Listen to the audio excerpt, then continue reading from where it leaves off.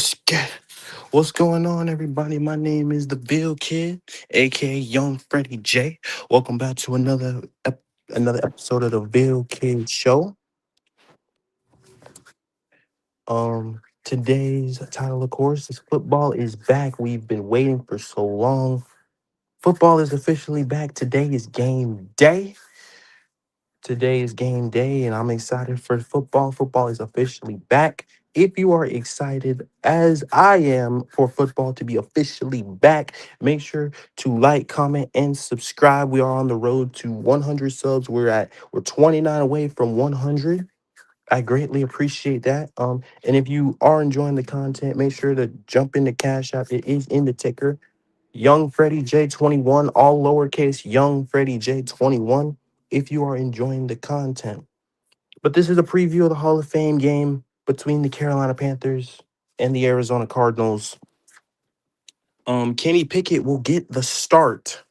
And there are some names of the Carolina Panthers I do want to see. And some that people may know. Some as in Jimmy Horn. Some as in But really, some is in Jimmy Horn, a kid known as Jaseem Reed. I'm very excited to see what Trevor Achen brings to the table as well. And I'm just excited for football to be officially back after a long wait. They gotta shorten the offseason, but we waited so long. We've been at each other's throat for so long. Waiting. Football is finally back and football is going nowhere anytime soon. So, if you guys are excited for the first game of the inaugural season, make sure to step on the like button when you first come in. I would greatly appreciate it. Again, as I said again, we are on the road to 100 subs. We're at 71 right now. We're 29 away. So I would greatly appreciate game beyond at 1 a.m. Oh yeah, that's right. You're in the UK, aren't you, official? You're in the UK, aren't you, official? Shout out official, man. Shout out official. But if you as I said, I'm excited for football.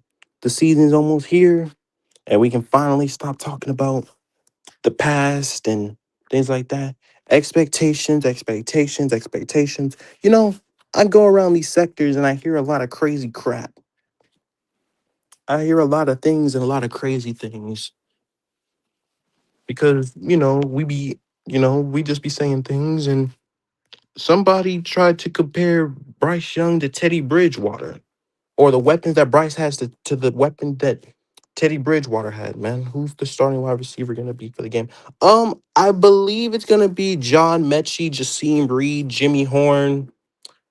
Those guys will get probably most of the reps. The top three are not starting. David Moore might get some reps, but they might get some reps. And it is in this game, Jimmy Horn might. It is a possibility he will be kick returning and punt returning for this game. Now, I think Carolina wins this game because I think we're just a better overall team than Arizona. But it is backups versus backups, so anything can happen. But I'm expecting Carolina to come out and show what they can do. I'm also expecting Brad Isaac to just get the flow of the game. So we get a little bit of a glimpse or snapshot of what we'll be getting in the regular season.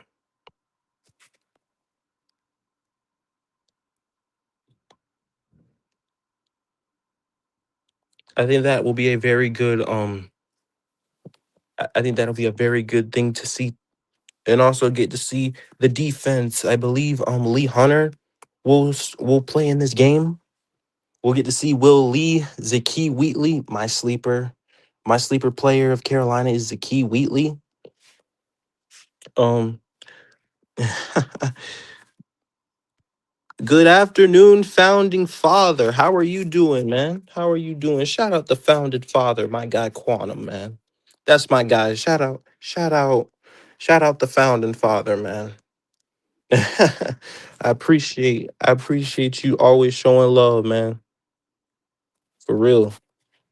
Um, as I said again, I'm excited for football to officially be back. Now, I want to say something. I heard some things, I go through the sectors, I listen into some things, I listen into most things, but you know, when people have expectations of something, I have expectations this season, how I feel about Carolina and what I think Carolina wants is going to do. And I have high expectations.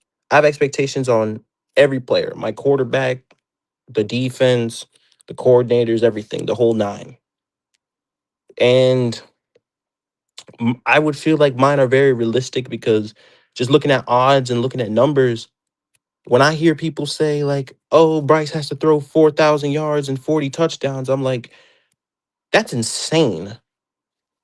That means you're putting Bryce Young in the top 5 of quarterbacks for him to truly prove himself.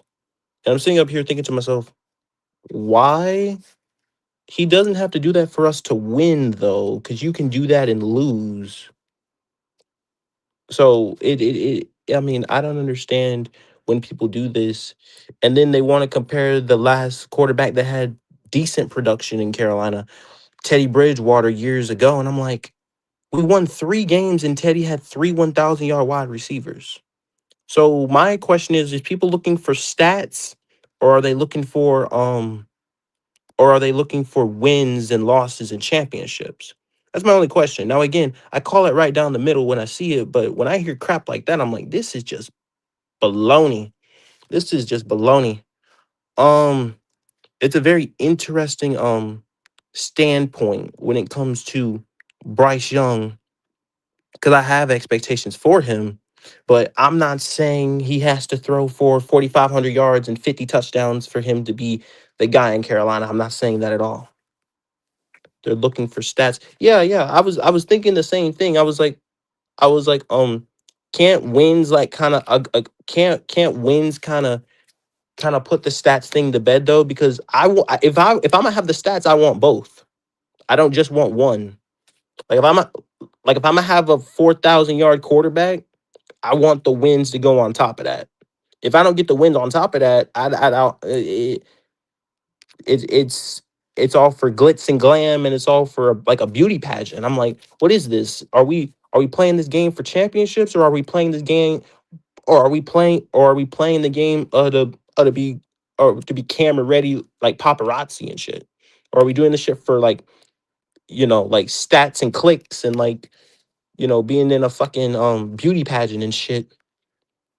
Like I don't understand that. I do not understand that dynamic. Now again, like I want Bryce to succeed because I feel like it would be a step in the right direction, something that we have not had in so long.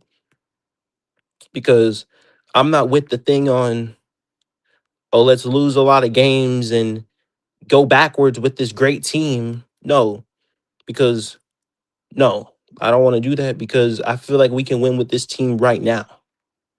I don't give a fuck who the quarterback is. I feel like we can win with this team right now, with it right now. I feel like we can do that. It's not really a problem because like, and then just looking at it, I'm like, the only guy that we really have to pay right now is Bryce. That he's due anyway. The only guy that we would be paying would be Bryce. Derek Brown would be here. J.C. Horn would be here. Devin Lloyd would be here. Jalen Phillips would be here. I'm just sitting up here asking myself, I'm like, who would be gone? Like I'm sitting here asking myself as people keep saying, like, if we pay Bryce, we're gonna be losing people. Who? I mean, what? Tershawn Wharton and Trayvon Merrick? But I mean, those guys are replaceable. But like, who would you lose? What would you lose? Robert Hunt, maybe? You're not losing Damian Lewis. He's not going anywhere. Well, no, they're both under contract. Never mind. They're still here. So like I'm torn and I'm lost when people say we don't have the money to pay him. I don't I don't understand that. But I want him to succeed so the team succeeds. I don't give a damn about His production is not this, that, and the third, we've only been winning more games with him as the quarterback. I can't wait for Hey Quantum, I'm about to get to it. I'm about to get to it, bro. I'm about to get to it, my guy. But as I said again, like I don't understand why people just continue to be on the notion of if he plays well this season, why would you not pay him? Why would you be wasting your time? Because then you're really gonna be in a pickle. Because if he has a great season this season, and you don't pay him after the season, now next season he's not playing for 26 million. That's insane. He's not playing for that.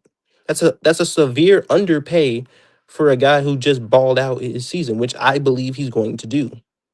Now again, I'm neutral on the whole Bryce thing, but I'm heavily leaning towards keeping him in Carolina based off what he has done and based off us only progressing with him as the quarterback. That's just me though.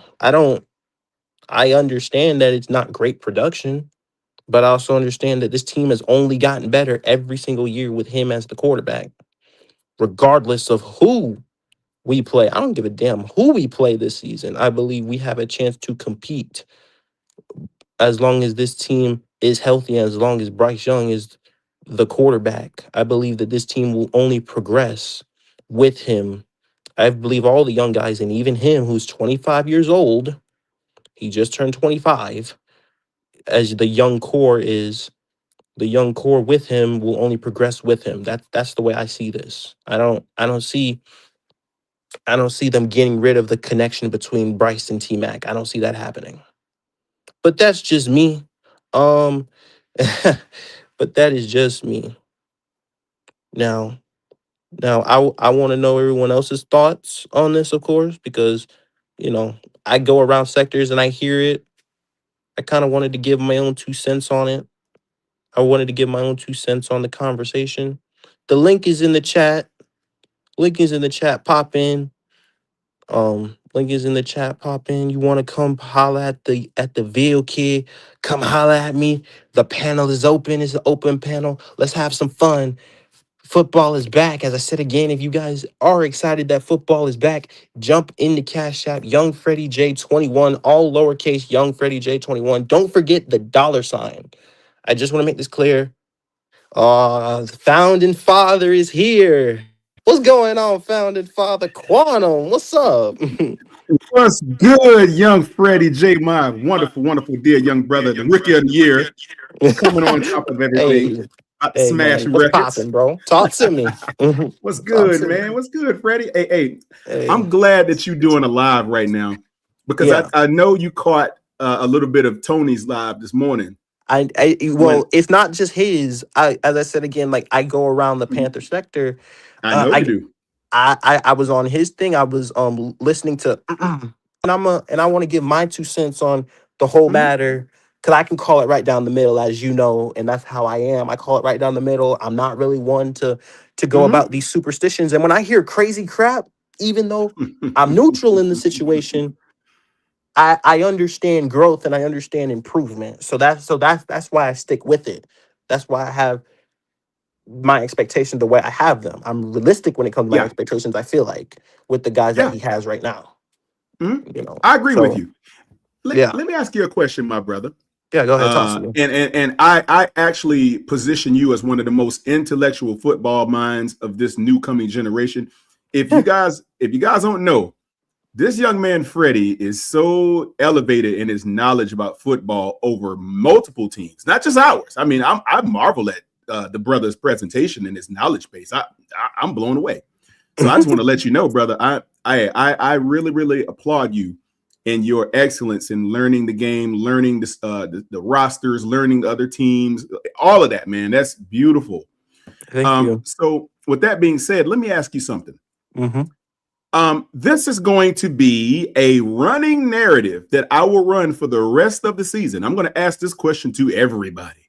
Um, the question is simply this: would you like to have, or would you rather have, right? Mm-hmm. Would you rather have a team, a great team with a moderate quarterback who coincides in uh, who works very well with that team, who functions properly with the team to produce Mm-hmm. W's. Right. And I said, I leave that loosely. I use the word moderate for Yeah, yeah, yeah, yeah, looseness. yeah. Mm-hmm. Moderate that can get wins with a great team. Yeah. And would you rather have that team for the next 10 years, or would you rather have this Mount Rushmore quarterback and his supporting cast be paltry at best or mediocre for the next 10 years? Which one would you Mhm. rather have, brother? Tell me. So I mean, like, I'm gonna break this Average down. team. Mm-hmm. Oh, well, again, like, I'm gonna break it down for you when it comes to, both sides of the equation. So pretty much what you're trying to say in loosely football terms is you're talking about a game manager with a great team gets the job done and can win you championships Thank you. when it is necessary. And then you're Mm-hmm. talking about a game changer where no matter the weapons, no matter what, they make plays, they change the game, but when it gets to the big situations, they struggle. They struggle, especially playing high quality teams with top tier defenses. Hence why the New England Patriots did not beat the Seattle Seahawks, Mm-hmm. because they had mediocre weapons, but you're facing a top tier level secondary. You can only get Mm-hmm. away with things for so long. Mm-hmm. And that's how I see it. So I would rather have the I would rather have the game manager. I'd rather Yes. have the game manager who, again, like, I want championships. Like, I'd rather Thank have you. a game manager to be able to manage the game when it's needed in the Super Bowl. If the defense playing well, manage the game, control the clock, consistent, make Mm-hmm. plays when you need to, and win the championship, instead of having a game changer where everything's on his shoulders, win, lose, or draw, and everything. Just he's got to put all the things on his back and the plate just because. Like, that's just me. I'm See. not for the I'm not for the flashy glitz and glam Mm-hmm. paparazzi.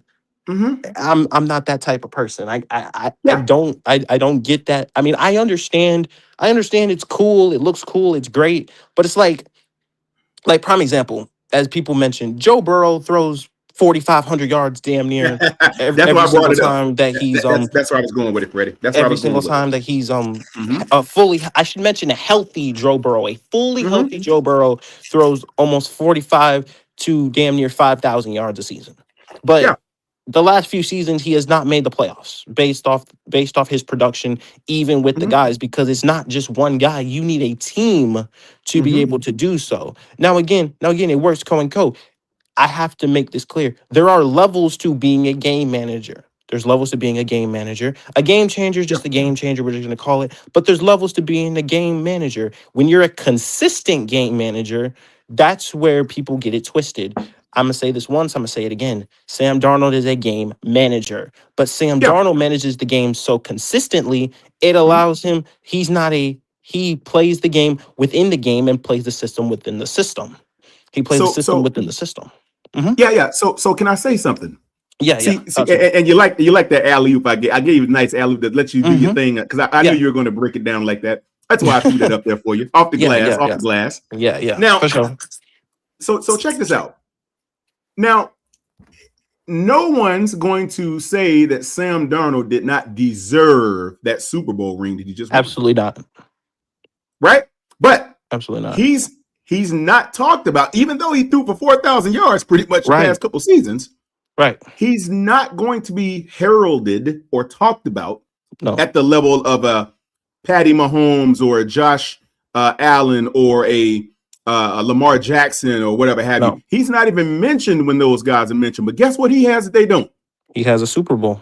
And guess what? Have anybody spoken anything in headlines about how wonderful Sam Darnold has No, elevated the roster of the no, Vikings or the no. Seattle Seahawks? No one said a word. They acknowledge that he's been better and he's been good, but he Yes. doesn't get the fanfare, like you said so eloquently well.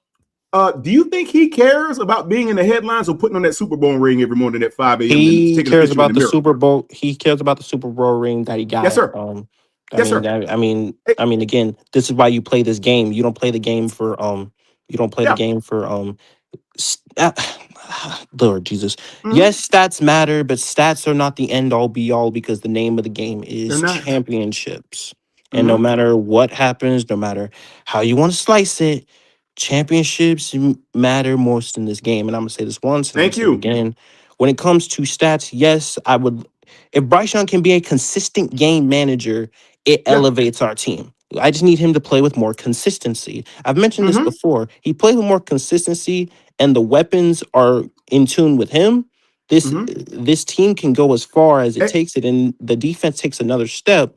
This team will be balanced and can hey, again go against anybody. well, let me ask you this. Funny Mm-hmm. you mentioned that too, my dear brother.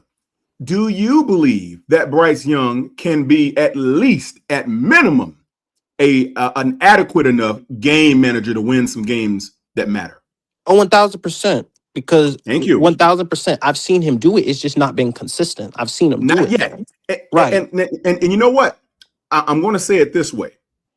A lot of guys, a lot of the people out there who are detractors of his, they're going to say, "Well, Caleb Williams came in doing it." Well, not really. The way you say his consistency was in the toilet. C.J. Stroud came in doing it. Well, you saw what happened when the pressure started getting high on him over the last year or so. See, everybody's going to say what Bryce should have been upon entering the NFL, but Right. no one tends to look at the reciprocal. See, Mm-hmm. everyone wants instant gratification so badly. Yes. They gotta see it today. And I'm But you know like, what? But you know what ends yeah, up tending to happen when it comes to when something blows up the very first time that happens? Nine yes. times out of 10, 9 times out of 10, they don't stay at the level. They end up come crashing right back down to earth.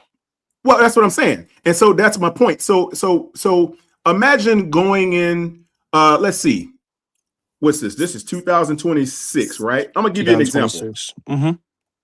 Uh, let me see. I'm just gonna look up something right fast. Give me one quick second Okay. because I got a point I'm trying to prove here with Yeah. this. For sure. Okay. For sure. Mm-hmm. Have you ever heard of the artist Rembrandt by chance? Rembrandt is he ugh, I might be too young He's a to know about this. Well, he was a Dutch painter. He painted a lot Oh, of okay. yeah. So he was born like in the 1600s. Okay, So okay. actually, was born. So he's born July the 15th, 1606. I had to look up his birthday. That's what I was trying to find. Oh, Now wow. watch this. He died October the 4th, 1669. So that means he was Mm, about 63 years old when he mhm. passed away. Yeah, Now watch this. Now, if you today if you were fortunate enough to own a Rembrandt painting, right. do you know how much money that would be worth? Astronomical amount of money if you owned a Rembrandt. Probably hundreds of millions if I had to Oh, bank on oh, it. because right. But guess what? Now I gave you his birth date, right? Right, 1606, July the 15th. right. Let's say in 1631. Do Mhm. you think his paintings were worth anything in 1631? Absolutely not. How about 1628? Were they worth anything? Probably not. And if you had a Rembrandt in 1628 or 1631 and you didn't like it, you probably threw it out. And what would you be listed as of today if you if you did A that? moron. A moron. Yeah. So over time, his price and its value increased. Right. You buy it low and you watch it go through the turbulent times. That's what valuable things Yeah. tend to Yeah. do. It's like buying a piece of real estate. Yeah. It's going to be worth market value today, but if Mhm. I buy a property in an up and coming area where they're redeveloping the skyline and they're adding new businesses and they're putting condo builders around, in another 5 years that price is going to go up 3 times what I paid for it. Right, But right, that's right. that's reminiscent of Bryce is like a piece of real estate that you bought in a raggedy piece of town, and all Yeah. of a sudden you start building things around that real estate, like an offensive line and a defensive line and a good defense. And all of a sudden, that real estate starts to attract new users of the area. So the businesses and the commercial district picks up, the foot traffic picks up, the graffiti gets wiped off the walls, the city brings police presence in the area. More and more investment pours in, doctors, lawyers' offices, Yeah. supermarkets, etc. And all of a sudden, Yeah. that building that was once not thought to be anything is now worth a lot more because of what's around him. And guess what? Right. The area is going to be on the uptick for years to come. That is Bryce Good point. Young. That's what I'm Yeah. trying to get people to understand. And they're sitting there saying, "Oh, well, we got to go get another quarterback." Well, why? The one you have isn't letting you down. I'm not a fan of. All right, all right. Me personally, I feel Okay, like go ahead, getting brother. another drafting another quarterback is a step back, and I'm gonna tell That's you what I'm why. saying. Because like again, this team is built. I feel like if this team. I was like, people talking about 5 games, 6 games. I'm like, this team is built to where I don't see it winning no less than 8 games. I Hmm. don't. Like I don't understand like why they think that we're gonna get this top 10 pick or whatever. I'm like, this team is built to where I don't see that happening for a Yeah. very long time. I don't see that happening. You know Like, what, Freddie? yeah. I'm sorry. Go ahead. Go ahead. Because again, as I said, it's like we've only improved with him as the quarterback, so that's why I stick with it. I understand the numbers are not gaudy. I understand this, but to again, I'm not satisfied with what we've done because we're still chasing more. There's still Hmm. more to go get, and Facts. we've only reached the surface level. We've only recently made a new standard. We've set a standard for us. Our baseline. We set a You baseline, something that we've been chasing for so long. We finally broken the thing of thank you. playoffs. So now we have a Well, standard. let me make this comment. Let me say something else, Freddie. Mm-hmm. I'm hearing. See the narrative. See, the more successful Bryce Young becomes, every day the more you hear about him throwing, having the best day of his. One of the reporters, Scott Fowler, said it's the best Mm-hmm. quarterback he's seen in 32 years.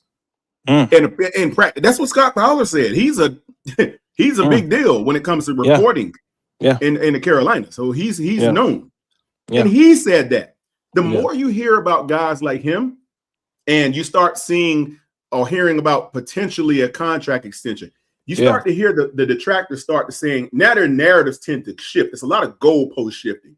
Now Yeah. they're saying, uh, well, if the team is going to be good or whatever have you, those other teams that are in the division, they got better too over the offseason. So now you got a tougher schedule, and Bryce is going to have it harder this year because they Let got me better on let, their let me teams. say And something about strength what? of schedule. Let me say something about strength of schedule. And see, this Yeah. is why I hate this being a freaking talking point or a Mm-hmm. freaking arguing point because Mm-hmm. strength of schedule is a snapshot of last season put into this season. So, Yep. and again, as we mentioned and as they mentioned, so you can use because logic works two ways. If that's the case, then that also means Carolina got better. That means those Yeah. teams either got worse or got better. And knowing me, because I go look at everybody because I'm scouting opponents before we play them, I know for a fact that Philly lost pieces, Denver lost pieces. I know for a fact that Tampa Bay lost pieces. The Yeah. Saints lost veteran pieces, they brought in younger pieces. I know this. I know all things. So the fact that you can sit up here and tell me that strength of schedule means anything, it really doesn't because it goes out the window once Right. you beat a team that you were not supposed to beat. So by that logic, it does not make any sense. It Or is quantum, not. watch this, or quantum, vice versa. If you play a team that got better, they beat you, and then the end of their season, they end up making the playoffs, that also wipes away strength of schedule. So motherfuckers to sit up for my fault, excuse me, but but but for people to sit up here and Correct. say that we had a easy schedule last season, go back and watch that again because I named off 7 playoff teams from that schedule a season ago, and we had to play them in a row. 7. 7. So Exactly. So tell me. Well. Watch this, Freddie. I'll just make this one statement. They say all these things about the strength of schedule and those other teams and what they amassed in their season, right? How they right, came up, and then they look right, at who we have to play this year, and they right. say, "Oh, they're the big bad wolf." Well, guess I don't what? think so. I don't either. You know what? You know what I say to all of that? Yeah, They You still got to play the game. you do. You still got to play the All of game, this, and it's called yeah, any just given wishful Sunday for a speaking. reason. Thank you. It's literally called any given Sunday for a reason. Well, hold on. Watch this quantum. Watch this quantum. Yeah. We were four. I remember 3 times last season. Carolina was an underdog by over 10 plus points, and we were 3-0 in those 3 games. So so I love so it. Uh-huh. we either covered the spread or we won outright in those 3 games. And I'll tell you the three games: the Yeah, two Rams games and the Green Bay game. yeah. All three of those games, at least 10 plus points for all three. 14 in Green Bay. You you know what, So Freddie? so yeah, That what's up? about that Rams game you just mentioned, right? For Mm-hmm. 1 second, those two Rams games. Mm-hmm. I heard somebody tell me, a really good brother of mine, really good friend of mine, told me, he knows who he is. He said to me, he said, "Oh, there's no way." Okay. So we beat the Rams the first. That took everybody because we weren't supposed to win that game. Oh my God, we No, we were we were no, we were completely not supposed to win the game, right?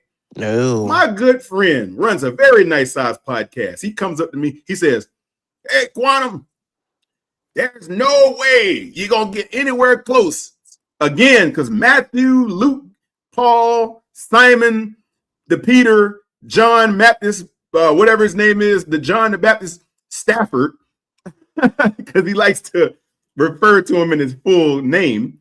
He said, "There's no way that guy's going to allow us to do anything remotely close to that first game." What happened? What happened? That's Well, all I got to say. well, hold on. Shout out, Bloody. Hey, Bloody.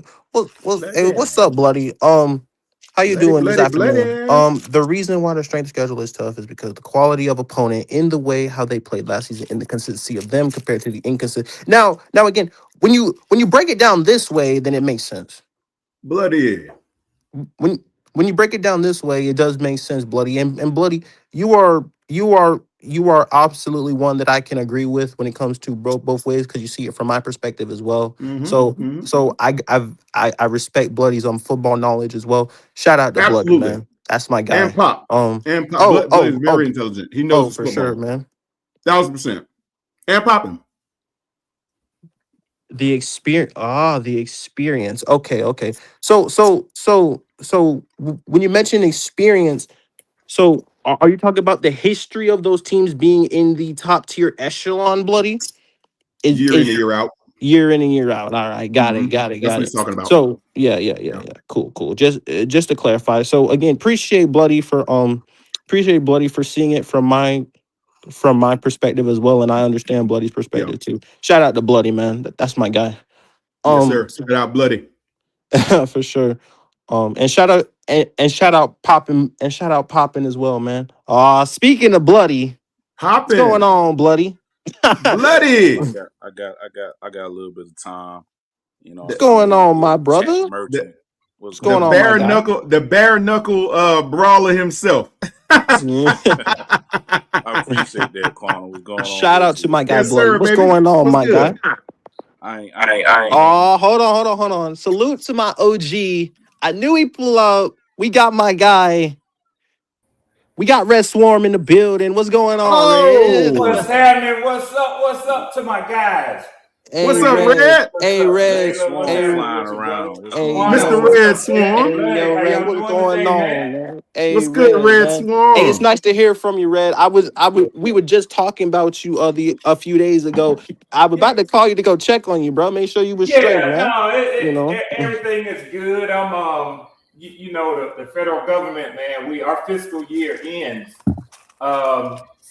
September 31st. We begin Oh, a okay, new okay. fiscal year, Yeah, October, and yeah. Mm-hmm. I got Mm-hmm. some leave that I've got to use or lose. Oh, So, yeah. yeah, Yeah, for sure. I ain't losing no leave that I've accumulated. They can't have that. They can't have Heck no, Red. Hey, that. hey, I worked too man. Hey, hard man. for it, Shout out Quan. to my guy, Red, man. How you doing today? Man, I'm doing well. I'm doing well. I hope you brothers are, man. Oh, I'm Yes, doing sir. great, man. Doing good, Red. I'm Appreciate you asking. doing great, and I'm also on a time Awesome. constraint. Okay. So, Yeah. I mean, this show be done by 4:30, so I got time, Oh but I'm on yeah. a time constraint. Understood. You Understood. know, you know. Understood.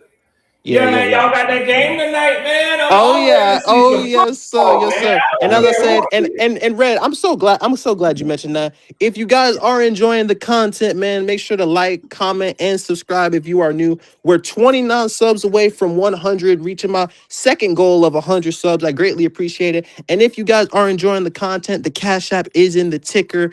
Young Freddie J21. That's all lowercase. Young Freddie J21. I greatly appreciate it. Everything you guys do comes back to the channel and you guys as well. I've got a lot of things planned for this channel, so I greatly appreciate all the support. Thank you guys so much. Go ahead, Red. Rock out. Yeah, man. No.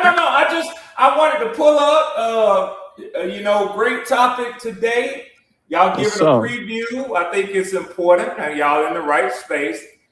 Football teams tend to go as their quarterback play goes. So yes, correct. Absolutely. And listen, let me say this, because I don't want people to get the wrong idea that I pull up to like wage any sort of attack. That's not what this is about. But like, if you enjoy watching shows, particularly like football, shows that they put on, sports broadcasting, anything. Yeah. You got to be shrewd enough to understand that not everybody who says that they are for one team or against another, that's not really how it works. They're putting on a performance, so they may as well pull straws, and they may as well tell, what's the guy name that used to play for the Cowboys, and he's on NFL Live, the big dude whose son getting ready to come out and go play college basketball, Marcus Spears. Marcus Spears. He might as well pull a straw, and then Mina pull a Marcus straw. Spears. Oh, man. And Mina say, Marcus, you talk about the Giants, and I'll talk about the Rams. But the point I'm trying to make is, in order to keep the conversation lively and that they sort of have some attraction for all audiences, if they both pulled up and said, well, I'm going to glaze the Cowboys. You know who the only people going to want to listen to that shit is? Cowboy fans. The Cowboy fans. Yeah. You know what I'm saying? So you gotta have a counter. Yes. Somebody to offer the counter. Absolutely. So that's what I'm here for today. I'm here to keep the conversation live. Counterbalance, Red. Counterbalance. You know what I'm saying? To keep the people entertained who aren't bisexuals or members of the Beehive. You know what I mean? Just to sort of get Gordon a little pushback. Because Gordon came in real excited. He's still high from Tony and Will glazing. Oh man. So Red.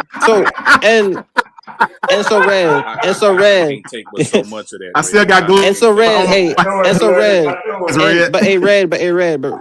So I was listening this morning. I had just woken up. And I was listening to it. I show a little love. Well. Oh, for sure. Shout out to that podcast and Tone. Yes, Lord. But I show love to them. And then I was sitting there listening.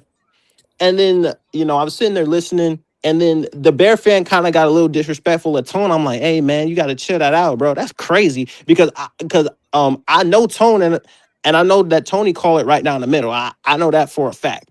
No, not always, but more than often he does. More often I think it was Tony tries his best to. But I mean, he does. Tony's a fan too. Now don't get it twisted. Oh, whoa, yeah, for sure. But I know that Red, when it came to this topic specifically, I had to speak on it because then I went to another podcast. They were talking about literally the same thing. So I wanted to give my 2 cents on it. I call it right down the middle. Tony gets tired of hearing that shit just like everybody else. And Broski can rub it on real thick, man. So he can. He can and he does, Red. He can. And I noticed that. And also, by the way, Red, so whenever that Bears show kick off, I would love if Bear fans pull up, man. Because that Bear week 1 preview gonna be what's up, Blake? You got a little animosity against the Cubs, so that's why. Real thick. I do. That's right.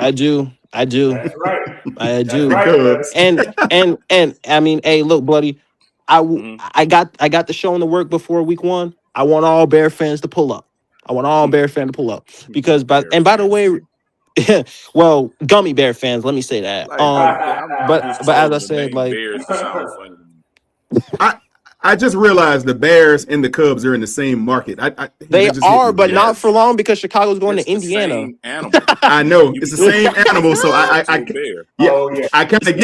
You got the Cubs and then you got the Bears. It kind of like one's. It doesn't make any sense. It doesn't make any sense. I think they both play on the south side of Chicago. Don't They quote do. me on that. They I think do. so. Yeah, they And the both. Cubs So borrow from Wrigley White Sox. and so Wrigley and then Soldier Field are on the south side. On the south side, Oh, yeah. I well, believe the Very ironically, Chicago true. that's White correct. Sox is the north side. Yeah, the Okay. the northwest side. Yeah, if I'm not yeah, mistaken. yeah. The Yeah, northwest out that side. way. Yep, Mm-hmm. yep. So like, Shout out to D Rose. D Rose. but Red, I know you want to give your 2 cents on the topic, so I'll allow you to rock out when it Well, comes to the let me topic. do this since Quantum got a head start. Let me just jump in, blood, if you don't mind. I'm gonna say this and kind of see if I can get Quantum revved up real good. You know what I'm saying? You know Quantum loves a good debate. So Red. Oh, hold on. Hey, Red, by the way, I also did upgrade the thing, so we got 10 people. We'll have the total of 10 on the panel. Nice. So whenever that time comes, if y'all want to pull up, come pull up. That's all I gotta say. Come rock out. You know, we gonna have some fun. Yes, sir. Yes, sir. So So, go ahead, Red. but I'll start off by saying this, and then let me just openly admit this to save myself some future embarrassment. I don't purport to know nearly as much as Quantum has probably forgotten in his life when it comes to asset, money management, and that sort of thing. But most of mine has been from school, in the business realm, and then man, just doing taxes, little taxation. This ain't good, Freddie. This ain't good, Freddie. I know I see where this is going. Yes, it is, I see where this is going. I know where this is going, and I know where he got it from too. You gotta know. I know where he got it from. I know where he got it from. A couple of things real quickly about like stock. And I know, Quantum, I'm glad that you mentioned that this is going to be I think you said a season-long argument that you're going to be making, and yes, sir. Whipping. Yeah. So I look forward to it. Maybe we can get you to stop it before the season is over with. But listen, because I already see some holes in that ship, and I don't know. I know you and Freddie are Navy men. I don't know how quickly you can get them holes patched, Quantum. But listen. when you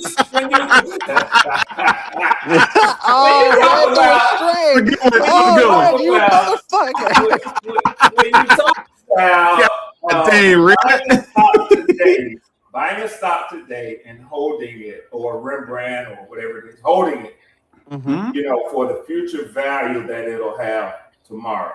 Now, will you agree when I say that to you, that requires you to suppose, or at least make a calculated risk in that stock is going to have some value, or that painting is going to have some value in the future? Oh, absolutely. Okay. That's the idea. Yeah. When you pick it up. So will you at least say that the statements that you're making, that a big part of the statement that you're making is, and let's just be clear and cut through the chase and not be pretentious here. You're talking about Bryce Young. And let's just say you're banking on him being valuable tomorrow, right? Or in the future. Yes. Okay. I like that. Now, being that one of the things money people do when they evaluate a stock is, and since you've already drafted him #1 overall, that means that you saw great potential in that stock when you when you bought it, right? Yes. Okay. Now let me ask you this. So it hasn't really reached its full value yet, right? The market, you haven't taken it to the market to either sell it back or call it or any of those things. It's still growing, right? Yep. Let me ask you a question. And I'm going to ask you to give me a fair and honest answer. Okay. And I believe you'll do it, Quantum, because you're that type of gentleman. Yes, sir. Has that stock grown at the rate that you thought that it would grow in its first 3 years? Not quite yet. No. Well, I'm just talking about till up to this point today, going into year 4. No. When you bought it, go ahead. No. When you bought it as the most valuable quarterback coming out that year, has it grown as quickly as you thought it would grow? No. Okay.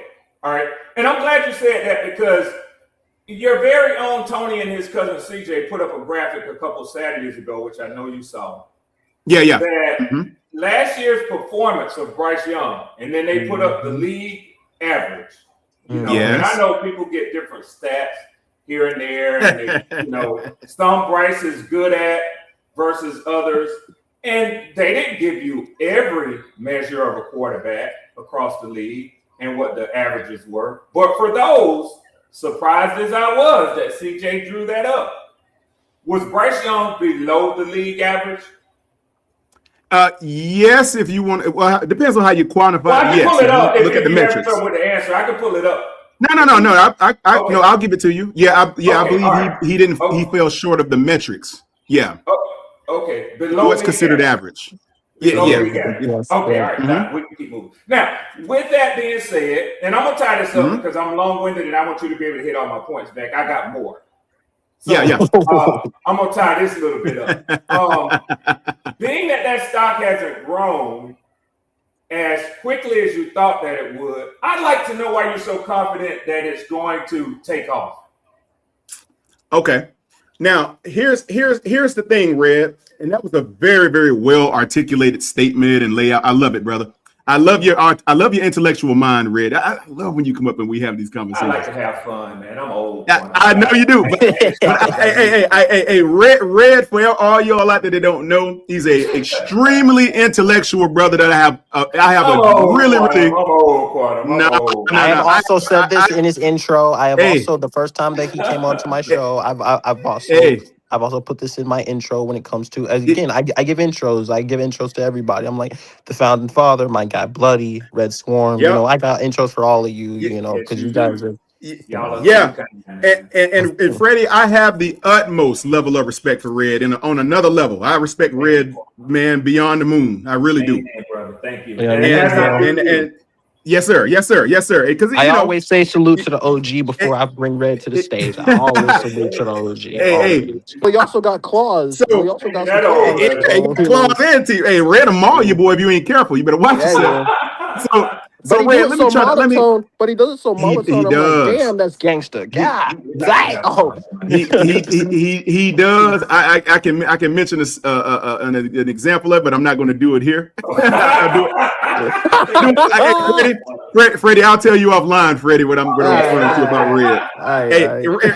You'll appreciate it too, Red. Trust me. Yes, sir. Now, let me try to unpeel a little bit about what you said. So basically, as it pertains in the stock, now I'm going to take this. Our beautiful brother, Goat. He found a way to kind of knock me off my pedestal a little bit with that business stuff. He gets me. He got me good with that one. I just sat back. I didn't say anything, and I just let it go. I'm just like, I can't help him with that because I fully understood that too. I was like, I can't help him with that. Hey, Freddie, Red took a page out of his book, and they're still doing it. I can feel it. So in the world of investment structuring, which I do every single day, I do international money management, things of the like. And I deal with multi-million-dollar funds and multi-millionaires, a couple billionaires on my thing. But anyway, what they have taught me over the past 24 years that I've been doing that is that you have something called risk aversion, and you also have something called investment model or investment strategy. So when you take a guy like Bryce Young, now I've learned from some of these people. And Red, you said something the other day, brother, and you hit me so deep. You hit me so deep with it, brother. No one's ever hit me that deep before. You said, and I heard you. You said quantum is like a protector. I heard that. Well, I didn't lie. No, I mean that got me. I said, God, Red broke me down in like 2 seconds. That's exactly what it is, Red. By the way, I kind of look at Bryce like I got to protect him a little bit because he's he's a young man, and I don't know, man. I like protecting people. I hate bullies. I like to beat up bullies. That's just how I like. So I'm a bully now. Damn, buddy. Damn, Bloody.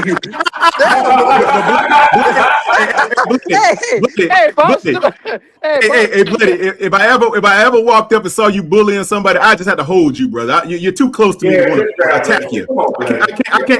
I can't raise my hand to strike you, bloody. I can't. Let Connor speak. I can't raise my hand to strike you, bloody. I gotta just hold you, brother. That's the best I can do. You're my guy. I can't do nothing with that. You're not gonna grab me with that old man strength, sir. That might be red.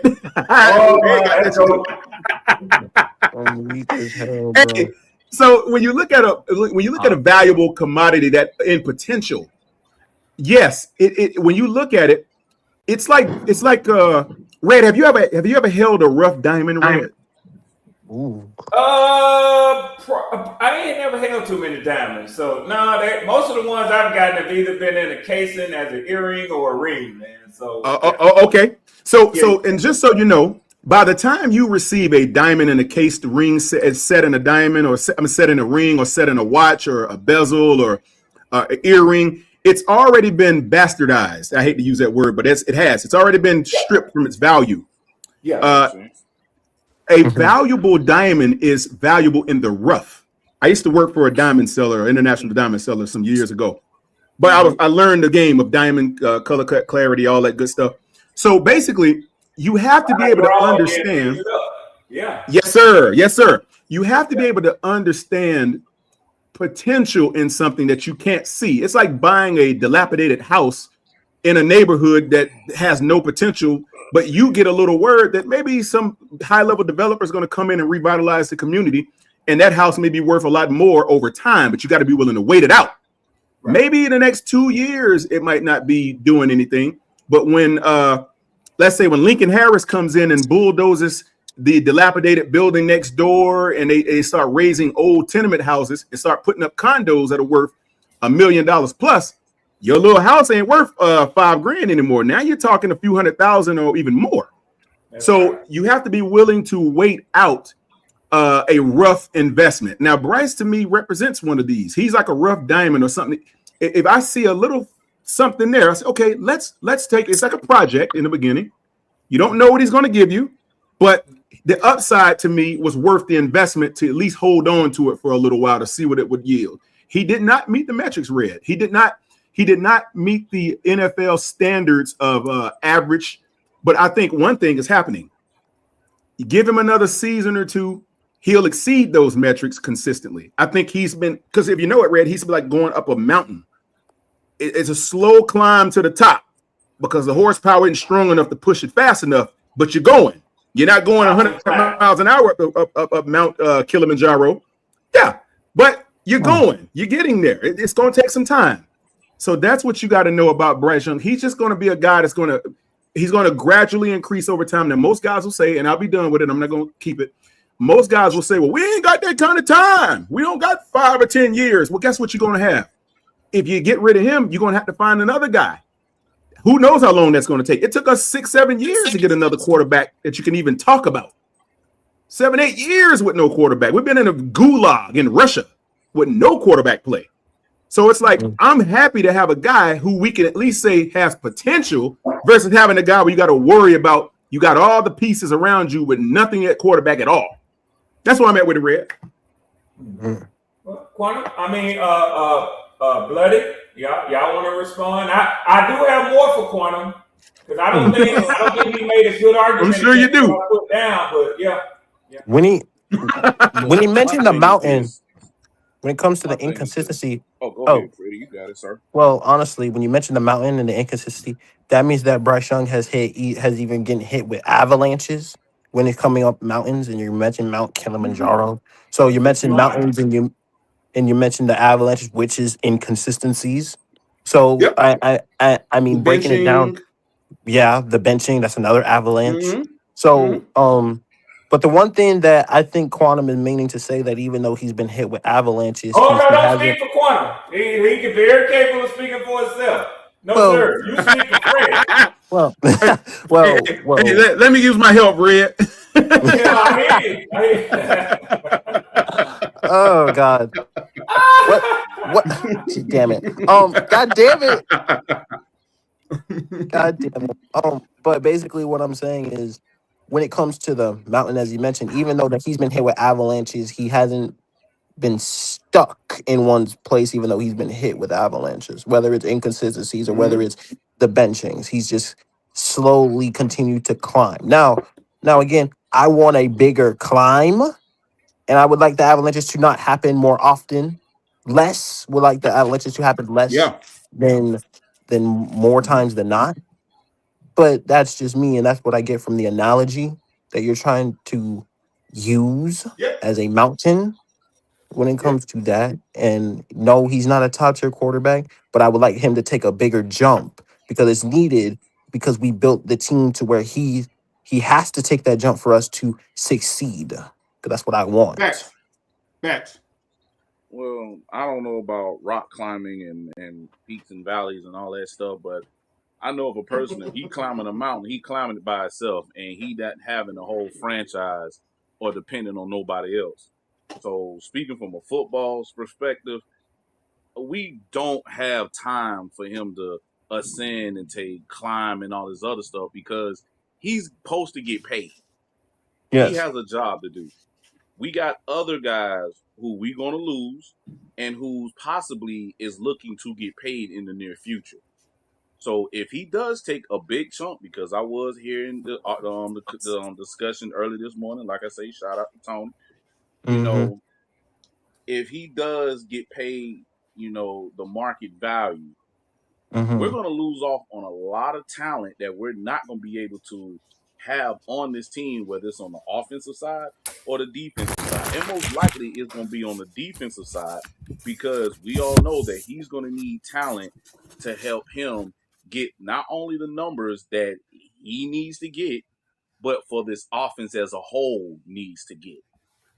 So the question is, are we going to sit here and keep waiting and pondering for him to somehow the Hey, light switch cut on, hey, or do we just say, you know what, I'm tired of all this waiting and hoping and praying and wishing on this hey, bloody. star and just go and get another QB and see if he can Hey, figure it out a lot quicker? hey, bloody. Let me ask you something right fast. If I may Yeah, interject one quick thing for you. go ahead. Go ahead. If you decide to move off of Bryce Young, Mm-hmm.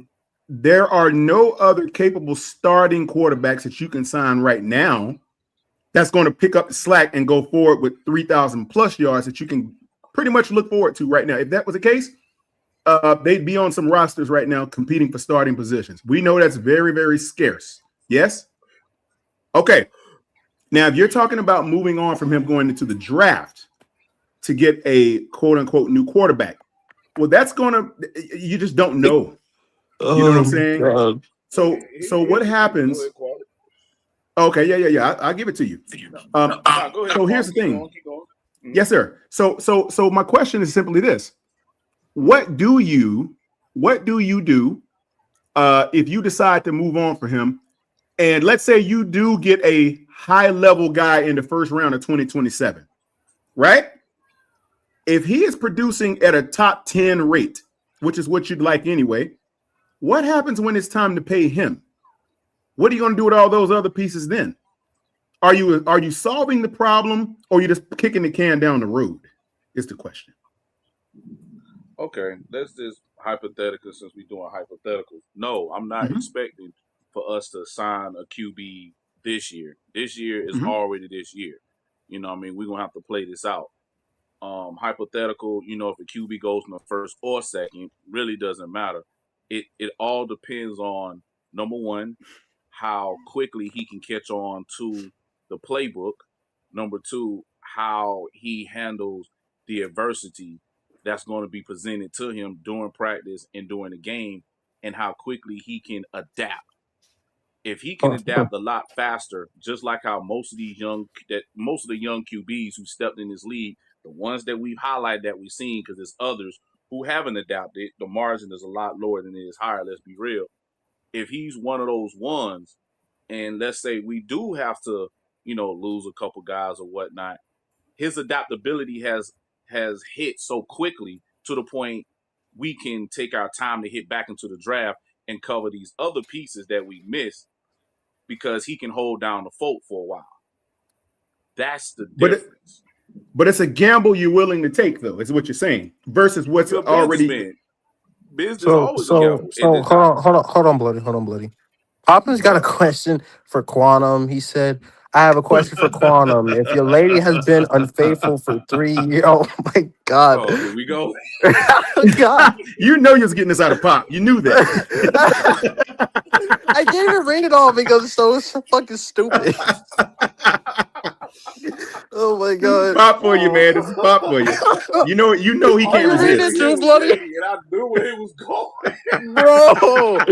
Oh my You know God, he can't. bro. You know Pop can't resist. You know he can't. Oh Oh my shit. God, Hey, Miss I'm weak Pammy. as Hey, Miss fuck, Pammy, how you man. doing? Hey, Miss Pammy, how you doing? Queen. Poppin' ain't Hey, Miss shit, Pammy. Hey, did bro. your boy wake up yet, Miss Pammy?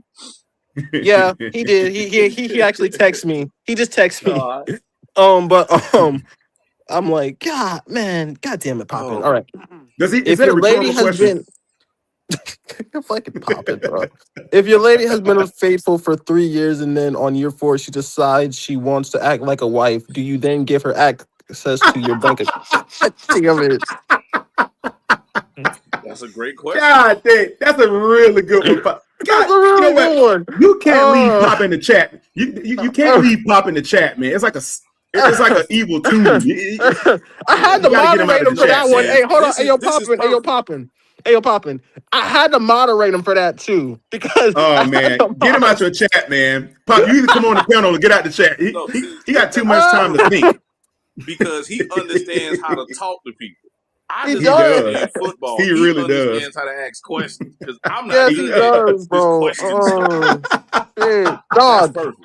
All That right, right let me try there to Pound is answer the that. shells for that is one. is the most that right there was the That's a perfect gangster question. analogy, and It's that a was gangster question. perfect. I mean, it is because that was Pop, perfect. pop, like one of them old school gangsters at the corner Oh store. You God. know, asking. Yeah, that you know he is. He come up with a question Oh like that. Lord, All right, I'm Pop. weak Let me as see. hell. So let me try to answer him. And now, Bloody, you can have it back, brother. An unfaithful woman for 3 years. Year 4, she decides she wants to be a wife. No, you don't give her access to your bank account. What you do, though, you give her an allowance based on her productivity up to that point. But she gets no access to the she get no PIN numbers at all. I change the PIN numbers every 15 days type stuff. Damn it. You get an allowance as you progress, and you have to work and earn your way. You don't handle nah. You've been running around like a 304 for 3 years. All of a sudden, year 4, you want to start asking for house shopping money and all that. Nah, how about we just do an expense account where I can monitor everything and Well, then go Quantum, from there. how about we Yeah. just make it easy and just give her ass the scissors? Mm. I mean, but you got to keep everything afloat around the household because that's what he's saying. Like, what is she taking Yeah. the money for? She's going to be, No, she can be upgrading replaceable. property and stuff Just around give, the house. just give her the Well, of course she scissors. She can. can be replaceable. Yeah, that's true. Mm. That's true. That's true. That's a That's good fact. point. That's a good That's point. fact. Everybody That's is fact. expendable in life, sir. At some Everybody. point, I everybody mean, is you're right. expendable, But you know and you what? cannot Yeah, I keep mean, every. Oh, damn it. you cannot keep them around if she's been doing unfaithful acts all that time. I No, wouldn't keep her past the first year. hell She'd be no. gone There we like the go. next day. If it were me, you wouldn't see year 4. You'd see like week 1 Damn it. gone. Yeah, I don't play those. I don't play those games. I don't play like that. Hey, Nah, no, That's the part of my life. good Week one, one, Pop. no, I'm gone. good. That's what I'm talking Good one, about. Pop. Hell yeah. Good one, Goodbye. Pop. We need dark quantum some more. Hey, Dark Quantum's there, brother. Trust me. Oh God, man, that was a good one. I like. Hey, look, Yeah, I set had you the slam mod pop off. for that one. That was good. Whew. Popping Hey, stupid as bloody. hell. Hey, Yes, bloody. The sir. keys won't work in the locks. No, I rekey the locks and everything. Oh, I'm taking my keys Well, back. No, well, I'm taking the keys and rekeying the locks. can I just kind of chime in? I do want to say this. On this argument, I think one of the things that I notice is that, and I'm just up here. Let me say this again so that everybody is clear on this. I'm up here having fun. I'm not up here to attack Quantum. I'm up here to help with the content for my boy Freddie. But what I would say is, Quantum, I don't hear good, sound business arguments from you when you use as an example Bryce Young and what he has been, even in the analogy of a rough diamond. Because what I would say is, if you go to the average bargain bin or a foreign country where it doesn't require you to have to fight, militias to get to where the diamonds are, or they're farmed diamonds and they're less expensive to begin with, like a third round quarterback that you're going to develop, polish up, and then sell. But you bought the most expensive diamond to sharpen up and then sell in the future. So I don't think your argument is solid. I don't think it's sound. I get what you're still trying to do, and I appreciate your effort. I know that it's tough. I don't think for a minute that I don't think that it's tough. You're clearly taking the hard road to try to make Bryce Young look like he's worth it. Red, let me say something. When you feel bloody and popping, hold on to him for 2, 3, 4, 5 more years, and get, as I said, slowly growing production. The stock is growing fast. So I would tell you, most fans of football teams want a stock that looks like Drake May. They want a guy who came in late in the season, didn't look great, team didn't look great, rolled around the next season, the motherfucker in the Super Bowl. I would tell you that's what most fans want. Now, everybody ain't gonna get that. But can you begrudge fans who say that's what I want? I don't want to wait 5, 6, 7 years to see if he's gonna turn into that. And to say that there isn't other quarterbacks out there who can give you below league average, Quantum, you come on, man. I know you're trying to make the case for Bryce, but Bryce is replaceable. And if I can interject, real quick, go ahead, buddy. No, go ahead, brother. Go ahead. Nah, because the only thing I want to say real quick is because we forget that we got oppositions in our division, bars, that are trying to get better too. It was bars. We already know that the Falcons is a talented team. Only thing they need is a quarterback and a head coach, and they ready to roll. Yeah. Saints already feel like they got their guy, and they've already put a lot of offense around them, and all they believe is offense, a little bit of defense, and they trying to recreate 06 all over again. And then Tampa, we've seen what they was able to do when it was Tampa Bay, even when they got Baker Mayfield, how they've been running our division. So just hypothetically, not trying to be no haters and everybody think I hate every goddamn body. But if we sit here and we wait on Bryce Young slowly ascending, or even if he does get better and we lose other pieces, what if another team that's in our division is more complete than us and all we got is a quarterback who can put up 3,500 yards, but our defense can't stop nothing? Well, you know what? That's a very, very good point there, Bloody. I obviously cannot debate you on any of those points of the divisional foes, because it's exactly what you just said. I couldn't put it better. Red, to answer you, there's a reason why I didn't answer. Of course, I have my business sense. Obviously, I'm going to move a certain way when it comes to the security of what's in my pocket, obviously, and my family. I'm going to, I like now, for that diamond assessment. Quantum. Hell yeah, Quantum, I know. And guess what, Quantum? Makes sense. I don't expect you to discuss that with me or nobody else. It ain't none of our damn business. Hey, look, listen, that is a whole Quantum, that is a whole fact. That is I'm telling you. I mean, we stand behind our team. Okay, so see, Goat and Red have found this way to just burrow right into my mind and find a way to knock me out. See, they got me. I got to find a way around this. I've been fighting the past week and a half to figure it out. I ain't gonna tell you no lie, bro. Hey, they got me on this business thing because I really can't fight it from that perspective. And all they do is, well, Quantum, if you had a stock. Or if you had, oh my God, because I know if any of my clients would hear me saying something crazy, they'd probably withdraw all their accounts from me. They'd probably go to another guy. Business, Quantum. They will Yeah, for sure we'll lose business. So they asked me, hey, do you do social media? Nah. I don't do no podcast. I don't do any of that stuff. Hey, Quantum, what's that? I never heard of it. I don't even like football. I heard about football. I've seen it a couple times. I like football. I heard about it. I heard about it. I don't know Bryce, that man. I don't know the guy named Bryce. Bryce, Quantum, that was a good one, Quantum. By the way, that was a damn good. Oh yeah, that was good.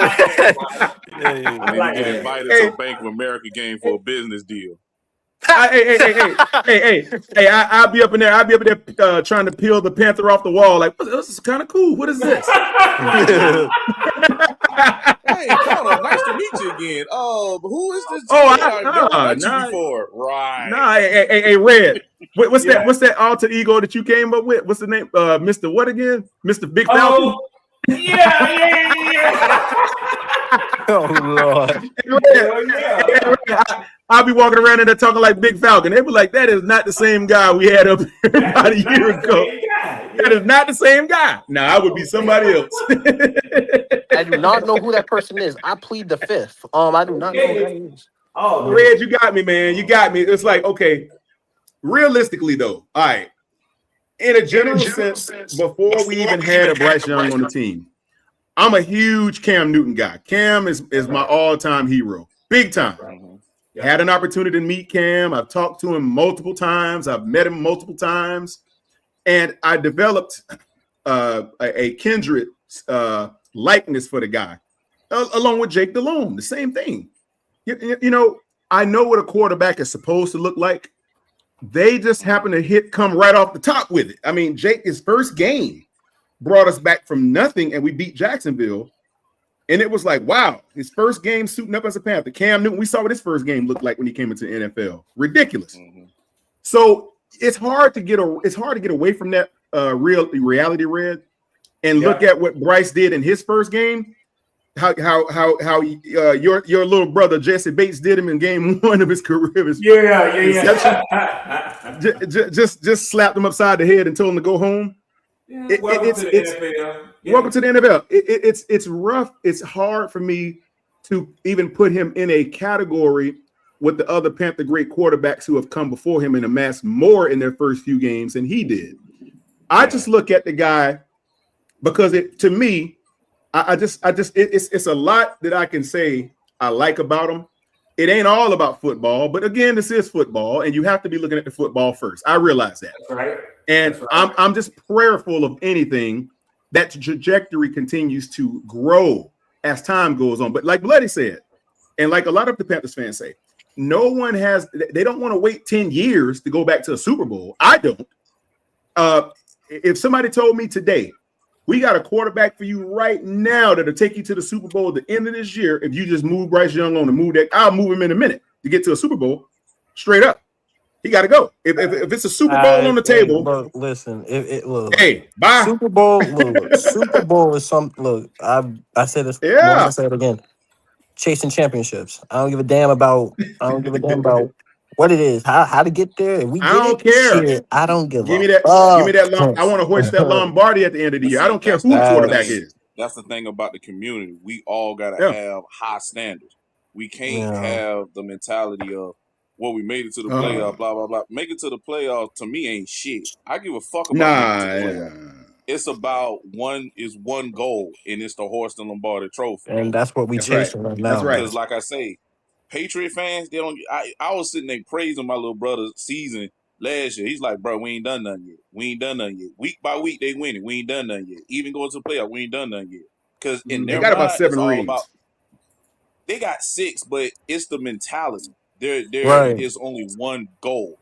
Right. You know what I'm saying? We got as the whole community got to get to the point to where we just like, bruh, the championship is the only thing that matters. Is nothing else. Everything else is a failure. Of course, you know, we have our favorites on the team, and we want them to have their statistical numbers, and that's cool just for bragging rights. But as a whole, it's just about hoisting that trophy. We need that. Bringing one to the Carolina. The championship is necessary. Right. That championship is necessary. The championship will bust every year. It really Yeah, is. I mean, like, I mean, again, like, yeah. now, again, when it comes Well, to a team bloody, like it's this, going like, to see the that's thing not. about it is our franchise. I'm sorry. Mm-hmm. Go ahead. Go ahead. Well, I mean, I was gonna say, like, when it comes Yeah. to this Well, the franchise thing in about it is, particular. bloody. Oh, go ahead, Quantum. Okay. Damn, no, Quantum, go ahead. No, You no, go want to ahead, finish your brother. I thought? Go think it's a ahead. delay. Oh, Okay. damn, I didn't even know Yeah, that. yeah. Well, bloody. Yeah, that's a delay. Mm-hmm. I could we kind of hitting the delay. Yeah, I can hear it. I can What hear it the is, delay. bloody. Oh snap! You can hear Mm-hmm. red. Yeah, there's a Yeah, I delay. can hear it. So what it is, bloody, is we just Mm-hmm. so happen to be the second of the newest of the two franchises in the NFL. So Cam even said it. I was watching the interview he did with Bryce at the stadium the other day during I training know. camp. Please don't put it out there because somebody may hear it and may use it as fuel. But I know what you're talking about. I know Oh you. yeah, yeah. I ain't going to say it if you know what I'm saying. Yes, Mhm. sir. You I get know it. exactly. Yes, sir. I Oh, saw the interview. yeah, I know you know exactly what I'm talking about. So if you think about it, it took a long time for us to develop our core, man, of what Mm-hmm. I remember going to games. This is funny now, Red. You might laugh at this. I remember when the scoreboard was probably a quarter the size of what it is now. We didn't have a big scoreboard back then. It was Nations Bank on the scoreboard. I remember back in like 1997 when I was going to Yeah. games, Oh, and I was Ericsson in there. Stadium. Yeah, it was Ericsson Stadium back then. It was a state of the art stadium at the time, but we were so happy to have a franchise. We didn't even understand football. You know why?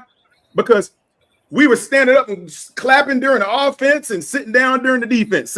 We was all off, man. We didn't know what we were doing. We were completely out of sorts back. I remember it like it was yesterday. And it took some fans from other Mm-hmm. teams to look at me and sit me down like, brother, you're not supposed to be standing yet. You gotta wait until you go on defense before you stand up and clap. Don't be Mm-hmm. clapping on your offense. They had to teach me how to celebrate at an NFL game because I didn't know how to do Oh, it. Right. So it's a macrocosm of growth. We have to get to a point to where we understand how to sustain some level of success over time. Some of these franchises have been around since the early 1900s, prior to World War One. Yeah. The Patriots been around since 1959. Yeah. no, They no, have no, no, no, no. developed a Quantum, Cardinals quantum, was, core. quantum, was quantum, quantum, 1920, quantum, Yes, sir. quantum, 1930. quantum. Yes, The yes, Arizona sir. Cardinals, the Cardinals. Let me say this: the Arizona Cardinals were founded in 1920. The Yeah, I know. actual Cardinals were founded in Mhm. 1899. Oh So, yeah, Mm-hmm. yeah. Yeah. well before they were the St. Louis Cardinals, by the way. Huh. Ring a I bell, buddy. know. I just picked one out of my hat, but So, you get what I'm going with that. yeah, yeah, Yeah, yeah. yeah. Some of these franchises have been around 30 or 45, 50 something years before we were even thought of.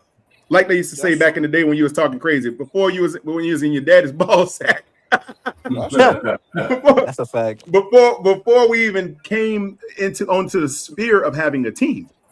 So I Mm-hmm. think we're just learning how not only how to win and how to be a fan base, we're learning a lot about how the NFL actually works, why we need to support certain players, why we need to be willing to let them go, why we need certain management in place, why we need certain types of coaching, how to construct a culture. We're only 32 years old, and I know we got a shiny stadium with shiny helmets and cool uniforms and all that, but we're not that old. We haven't been around long enough to understand the Patriot way or how the Steelers got their championships. We got to learn this stuff, man. That's all I'm saying. I think once you That's a get good point. one, I honestly Yeah. think once you get one, I think that's where Mhm. that comes into play. Shout out to Mm. Izzy, clowning on us because we don't have a Super Bowl yet. Oh God, here we go. Oh my god. Izzy know with all love. Yeah, but trust me, they still got to get another one. It ain't about just getting one; it's about trying to get multiple. Yeah, Um, it's true. but yeah, Facts, buddy. but getting that first one, yeah, yeah, it helps not only the franchise, the fan base, but it also alters the way of expectations because Of that's really expectation what it and is. thinking, buddy. So so Right. so so, so again, as you said, Hey, man, look, Yeah, he well, pop up, man. I'm gonna say this, and Okay, sometimes it doesn't fit for football, but in the spirit of Quantum, who made reference to a Rembrandt earlier, that's why I love Quantum, man. I mean, he will take the discussion to places that a lot of people don't want to go. I'm not saying nobody misses it, but I appreciate it, Quantum. So, Thank but you, my brother. Thank you, Red. you know what y'all just said, this whole thing about Super Bowl and this and that, because I happen to be a fan of a franchise who doesn't have one yet. Right. But some of you may have heard this quote before, others may not. If anyone has heard it before, help me with the author of it. I think I know who it is. I might be off a little bit, but the quote is something like, "Success is not final, failure is not fatal. Yeah. It is the courage to continue that counts." So just because a team wins a Super Bowl and just because a team hasn't won one doesn't mean that it's over with for either of the two. Right. Yes, sir. The NFL is about having the courage to continue. Yes, sir. Get back, Yes, because sir. you're gonna get knocked down in the NFL. There are 12 teams still with red. There are 12 teams still. My phone. That's There are. Yes, that's delay. So, so yeah, that's Winston Churchill's quote. It ain't mine. I just borrowed it. But hey, the fact you know it, Red, means a lot. Yeah, it just reminds me that just because you climb to the top of the mountain, it's great. But that ain't it. It ain't over with. It ain't over with. The next season, your team is going to take the field again. Right. And the point that I'm making may not be for everybody. You know what I'm saying? But also the other side of that is, just because you haven't won one yet doesn't mean that it's fatal. Don't mean that you won't win one. Remember that the thing that counts is the courage to continue. So, hey man, just saying, man. Go ahead, Freddie. You got it. There are still 12 teams without a Super Bowl, so they're still chasing. And but Freddie, my point is, even after those 12 get them, I think this league will still be around, and then they'll be chasing their second and third and fourth. Yeah. This is a very viable product. It ain't going nowhere. Facts. That's a whole fact, man. It ain't about just getting a Super Bowl. If that's the case, you think the 49ers and the Cowboys and the Steelers will still be taking the field? Absolute. Facts, Red. That's a whole fact. The goal is to. I can ask you one question, sir, because I've always, and this is always in sports, period, and I never understand this. Why people always say the defending champs? Like, how can you defend something that you can't lose? Like, they can't lose that title. So how they're defending something when they're trying to go for something new? Because they never played it. It's kind of like, and I'm gonna tell you the way I see it, Blooded, just quickly. There can only be one champion at a time. Right. Facts. So they're defending the title, the current title. I get what you're saying, but the way I would put in perspective what you're saying is they're defending the current. Blooded, trust me, I get exactly what you're saying. But nobody, just because they don't go back to the Super Bowl next year and somebody else win, that don't have a damn thing to do with taking that title away from them. No. Yeah. So I get exactly where you're coming from. But I guess it's just decorum and sort of respect to say to them that they currently hold the title of Super Bowl champions. They're the benchmark. Yeah, we're ready. Yeah, but it's been, like you said, and like you rightfully said, Bloody, it's multiple Super Bowl champions. It kind of functions. It kind of functions, Red, kind of like the Olympics. Every 4 years there will be somebody else, unless you repeat as the gold medalist. There can always be another gold medalist that could supplant you as the new gold medalist. Kind of operates in that regard. Yeah. Okay. Yeah. That's a good way to put it. Okay. I just gotta remember it. Point, man. Yeah. Like Very I'm good just point, excited. gentlemen. I mean, I'm honestly just excited that the season's finally back. Quantum, let me ask you a question though. Yes, sir. 'Cause I was looking at the unofficial depth chart the other day. John Mechie's Yes. the 8th wide receiver, is what I saw. 8th? 8th, Behind and who? ahead of him is Jaseem Reed. What? Really? Jaseem Reed. Hey, look, every day I've been getting all the type of things about this kid Jaseem Reed going off. I've been hearing it. Him and Jimmy Horn Him and killing Jimmy it. Horn. Yep. Him and Jimmy. So So we gonna get to see You both of said them Jimmy Horn tonight. breaking ankles. so John Mechie, if he's listed, you know what was surprising to me? Well, I can't really say it's completely surprising, but I'm surprised. They got Bryson Tremaine penciled in right behind Tech. Well, no, it's no. Oh, I'm sorry, or behind It's formation based. Okay. Yeah. They got him as they got him as second string. It's formation based. It's honestly based off formation that you're looking at. If you're looking at, the X, the Y, the slide, because they have Coker Yeah, in the that's what I'm slide, saying. and then they have XL on the outside. But really, Yeah. Coker is the 2, but Coker has played most of the snaps inside the slot. He's played more slot snaps than XL. So the way it's based is based on the snaps outside Yeah, but and slot. The Y, you got XL and Jimmy Horn in that slot. That's what I saw. Yes. Your Z, the field stretchers. The field stretchers. Right. And your Z, obviously, you have Coker penciled in over there. Yes. I can't remember who was behind him, but I just remember that I saw Bryson Tremaine behind Tech. I believe it's Jaseem Reed, if I'm not mistaken. I was like, dang, Bryson Tremaine has come a long way.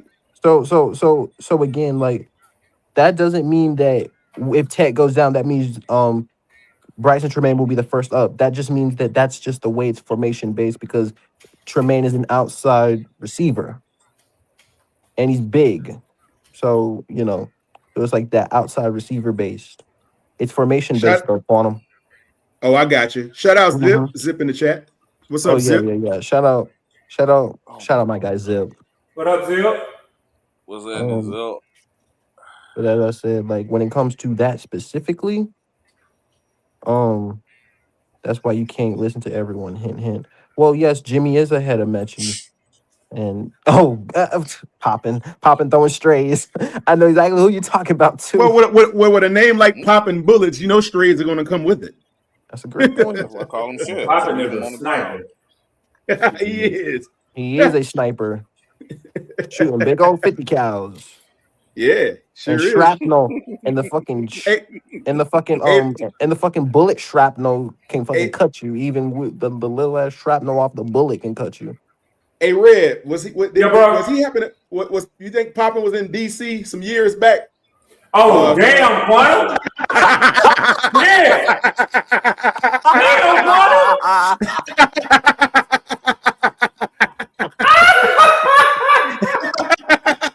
Papa, you better defend yourself, Papa. Oh, no. Hey, Quantum, you know what was crazy about that, though, Quantum? I know you remember this as well as I. Freddie, you were young, so you had to consult the history books for other people who knew. That was messed up. No, I understood. No. I understood when he said it because as soon as he said it, I laughed. I was like, oh man, Quantum, that's messed up. Oh yeah, you seen the movie, but we lived through it. But Quantum, here go the crazy shit. Quantum, they weren't gonna never find that. They couldn't profile and get that one. They weren't looking for a black man at all. Hey, especially one of them that's real smooth and know how to do these analogies with your girlfriend or your wife. Man, Quantum ain't shit for that. No. Hey, Quantum, that was messed up. And then Pop said, no, sir, Quantum, no, sir. He said no. Quantum, they were not gonna get that profile and get that damn shooter. Never, Red. Never, Fred. Never, Red. Never. Hey, yo. Hey, Quantum with some Pop, you better leave me alone, Pop. Quantum with some bangers. Damn, Quantum is deadly. Oh, yeah. Hey, Pop, you better leave me alone. Sniper, damn it. Hey, the founding father is hitting right now. Quantum, I ain't messing with you, but I don't want you to go in your roller deck on me. Leave that shit alone, Quantum. Just forgive me already. Hey, Red, I got one good one for Atlanta, but I'm gonna keep it in my pocket in case you get out of line. Forgive me for my sins, good brother. Just don't hold it against me. He is the founding father, Red. He is the founding father. Oh shoot! Damn, I keep an extra magazine in my backpack, Red. I really do. Damn, Poppy, you know I'm gonna use that one, don't you, Poppy? You know I'm gonna use that one. Oh Lord! Oh Lord! Red, look what he said. Look what he said, Red. Look what he said. Look what he said, Red. Poppy ain't shit, man. No, he ain't. No, he ain't. Them motherfuckers stupid. Oh shoot! That man said I'm the QC sniper, Quantum. You say bump DC, I'm the QC sniper. You ain't shit. Oh, Pop is stupid, bro. Oh shoot! Oh God! This is why I don't want popping around none of the women in my family. Hell, oh God! No, Hey, where Miss Pammy at in the chat? Miss Pammy, you still here? Pop being messy in the chat. Ready? You remember that? Oh, I read that. Yeah, I read that earlier. You see what he told Miss Pammy? Yeah, I did. Yeah, I did. I was like, hey, Pop, you ain't right, bro. Come on. You ain't right for that. You're right, bro. Hey, Papa my God, though. Papa my God. Oh, shit. Hold on. Another salute to another OG vet. He is the founding of Don't Give a Fuck. We got Nick Gaskins in the building. What's up, Nick? Snap. What's up, cousin? What's happening with you? What's going on, Nick? Hey, that's a show, bro. That's a voice I ain't talked to in quite a while, right there. Listen, hey, you pulled him out the woodworks talking about that DC sniper. You pulled him out the woodworks. I did. Hey, Nick done showed up. Well, Nick was Hey, look, listen. Welcome to the Ville Kids Show, Nick. I saw the subscribe earlier. I appreciate that. I appreciate the support and everything else, man. I appreciate it. Nah, no problem, Freddie.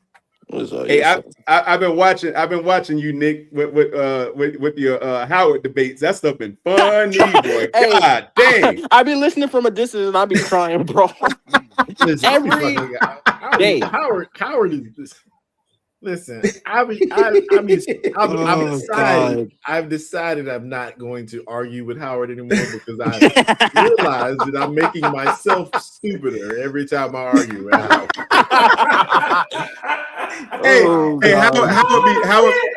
Nick, Howard be dying behind the scenes. Y'all don't have any idea. Boy, he be texting me. That stuff be funny as crap, boy. I say, boy. Oh my God. God, man, boy. Nick is funny as hell. That's why I ain't arguing with Howard no more, because Howard has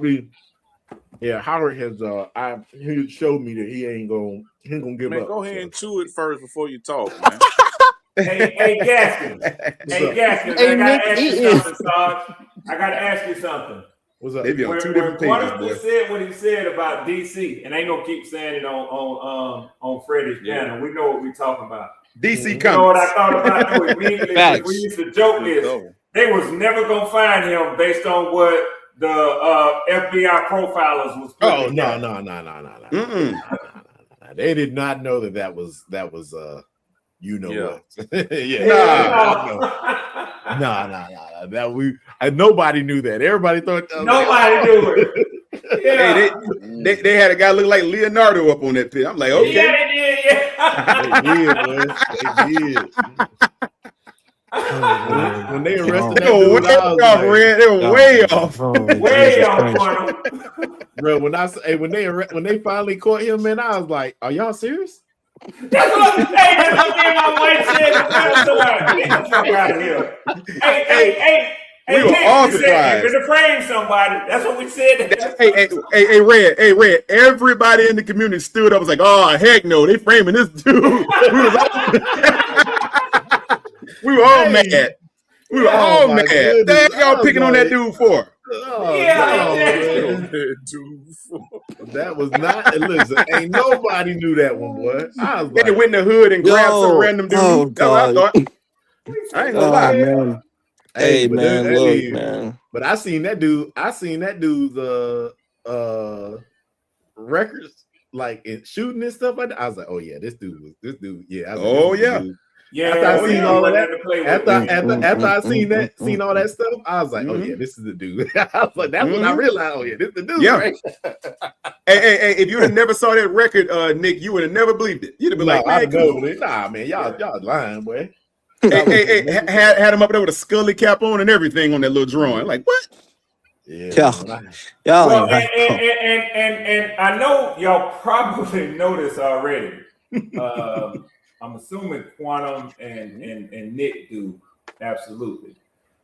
Freddie, you're a little young, and I think you may not know, and Bloody may not know on the DOD side of this, but you know they keep tight records for like all of those sort of people who zero out like that and can do that type of shit. Oh yeah. So, and that's definitely a prior military thing, but still, it would have taken them a bit longer to hunt him down, so to speak. They just traditionally, and so you and the three of us are joking, saying they would never look. They would have eventually looked that way, but it would have taken a lot longer because typically, even the Marines or whoever who can do that type of shit, they don't. When they look like us, they don't go out there and do that. You know what I'm saying? No. Yeah, listen to that Nick laughing. He know I'm talking. He know I'm right. I know this. I know this, Red, because Red. I know this because I'm also classified in that regard. I'm a certified marksman in the Navy, so I understand.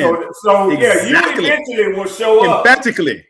Yes, sir. Because not everybody can do that type of shit. What? Hold on. What the fuck you just say, buddy? No, I say this. So he an archery, huh? Oh no, marksman is. You ain't seen Quantum videos? Marksman, I just said archery. I know what a real archery is. Bro. You seen Quantum videos? Did you see what he did with that dumbass? Look, Bloody. Man, that man Quantum is accurate. Let me say that. On GTA, that man Quantum is accurate. This in Quantum, I've had a talk with Bruce Wayne about one of his videos because I share the same item that he has, but his is a lot more up to date than mine. So we've had discussions. Couple attachments. Hey, Quantum. Yes, sir. I'm about to. What's up? When I go to my dad's house, he gonna. Well, I was gonna buy it anyways, but he gonna go ahead and give me because he has 2 AR-15. I was about to buy one. So he's about to give me that one, and I'm about to bust that mug down where I can put it up underneath my jacket that you don't never know I got. Oh, you want ARP? That's what you want. You want an AR pistol on GTA, sir. On GTA, sir. No. See, on GTA. On GTA. All that stuff. Yeah. GTA 6. Oh, okay. Yeah. On GTA 6. Yeah. How is your father, man? How is your pops? 70. Okay. All right. Hey, man, over there, boy. My daddy play in real life. Red. My daddy plays zombies in real life. Okay. What I was trying to get at. You walk in his house. That's what it look like. God dang. What I was trying to get at is that is awesome for him to be essentially handing an heirloom down to you, man. Oh yeah. That's Red. Hey, Red. All of them is about to come my way when he go. All of them. Yes, sir. Okay. Hey, Red. There's a station in the garage that weigh about 2,000 pounds. Good God. Oh, Lord of mercy, boy. And it's full. Hey, can I come? Can I come over? Can I come over and play? That man Quantum. Hey, Quantum. Nick in that safe. Hell no, because I'll be around and went in the garage acting crazy. And Nick said, "What the hell are you out here doing?" Hey, Red, I'd have been took them all apart and Phil stripped them and everything, cleaning them. And nobody ever hear from us again, Quantum. Hold on. Hey, hold on, Red. What's up, King James, and what's up, everybody in the chat? If you guys are new and you guys are enjoying the content, make sure you guys like, comment, subscribe. We on the road to 100 subs. We're 70.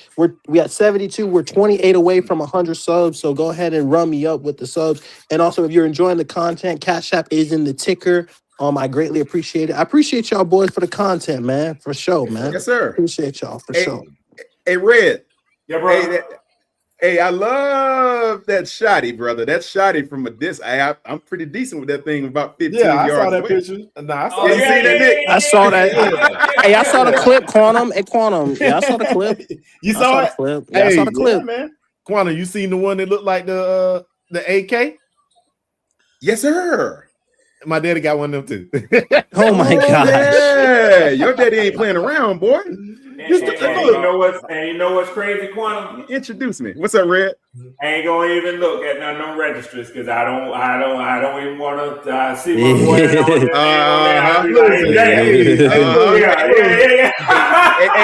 there. Hey, Red, you might be on the bot. You might be on one of the registers. That's a certain not because I can see it and fire that well, Quantum. I'm on there for them other medications that they got my ass on. Oh, okay. Oh Lord. Nick know about all that too. See, yeah, he know about all that. You ain't got to tell I ain't him trying to like be that. in your business like that. But how often you sharpen your skills? Who, me? Yeah.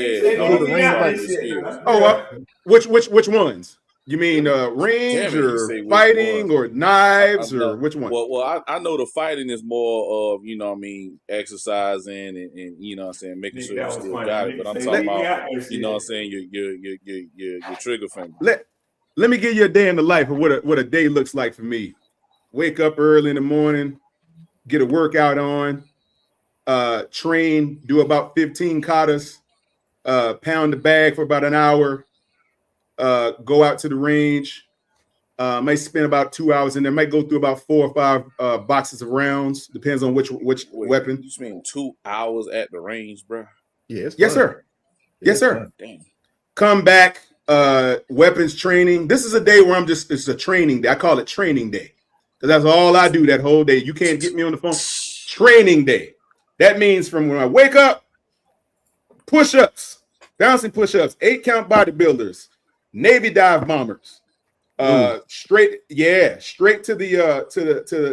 the bag, kata work, striking, takedowns, all of that. Then I'm going to the range for a couple hours. I'm gonna go through about 4 or 5 boxes of rounds for different weapons.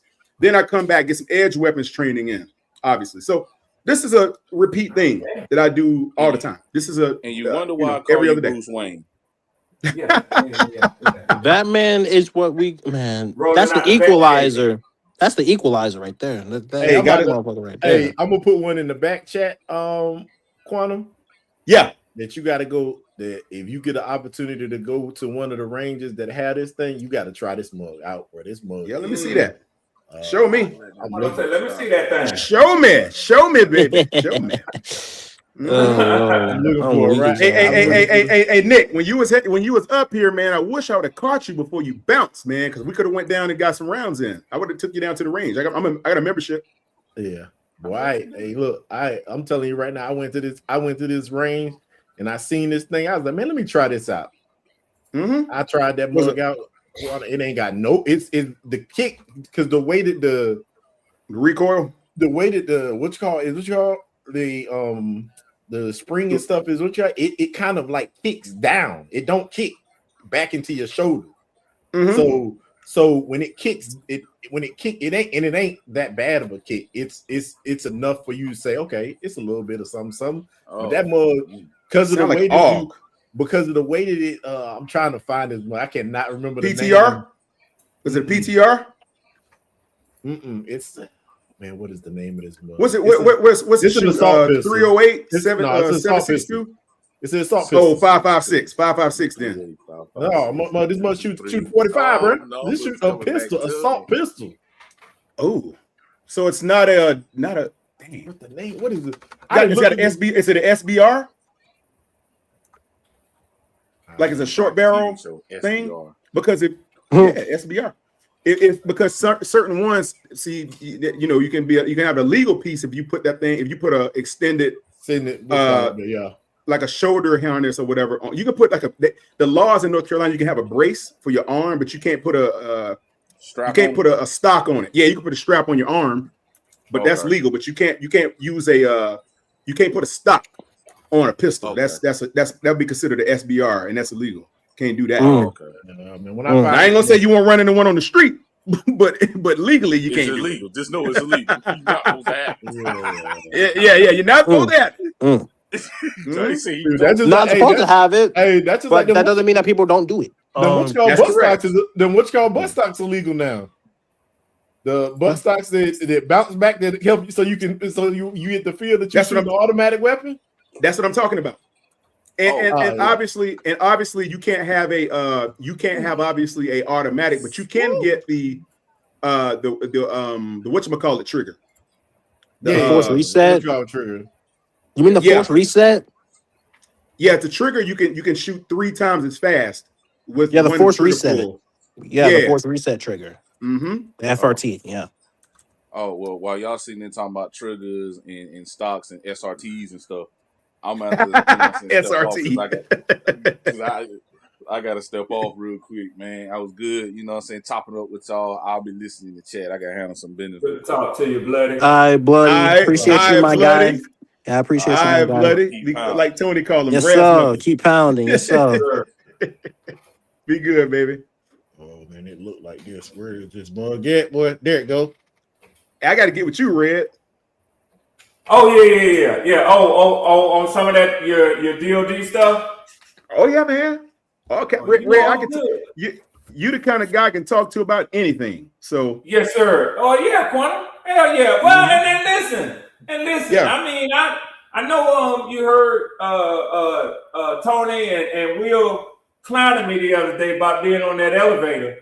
But what happened? It takes a certain amount of knowledge to be able to, have these discussions that we have, man. So yes, sir. And no experience, no, there's no teacher quite like experience, man. These years that hey, that's why I appreciate having you guys and meeting you guys and things like that. You guys give me more knowledge to the especially Quantum. Shout out to Nick and Red Swarm, man. Shout out all you guys giving me knowledge and things like that. I appreciate it. Absolutely.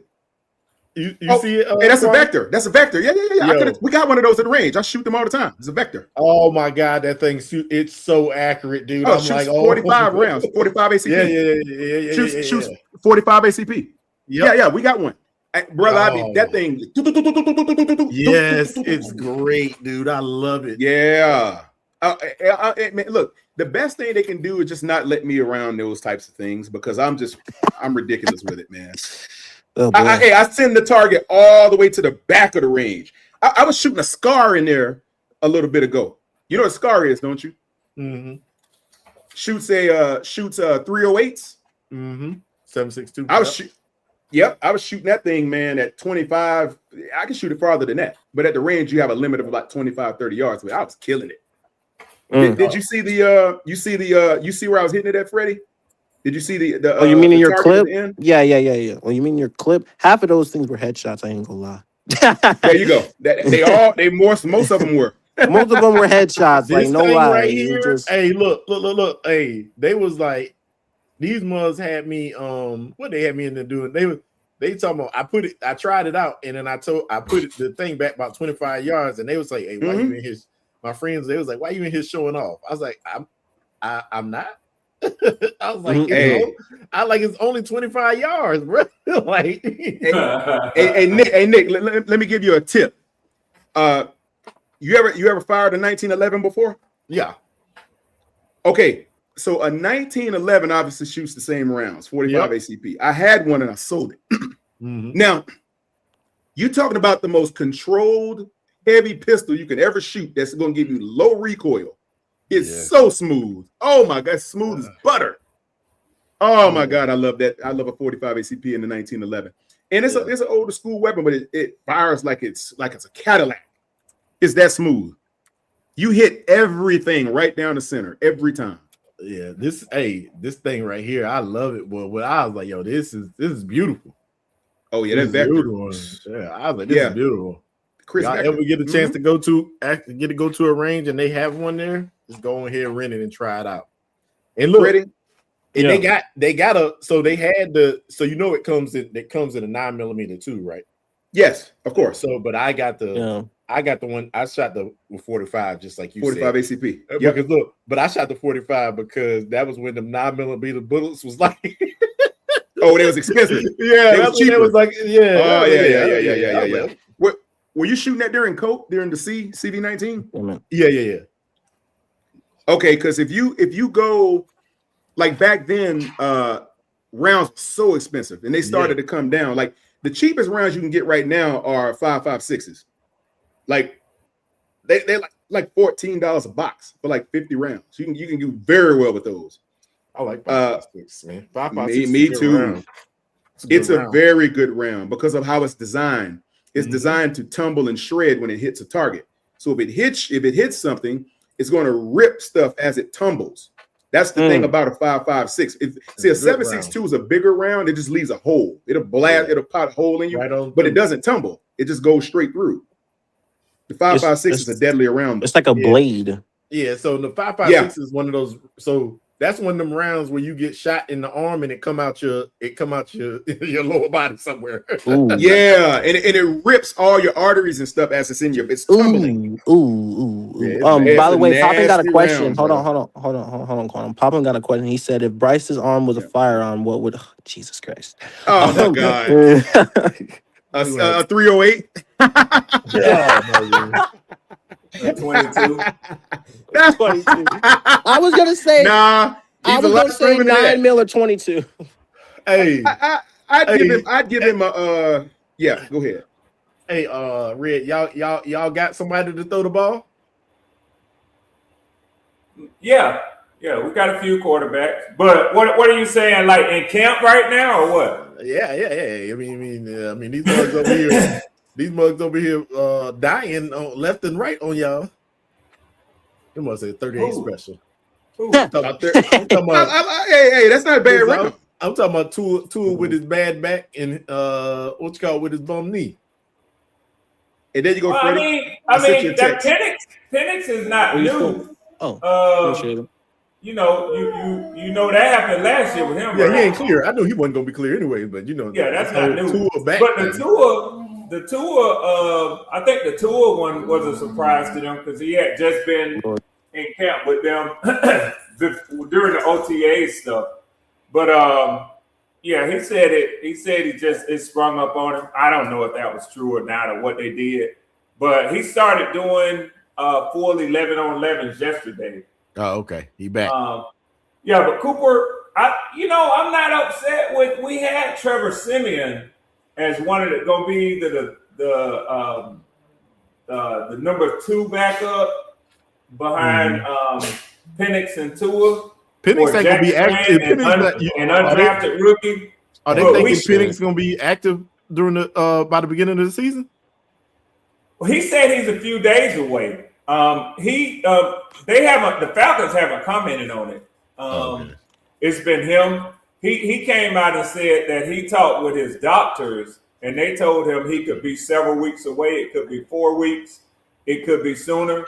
But he had a press conference after Tuesday's practices, and he said that the last thing his doctor told him is that he's a few days away still. So, take that for what you want. But they're gonna. I mean, Kevin Stefanski said they're gonna be very cautious with him.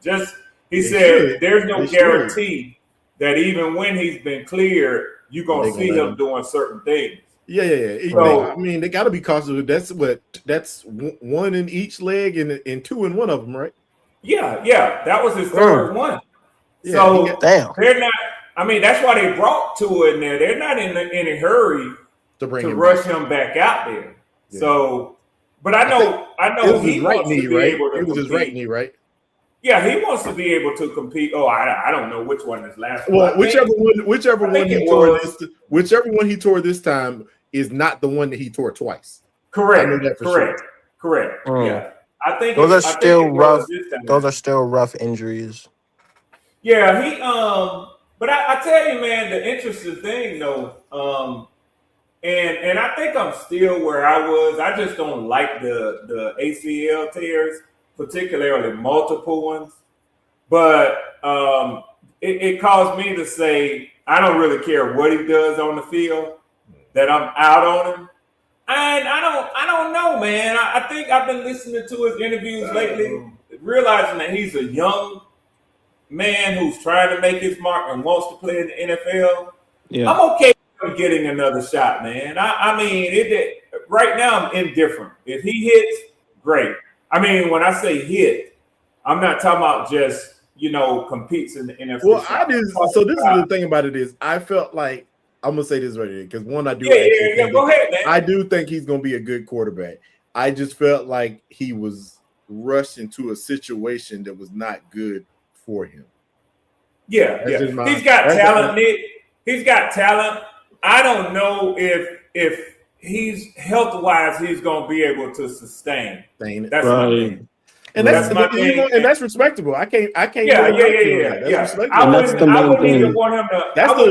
Because this is the fourth injury he's had, not third. He's had 3 knee injuries and then a shoulder injury. Well, he's had both shoulders. This both? So this is the fifth. Oh my God! Hey, oh my look.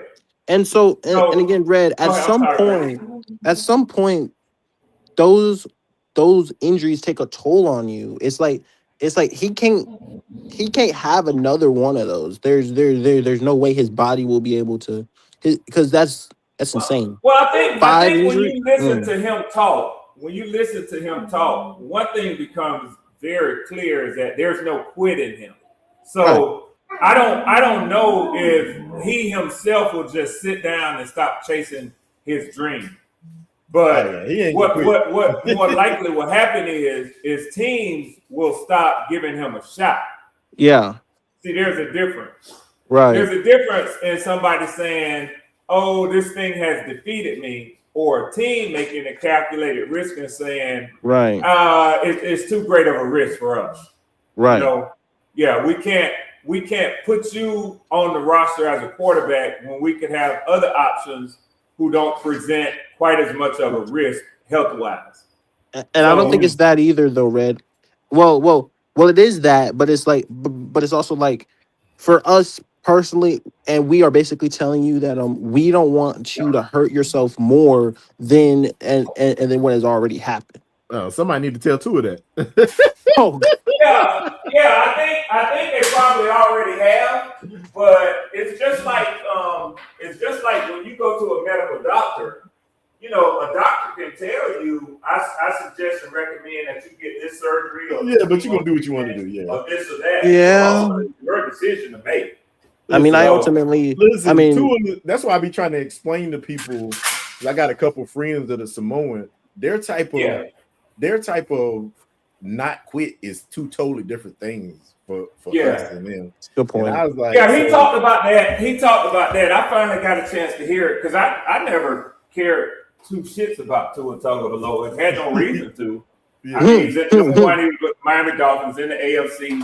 I mean, we play them every 4 years or so. Maybe. Mm-hmm. Yeah, I never looked into Tua, but he's talked about that since he came to Atlanta. They were talking about competition, and he actually, which I thought was kind of interesting.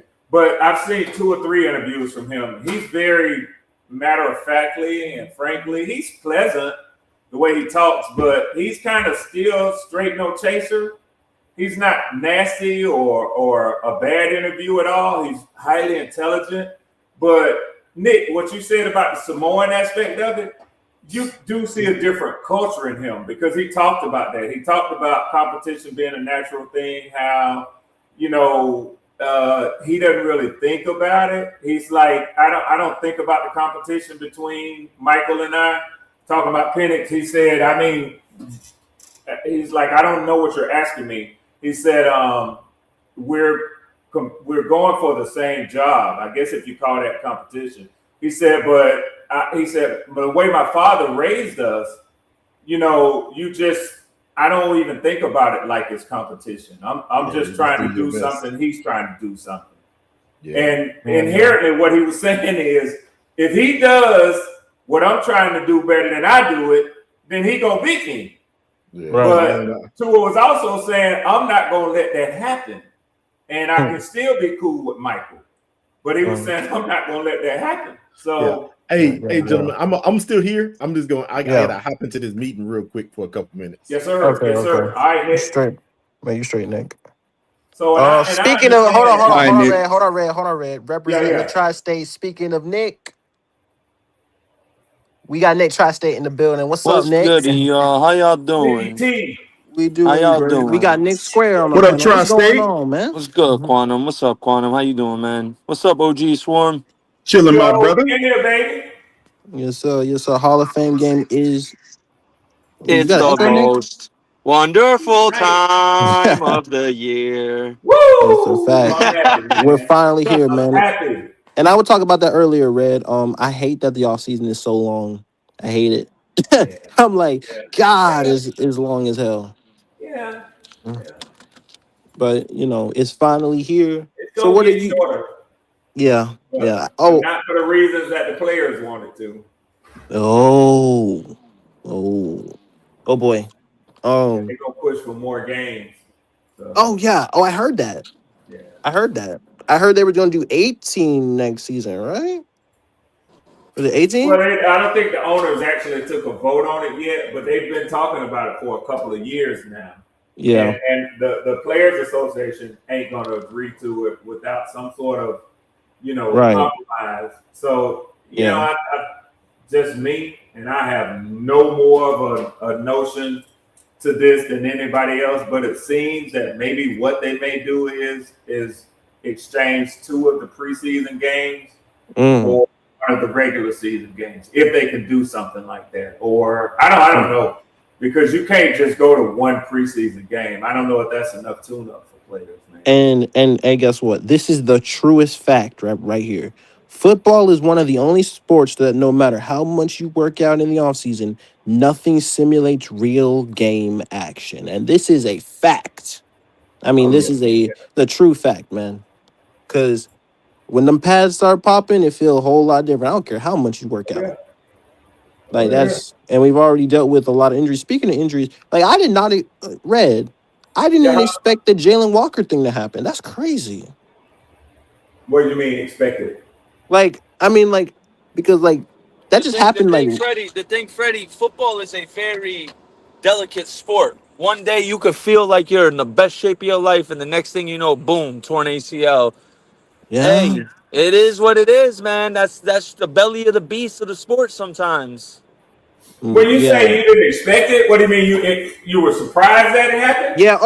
Very. Oh, I was not. That was not something that I. It kind of shocked me because we was in like a conversation about the season, Carolina, like what we expected, Bryce Young, things like that, and then that popped up. I was like, whoa, what the fuck? you're saying the news of it. The news Yeah, of it. yeah, yeah, Okay, yeah. yeah, I yeah. don't. And I was trying to get where you were like were going with that. I don't. I mean, it wouldn't surprise me if a news blotter came across right now that Matthew Stafford has an injury. I mean, one thing that we know is in the NFL, injuries there's 100% chance of injuries. Yeah, for sure. They're gonna happen. Now, to who it's gonna happen and when, I mean, if you got that crystal ball, I can tell you that Kalshi and these other betting sites out there, they'll give you some odds on it. So yeah, they will. But trying to predict who's gonna go down next, man, I don't know, man. It is what it is. That's why I said, when I was over on the Saints podcast. Yeah. When, certain comments was being made, we were like, certain other fans of us over there were like, chill out, man. When so much was being made of Nick Scorton and other players. Like, man, I mean, You said it, Red. Yeah. I remember the day you said it. Shout out Izzy, but God bless his soul for him thinking Chase Young a top 5 edge rusher. Boy, brother, wow. I saw that. I saw that, Nick. Y'all, my bad too. I know I saw J Pop there, man. Yeah, y'all go like and subscribe to Izzy page too if y'all haven't. Absolutely. What's up, J Pop? Yeah. What's up, Quantum? Red? What's up, Freddie? Yo. Baby. What's going on, man? How you doing What's today? up, Nick? Oh, just chilling, fellas. Yeah, man. Yeah. Again, like, that was the truest statement that you said right there, man. That was the true statement that you said about the offseason right there, man. It's just one of the few sports, bro. Basketball, all them other sports, bro. You can practice for that shit. Like real practices could be like a game, man. But you can't do that shit. For practice ain't like a game. It just isn't. No. You know, You it's cannot. just two different things, bro. You know, you put them pads on, you start doing real football type shit. I don't care how many workouts you do. Just nothing prepares your body for it than actually playing. Yeah. I don't think It's just I different. don't think Chase Young will be a top 5 edge rusher. I think that's crazy. You know, What do you bro. mean when you say Brother Freddie, Freddie, he's not Hold on. even top 15, What let do you alone mean when top you say 5. top? What do you mean when you say top 5 edge rush? What was he right? talking And about? Top what 5 metric? sack? Like I think like Overall, all like around, overall red all swarm. around. I mean, what we talking about? Well, Sacks, how do you pressures, determine? what? How do you determine Right. it? Everything, brother. Yo, listen. When I know, we're but how do you talking determine when that? we're talking the best edge rushers in the game, I'm not talking just pass rushing or run defense. I'm talking overall totality, everything, But there's everything. no We're one taking metric everything that into really measures consideration. that. There's not really a metric that measures There's Why that not not? one metric that altogether. measures that Why at not? Yeah, all. there's my eyes. Exactly. There you go. There's my Oh, okay. eyes. Like my eyes tell me Aiden Yeah, Hutchinson's better than that's the Chase answer I was Young. look. That's the answer I was looking Right, for. Eye right, test. We're talking Yeah, right, about the eye right. yeah. test. Yeah, No yeah. doubt. Well, the eye test would. Well, I mean, the eye test would also tell you whether a guy is so dominant to the point where, like I mean, we obviously know the best edge rusher on the planet is Myles Garrett. Like a guy like that, like it doesn't matter like what you do, that dude's gonna produce, like regardless. And they're Well, the basically first step for saying, Chase Young, I didn't mean to cut you, Freddie. The first step for Chase Young is going to be playing the whole season. right, Yeah. Yeah. If that's he could give us first. a healthy season, I think the statistics would be, you know, I'm not saying top 5. They'll be nice. You know what I mean? I expect him to be decent if he plays all 17 games. Chase Young. I could see Chase Young complete body of work being top 10ish. I can Yeah, see but he's that. got to play the whole year. He's got to He's got play to the whole play Oh at year. his yeah, yeah. maximum That's the first Yeah. thing. potential. And I Yeah. think That's that's the the biggest thing thing though, for Red him. Swarm, right? Yeah. Because like he's a very, as you mentioned before, he's very inconsistent. Yeah. Yeah. Like A lot of I understand I understand like the physical gifts. I think people keep mentioning this, like the physical gifts, the attributes, like he has it all. But to put it all together is very Well, difficult. we know that the physical attributes don't make it. Otherwise, It does Jadeveon not. Clowney and players like that would be unbelievable, right? Because their Right, physical attributes are second to none.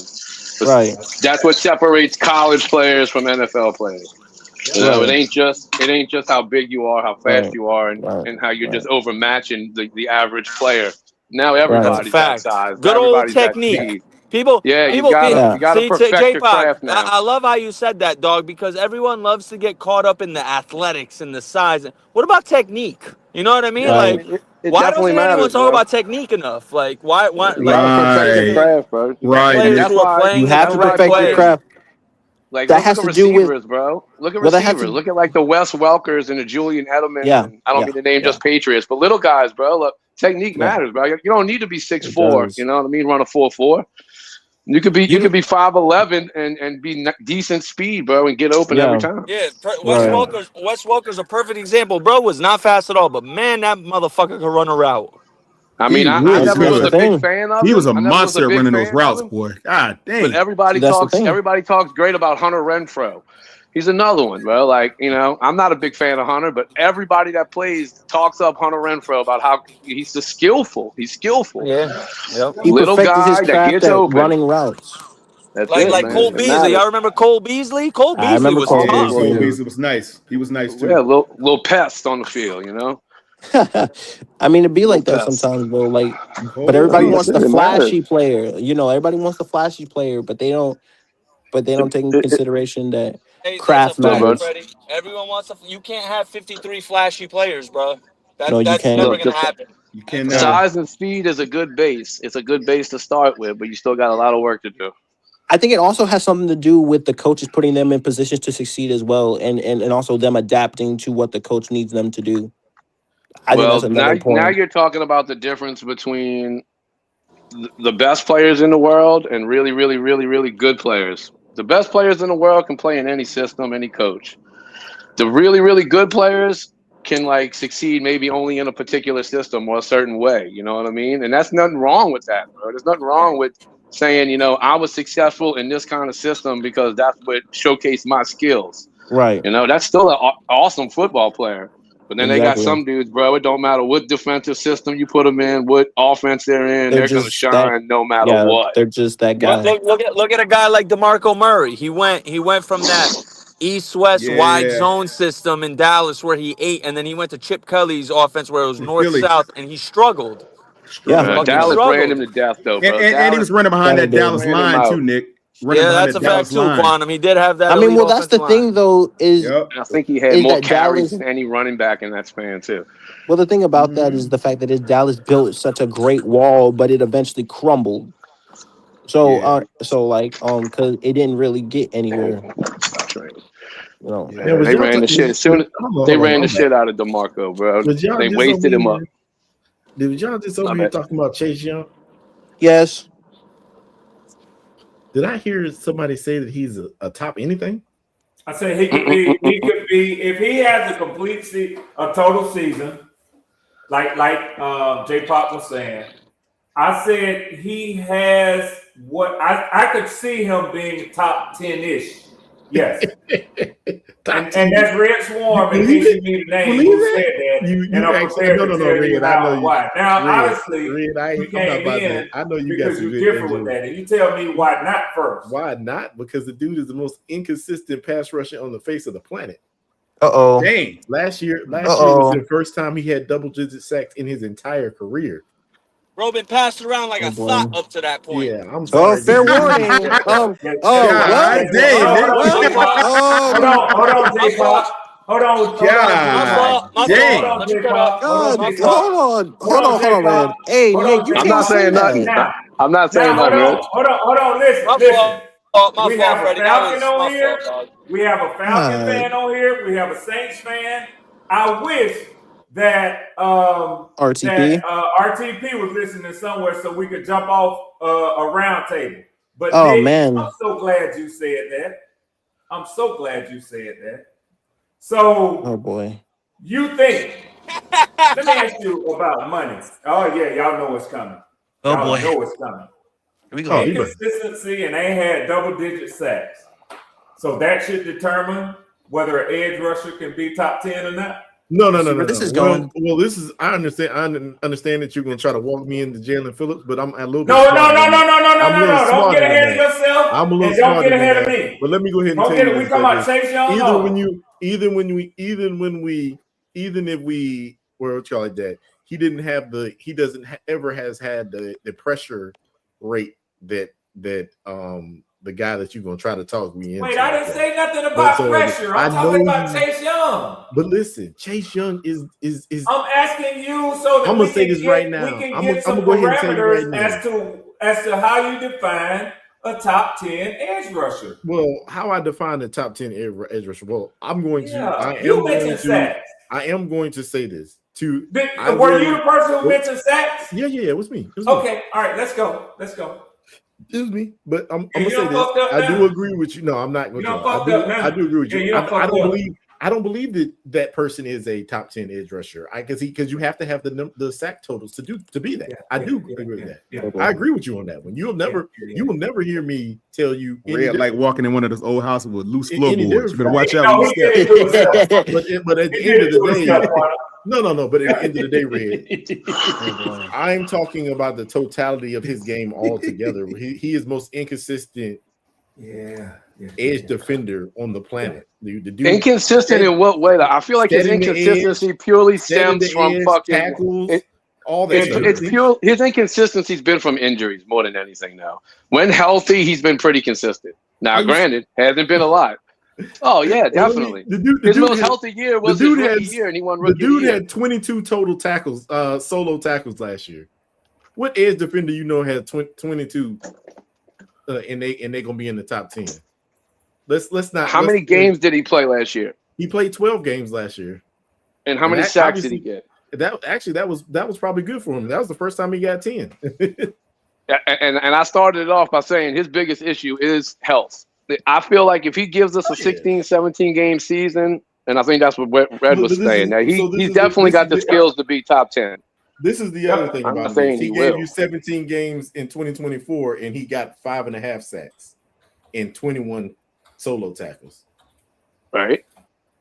The dude is inconsistent. The dude is not. He is. The unfortunate truth is, I thought that he was when he came out. I thought he was going to be a force to be reckoned with. But he Me is too. actually Me too. he is absolutely not that. And that's Would you agree though that injuries have hampered his beginning of his career? injuries. You can blame it on injuries, but at the end of the Not day, all of it. Not all of it. you can I'm not blame it blaming on all you of can it. blame Just it on part of it. injuries. You can blame Part it of on the injuries, story. but at the end of the day, I don't believe. Well, the bad part about it is I don't ever think he's going to ever be healthy because what has been a back, Right. a knee. I agree. It's been a lot. ACL. It's been a lot of shit. ACL, shoulder. If we were talking, ACL if we were talking about another position, and I told you that he had injuries on and off in the beginning of his career, came out as a big prospect. He's on his third, fourth team already. So he's been constantly changing systems and finally played a little over a half a season and showed flashes. That doesn't sound like maybe a slow starter, but he's starting to figure it out. He might be a system. And if guy. not, then how is that any different than Bryce Young? He might be a system guy. Oh wow! I didn't expect that. I didn't expect that angle. I didn't expect that angle. I'm just saying, Bryce has been on the same team with no injuries. I didn't expect that angle. I'm gonna let that rock out. And every excuse I hear for Bryce Young is, "Oh, we'll just give him one more year. He's starting to figure it out. He's starting to figure it out." I mean, but he has gotten better every year. So is Chase Young as he's gotten healthier and stayed in the same system. How many years has he been in the same system? We ain't been in the same system because y'all changed coaches. No, not the Saints. Teams. How many different teams has he been on? Frisco, Redskins, Saints, and we've changed systems. He's only been on. Yeah, It's not so injury. So if injuries is part of the excuse, constantly changing systems another little part of the excuse, and maybe a slow starter, which I hear from Bryce Young excuse all the time. Those are like valid excuses. I feel like. I'm just saying. I'm going to say this with edge defenders. I at least, even if you're not able to pick up some of the other concepts that you're getting to the quarterback should be the one thing that you should be able to do no matter what system you're in. This is what I think. And this kind of goes off what we were saying earlier. I think he relied on his size and speed his whole career, especially college. That when he got to the NFL, it was a little bit, and not this doesn't apply to everyone, but maybe just for Chase. I think it caught him off guard. And he definitely was a slow starter. There's no denying it, even though he was rookie of the year. But he definitely didn't come out the way we all probably thought he would. But I have what I've seen from him, if he can fix the health part, I feel like he's starting to come into his own, and the game is starting to slow to a situation where he's going to start figuring it out and get a little closer to the expectations we originally had for him. Do I think he's going to be a top 5 rusher? No. Pass rusher? No. I'm not saying all that. But can he be way better than he's been providing health? Oh, I think for sure. I think he can be a double-digit guy for y'all. But I'm gonna be 100% honest. Well, I mean, he was a double-digit guy in 12 games. I think this is a system. I think this is the system that he's in. I don't think that he is a. I think that he has found the system that works for him. I mean, Granderson wasn't. Granderson's not a top 10 rusher. Is Cam Jordan a top 10 rusher in your opinion? I mean, used to be. Now, no. Used to be, yes, but not now. Oh, Cam Jordan was a top 5 edge rusher for many years. Yeah, don't. He used to be. Cam Jordan is gonna be one of those that finishes over 100 or whatever. He gonna be one of the. Hold on, Ray. He has 132 sacks, which is 13th all time. So nobody has more sacks since he's been drafted. Nobody's had more sacks. And I can't stand that motherfucker. But he good at he going in the Hall of Fame, man. Yeah. My point is, was he a system? But was he? My point was, is he system? No. Okay, so he's not system. No, Cameron Jordan and Chase Young are not even in the same stratosphere, bro. We don't know, man, because we don't know. They're not even in the same stratosphere. No, but hold on, Freddie. Wait, hold on, but I feel where J-Pac's coming from, because hold on now, Chase Young was the 2nd overall. Listen, Chase Young came into the league. Hey, hold on, Nick. Hey, Nick, you are lagging. We can't. That's true, Nick. That's true, but you are lagging. Yeah, I'm in the boonies right now. Give me like 7 to 10 minutes. I'll be at the crib. Okay. Yeah, I'm certainly not making the case that he'll be one of the best pass rushers in the league, but I can make the case that with his injuries, constantly changing systems, if he can stay healthy, and I know that's a big if he can stay healthy, I can see him being way better, a lot closer to what we were expecting when he first came out. That's all. Listen here, we didn't need. Hey, look, you talking about bringing the damn Bucks fan in here? We don't need no Bucks fans in here. No, dude, I'm a pretty realistic Saints fan. I'm not gonna go over the board here.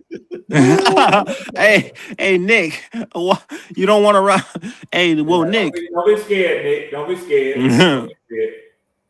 Nah, I ain't got nothing to be scared of, man. I mean, the Bucks are what the Bucks are. Yeah, I mean, Look, I don't like. Debates, hey, you love debates. So why? I know damn well you wish that we could have a full round table. If you had a full round table, me and Whatchcall wouldn't be don't never agree see eye to eye, because when I tell him that they won only because of the refs last year, he'll give me every reason. Oh, you mean RTP? Yeah. RTP. I mean, RTP has his takes, and obviously I've gone I've battled and sharpened my swords when it comes to RTP. Because that man told me that Chris Godwin was the best receiver in this division, and I called him, "You're a fucking liar." That's crazy. You told RTP what? RTP said and told me that Chris Godwin. No. I know when we had that debate about Chris Godwin. But Tri-State said him and RTP had a discussion. You told him something about what, the referees? Oh, that was Nick. That's me, bro. That ain't. That's Nick. Yeah, I'm saying, what did you tell RTP about the referees? I said the only reason that they won that last time was because of the referees. I know you didn't tell that man no shit like that. Because it's true. Uh-oh. It's true. Oh my God. You don't believe me? So I'm gonna ask you this. Red. Let me ask you something. When your man trips over his own feet and they throw a flag and give him a 15-yard penalty, is that not bogus? Let's not even go there. When your linebacker rips our tight end's helmet off and throws it and doesn't get a 15-yard penalty, that's not bogus. Then let me help you out with this too. Then I'm going to give you the ultimate that this is letting us know that the refs fucked up. When the NFL the very next week sends you a letter apologizing for the poor referees, does not show you that the only reason they won that game was because of the referees? Nick, let me ask you a question, Nick. So all of those things happened, and they gave you an apology. Did it change the outcome of the game? No. We still lost. All right. So let me ask you. Hold on, Red. Yeah. And I'm gonna enjoy this one with all three of y'all on the panel. Coming to the stage, we got unbiased opinion. Shout out, salute to the OG again. We got Tony in the building. What's up, Tone? Welcome to the Ville Kids Show, my guy. What's going on, Tony? What's going on, young Freddie? What's happening, everybody? Quantum, what's up with your J-Pack, Red Swarm, Brassy Knuckles. What's going on? What's good? Hey, Quantum, do you got two boxes on the screen, or am I tripping? Two boxes? No. Is Quantum and Prowling Veteran two different people? No. Here we go, Quantum. Oh, God. Bro, y'all sound the same, bro. Hey. I'm not. I knew this was I wasn't trying to offend if that was offensive. No, J-Pop, you fine, bro. Listen, we do that all the time. If we turn our camera on, they'll swear we looking like too. Oh, man, I thought I was going on. Hey, hold on. Hey, what's going on, Tony? Welcome to the Ville Kids Show, bro. I appreciate you being up here, my guy. Yes, hey, I appreciate you for having me, Freddie. What's going on, man? Hey, man.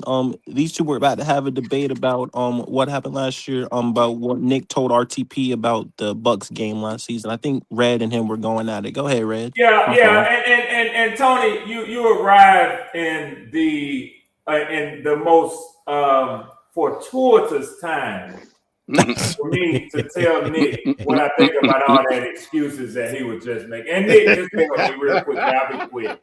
Tony will like this. take him way back. Excuses are tools of incompetence, used to be emoluments of nothing. Those that specialize in them seldom amount to anything. That's what I think about all the excuses. Yeah. Red. Right. Shot But fired. That's what I think about. You don't hear me talk about shit that happened with our 28-3, one of the worst, if not the worst, Super Bowl loss in history. Y'all ain't never heard me come in here and make no excuses. You ain't heard me come in here and make no excuses that we could have or should have beat the Kansas City Chiefs on Monday Night Football if the referees would have threw a flag when they was draped all over Kyle Pitts in the end zone. See, I see all that shit. But I cannot bring myself to admit to other men that if my team had not left it in the hands of the referees, we would have won. Talk about it, Red. I got you, Red. I got you. I'm okay with you. But I remind you, and I tell you again, excuses are tools of incompetence, used to be emoluments of nothing. Those that specialize in them seldom amount to anything. Don't make excuses, Nick. We already know that amount. You know already. That boy hit you with a Webster's definition. I have his ass. Here be calling the law. Come on, Red Swarm up here hazing me. You better tell his ass something, Tony. Who's gonna be doing that? Oh, nah, you ain't gonna have me doing that. Ain't shit. Oh no, you ain't gonna have me doing that. Miss Family ain't shit. You ain't bothering me. I ain't even listening to any of this. For all you gay motherfuckers, Tony know what I'm talking about hazing. So yeah. Listen here. Well, damn, brass knuckles. What's happening? You gonna let Red handle you like that? Red, but listen, Red gonna have his opinion of what he saw, but he is correct. We lost. At the end of the day, it went in the guy, and I said that. But am I still allowed to be pissed off about the way that we lost? Yes, I'm still allowed to be pissed off. You're allowed. Yeah.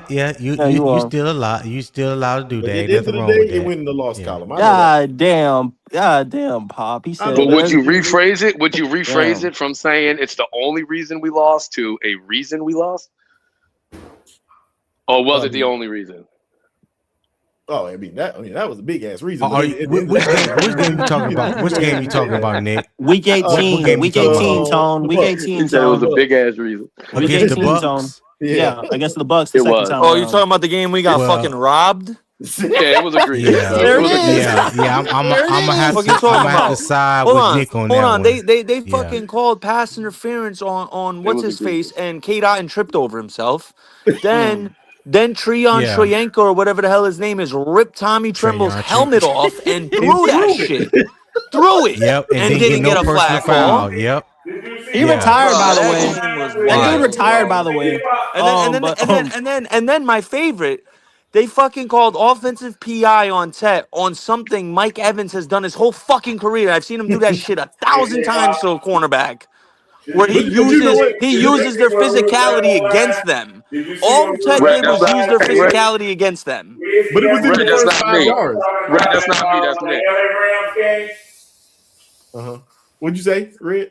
Did you see where we were left online with Izzy yesterday, J-Pop? And he had an emotional moment talking about that LA Rams game and the same thing. Missed calls by the referee. No, I don't bring up that Rams game, bro. I leave that for the history books. Yeah. Nah, y'all got cheated on that game. I can That's say a rough Everyone one. knows y'all got cheated that Okay, game. but that was the look, we that got was the cheated most, in that. I'm gonna be right. I'm gonna say this right now. That was the most egregious non-call in the face of the NFL history. Week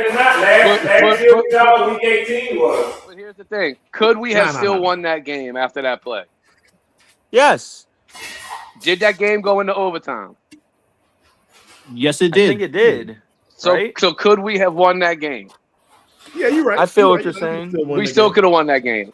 So, look, the call was terrible. But that was some bullshit. No, look, but I'm a Saints fan. It was some bullshit. But I'm just saying, it wasn't the only reason we lost that game. It was a ginormous reason. Oh, no, definitely not. But it was a big reason. It killed momentum, whatever you want to say. That killed everything, bro. That killed everything for y'all. Just like honestly, it killed the momentum on that when Tech caught that ball and they called offensive PI, momentum fucking shut down. They sucked the air out of our momentum. And it was bullshit. But I mean, listen. This is what I didn't like about it. It was within the first 5 yards. He threw that dude off of him within the first 5 yards. Yeah, exactly, Gaskins. All he did was use the corner's physicality against them. It's like when Michael Jordan has a famous quote where he says, Mike Evans does do it all the time. No, but listen. But Michael Jordan had a famous quote. They said, "Oh, how'd you deal with handshaking?" He said, "I used to use the defense's physicality against them. They want to reach their hand out, I'm gonna grab their hand and pull it out the way." But here's the thing about that play. I know exactly which play y'all talking about, but we have to be honest. Within the rules and the context of the game, even though it was unintentional, you cannot hit the man upside his head when you trying to get off a press jam. He hit the man inside his head. That's where he got the person to foul from. But it wasn't a personal foul. It was pass interference. I thought he hit the. I thought he hit him. I thought he pushed him from the shoulder pad. Tone. That's what I thought too. It looked like he hit him from the shoulder pads. But when they showed from another angle, it was the angle that the ref saw it from. It can look like, or allegedly look like, he hit him in the head, and that's why he threw the flag. So I mean, I could understand. I don't agree with the call, but I can understand it though. It is what it is, man. We lost. Can I ask y'all a question though, real quick? Yeah, for that instance, because the ref obviously could have made a mistake. How would y'all feel if the NFL implemented VAR and like how they do in soccer, where like they could review that if the refs made a wrong call, they flip the play? They've been trying to do that for years. It ain't gonna ever. They're already trying to do that though. They already have it. They Really? They do have it, but it's they do that. Red. Actually, Red. You're 1,000% right? Because actually, New York. Hey, no. Hold on, Red. New York, right? So whenever a call happens, New York will look at it through their view, and they will decide whether to change it or not. I've seen that done before. No, Freddie, that's not what he talked about. That's not what he. That's not what he talked about. That's not what you're talking about. Like tennis. That's not. There's actually a ref. There's actually a ref up in the booth now. There's actually a ref up there in the booth that can. But you remember, Red, when they implemented it, they gave them specific things that they can. Only certain calls, right? Only certain things. So it ain't like they have look at Freddie showing love to the Saints fans. Full purview to tell them no, you can't do this.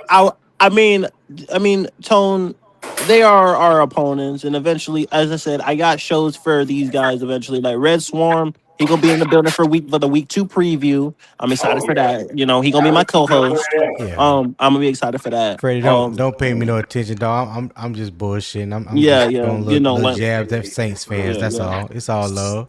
Who that, baby? Hey, hold on. Speaking of, bro, shout out to CJ, man, showing love and support, bro. Appreciate you, bro. CJ, he called pass rush red. Damn, CJ. Them 2 boys, them old cousins, they halfway decent. I like it. CJ, man. You gonna hit that mug when he down.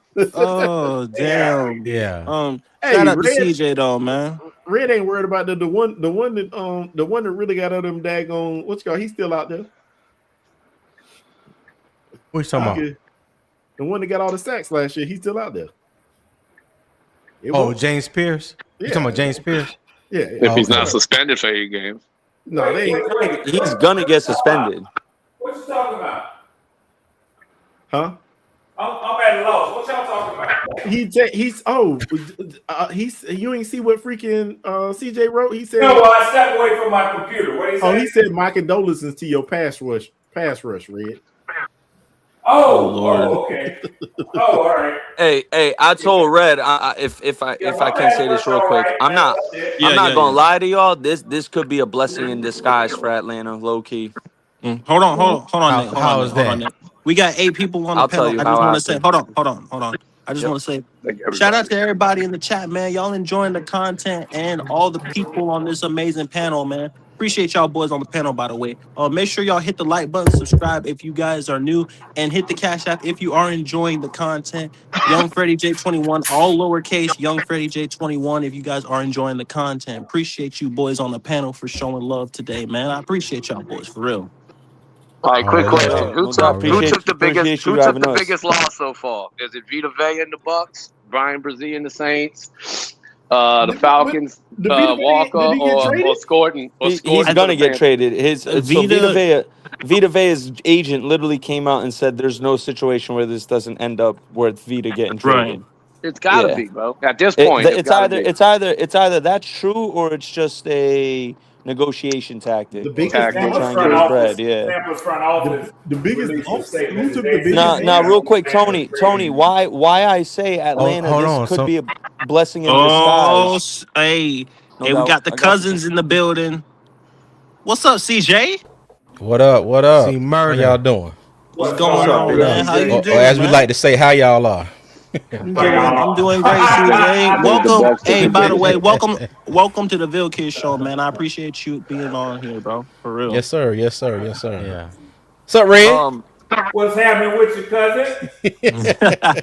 Shit, I Hey, miss talk you, to me, dog. CJ. How you feeling, bro? I'm optimistic, but I'm cautiously optimistic. You know, I always want the best for my team, but at the same time, you've got to have a level of we got to see it first, and I think that's where we are. You know, with the Panthers, and we've seen it, but we got to see it again. You know, we That's a keep fact. having these flashes of, oh, okay, we'll be cool this year, you know, and then it's like, oh hell, we back to the same crap, you know, 2 years in a row. That's a fact. But Just need some you know, consistency. We need a level of consistency. That's it. Absolutely. consistency. Yes, sir. Yes, Level of sir. Yep. consistency is absolutely correct. Oh So, yeah. so CJ, let me ask you, since today is, the first game, Hall of Fame game, football is officially back. Who are you looking to see for Carolina make a little noise tonight? To be honest with you, I ain't get this the damn offensive question. line. That's what's You ain't up. special as me, Yeah. man. Be quiet. But you the offensive line, Be your own family, boy. it, I'm it telling you. sure do every time, every time. But Damn. the O line and the wide receivers that's going to be playing. Well, let me say this: the trenches, period, and the wide receivers are who I'm going to be paying attention to most of all, because we've had some injuries on the offensive line, especially Damian Lewis with his calf injury. You know, now Mm-hmm. Robert Hunt is back, good to go, but he's definitely Mm-hmm. has, what is it, camp back that they call it. Yeah. I just want to see how our backups are going to perform, because we still got Stone Cold Forsyth out there, Oh who Lord. gave up 39 and a half sacks in one quarter, last season. So you know what I Oh mean? God. And we got LeBron Ray, who just recently retired. So mind you, I Mm-hmm. think that opens up a spot for somebody, Aaron Hall, that I think might Mm-hmm. actually make the 53-man roster Aaron this year. Hall. So my Yep. thing is, if our second and third team, if they can show they can get some consistent pressure. I know pressure has been a debated word lately, especially from old Blue Swarm up there. But if we can get some consistent pressure, maybe get some sacks on the quarterback, that's what I'm looking to see, because I feel like if I can see it from some of our backups, we should be able to see that from our starters. Damn, And I ain't get this much talking time. I I won't even mean, claim my time, Freddie. You're not I as won't even eloquent claim as my me, big time. hey, little hey, cuz. hey. Now, first off, I don't have a time First, limit on anyone talking. first of Second all, I'm off, offended. I didn't get this type of line of question when I joined the oh, live, but I I'm digress. sorry, Tony. I'm sorry, man. You I'm know what I'm sorry. saying? Let No, me. it's good. You know what? Let me Freddie, do hey, this. make him full screen so he'll feel better. All right. I'm gonna do this. hey, real quick. And we gonna Hey, ask real quick. Tone I the just same want to say, Thank you, hey, question. thank you, Freddie, thank you. Yeah. about Stone Forsythe, I saw a hilarious meme when we Why, why, signed why, him. why is Nick talking? This is my time, Nick. Oh, my fault, Tony. Hey, Tony, answer the question that I just gave CJ. Yeah, yeah, Who are yeah. you? I got the screen right Shit. now. All right. Yeah. Ah, dang.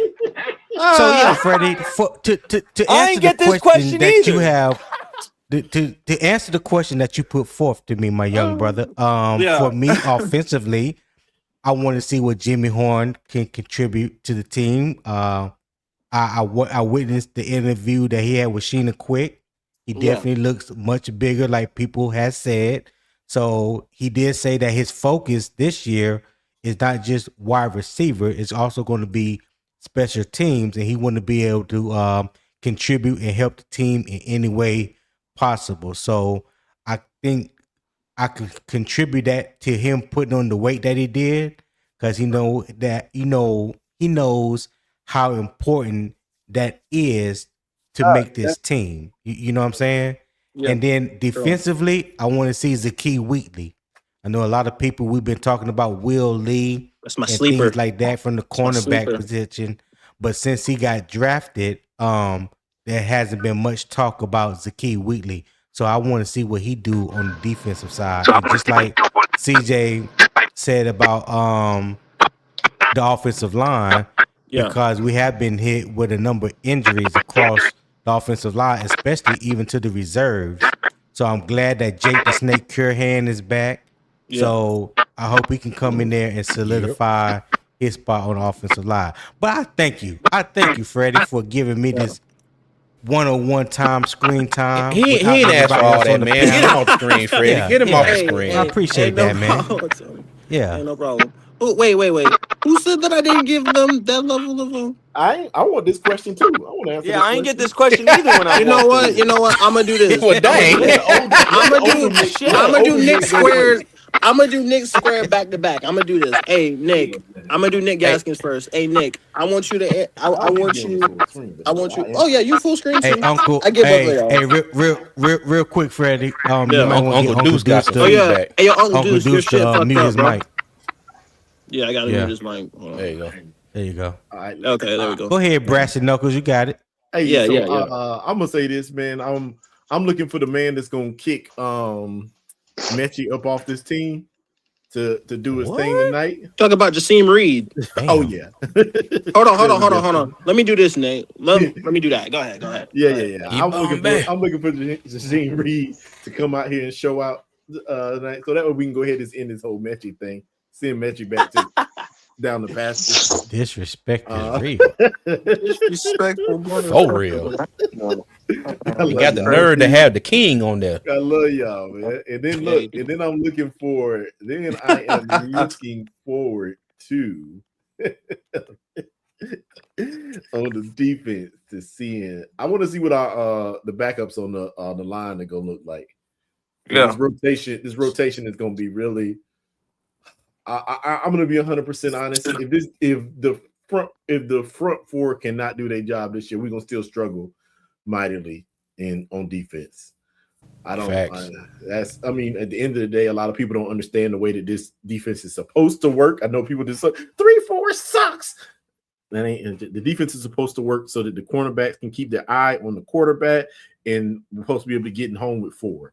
And if you can do that, it gives those cornerbacks an opportunity to watch the quarterback throw the ball, and a lot of the times That's a fact. Jump the route. And if you wonder what you call it, that's exactly how freaking Cooper DeJean got fucking Patrick Mahomes in that Super Bowl absolutely for that pick six. Exactly, because he was watching him the entire time, and as soon as he loaded up to throw that ball to him, he jumped it. He just broke off his own. He just vacated his own zone and just made the play. Yep. So that's just what I'm looking for. Just we got to get some pass rush this year. We have to. That is a fact. Nick, hold on. Hey, I'll Fred, be quick. I'm gonna be quick anyways because Tone said Hey, the key. That's CJ. one. Oh God. Gaskin said Jaseem Reed. Hey, look, Casey Washington's another one. Nick over there. Hold on 1 second. Y'all can hear me? Yeah, we hear you. All right, Casey Washington, Too Jackson well. Kuwach, and Lee Hunter. Those are my 3 guys I'm watching. Damn, Lee Hunter didn't slid to the 3rd man. That shit surprised the hell out of me. Well, he playing tonight. And Casey Washington run the hell out of a route. Oh, Hey, I ain't gonna say I told you so, but I told you so. I'm gonna let y'all know something. About what? Hey, I know y'all had all y'all said that freaking Lee Kuwach Hunter. was a big dude. ooh. Oh, you don't like Lee Hunter? I forgot. I'm talking about. When I went to That's not true, Nick. Fan Fest. Oh, you said he wouldn't fit this scheme, though, if I'm not mistaken. I just say I don't think he's as good as people want to believe. Oh, you're talking about Lee Hunter. Mm-hmm. Yeah. I feel you. Okay. That's fair, and that's fair to say. I mean, I don't think he's What you say, like he's ready. Nobody He's bringing absolutely up probably could JC get Horn. better. He's out the mix.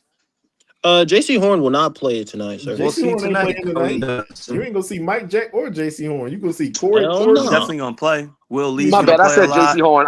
My bad. I meant Jimmy Horn. Oh, Jimmy Horn gonna play a lot tonight. Yeah, I think just Jimmy Horn and Jimmy Bryson Horn is Tremaine are gonna gonna be play the a lot. starting receivers. Tony talked about Jimmy Horn, J-Pop.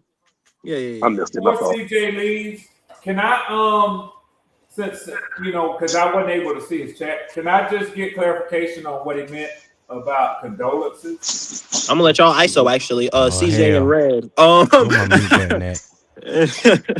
Hey CJ. I mean, do I have to explain it out to you in Legos or something? Yeah, unfortunately, I think that you need to because I missed the. I know it was at least partly a joke. You ain't missed nothing, Red. You trying to get me to say that out my mouth so you can bring it back up later. I ain't falling for that. You know what I'm talking about. I'm just messing with you, man. Well, condolences, an injury, I get that.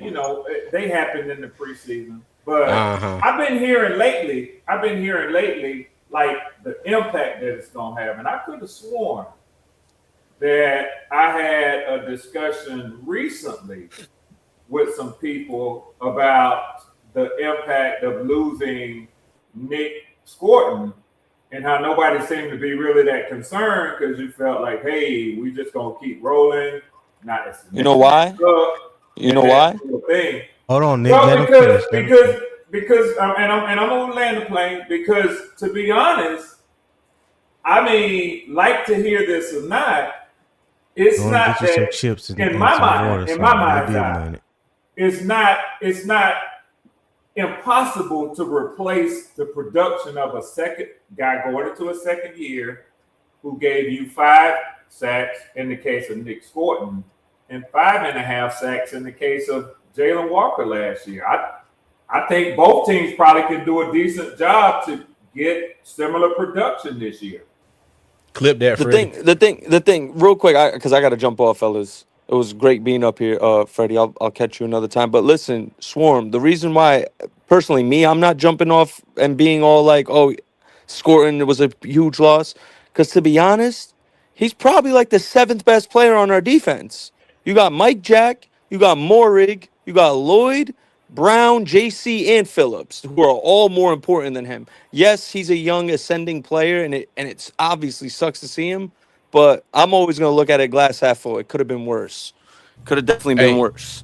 Hey, well, let me look at the other half of the glass, Nick. Now, mind you, it's always the next man up mentality, but you gotta remember too, Nick Scorton held that edge down. He set that edge a lot better than Princely can, and maybe so even better than the newly acquired Jalen Phillips could last year at all. His forte was not stopping the run. His forte was getting pressure on the quarterback. But like you said, it's still next man up. But I think we're definitely going to miss Nick Scorton a little bit.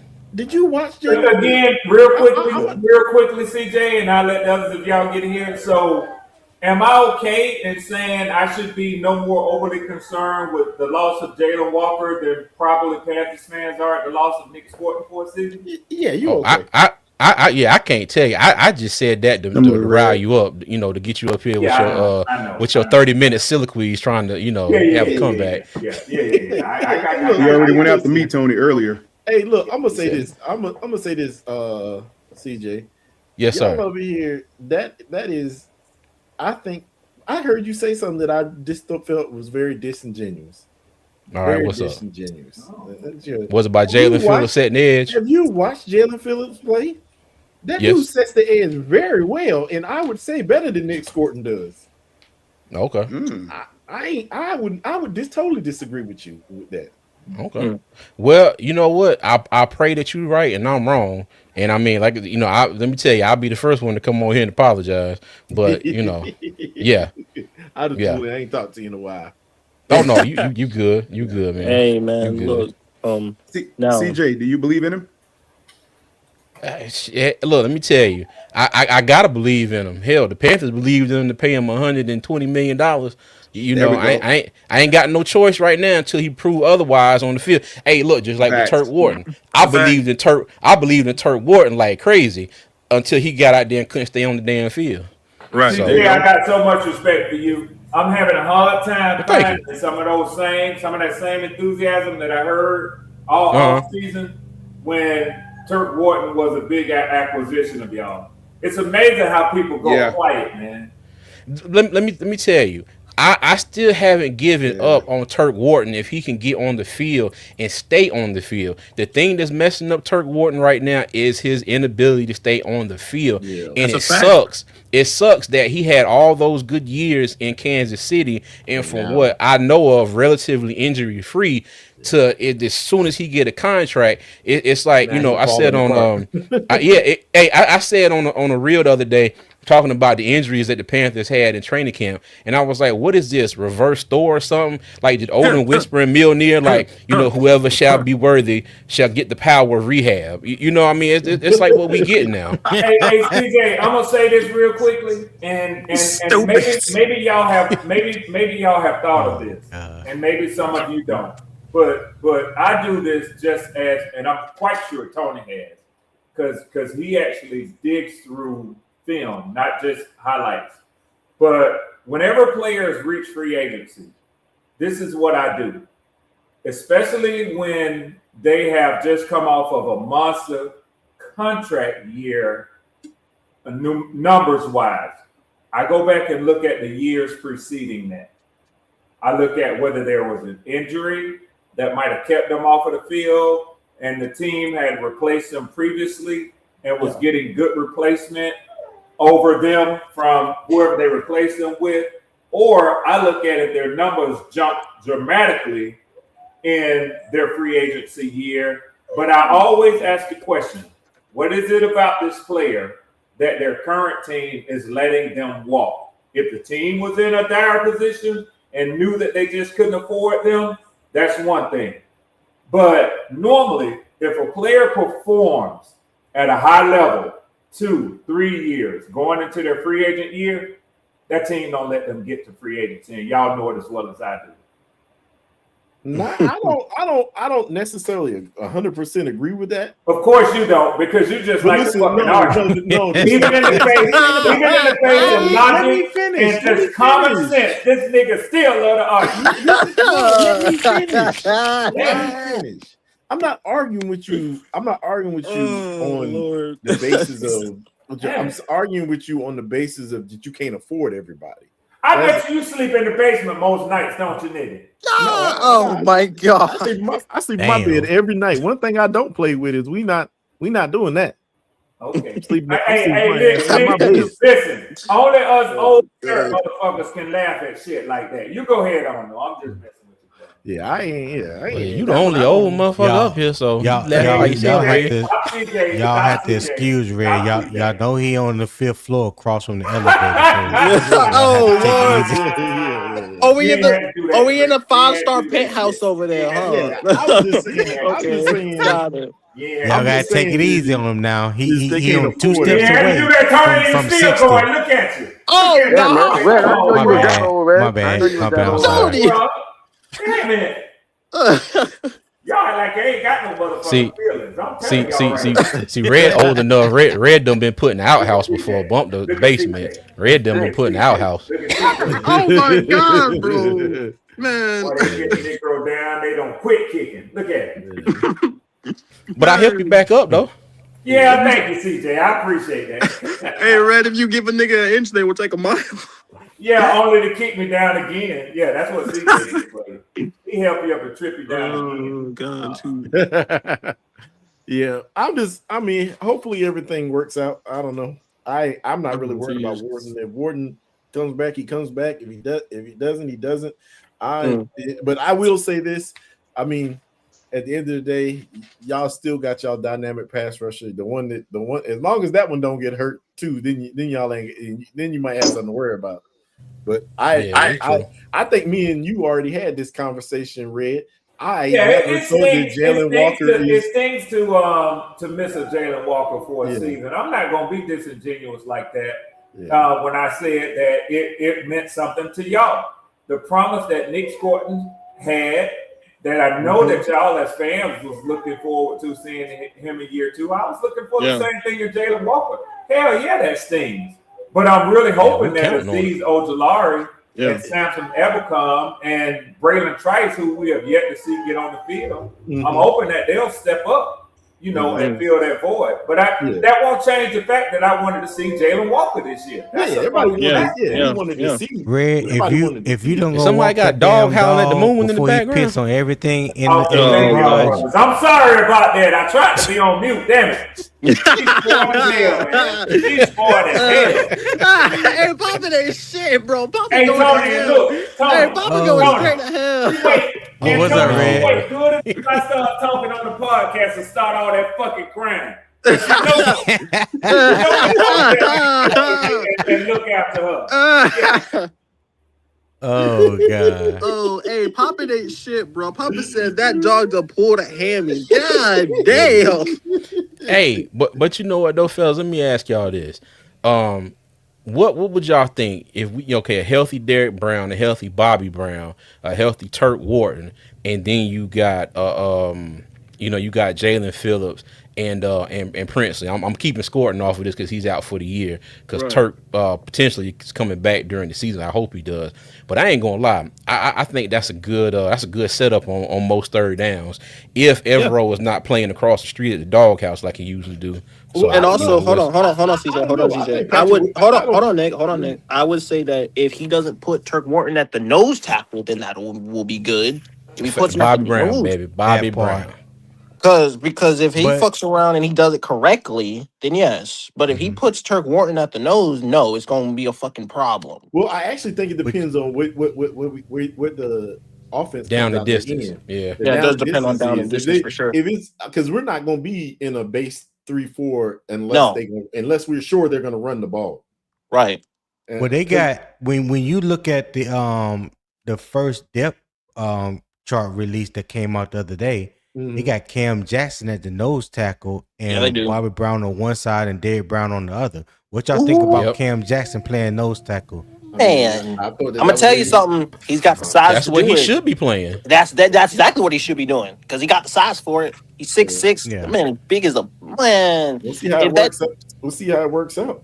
If that if he plays tonight, I don't know if he's going to play tonight, but if he plays tonight, just check him out and just watch his technique first. So let me say before the technique, watch his get off.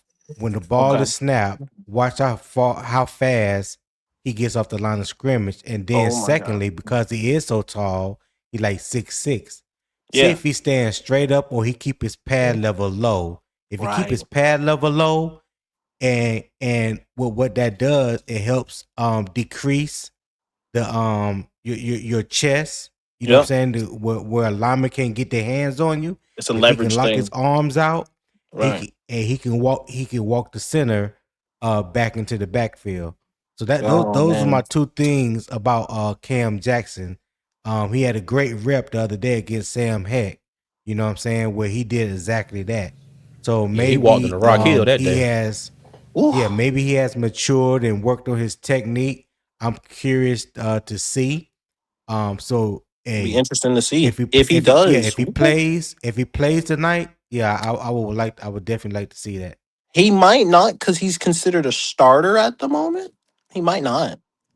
But he might because he didn't get a lot of of game reps last year. No, he did not. You know what I mean? Right. So he was hurt. Yeah, right. He was actually hurt, like in some portions of the thing. But he did get I remember that he did block that field goal in week 18. I remember that. But he did have a block. Yeah. Hey, which center is running with the first team for y'all? Who's y'all center? Luke Fortner. Luke Fortner. Luke Fortner has dominated that fucking competition. It's not even close. I actually think that what they've said. So I understand what you're saying, Freddie. But from the way that they have spoken about it, it looks like they're using Fortner because Fortner knows the calls and all that kind of stuff right now. I think they're giving old boy Heck the time to get the calls and get the all that kind of down because from what I've heard, he is nasty on the line. From what I've heard, so. That's why I don't want people to take one rep where they saw Cam Jackson get the best of them Like that doesn't happen every play. You know what I'm saying? Yeah, You yeah, can't judge.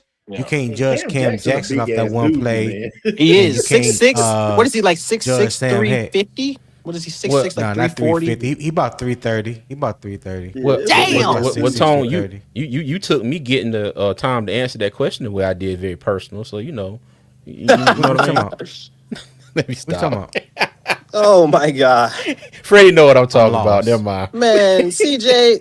do your God own damn it. I'm people. I'm It I'm does do I'm your I'm own people. lost. Yeah, man, It's CJ, it's bro. always gonna be Shit, that way with man. me and Tone. I'll tell you later, Tony.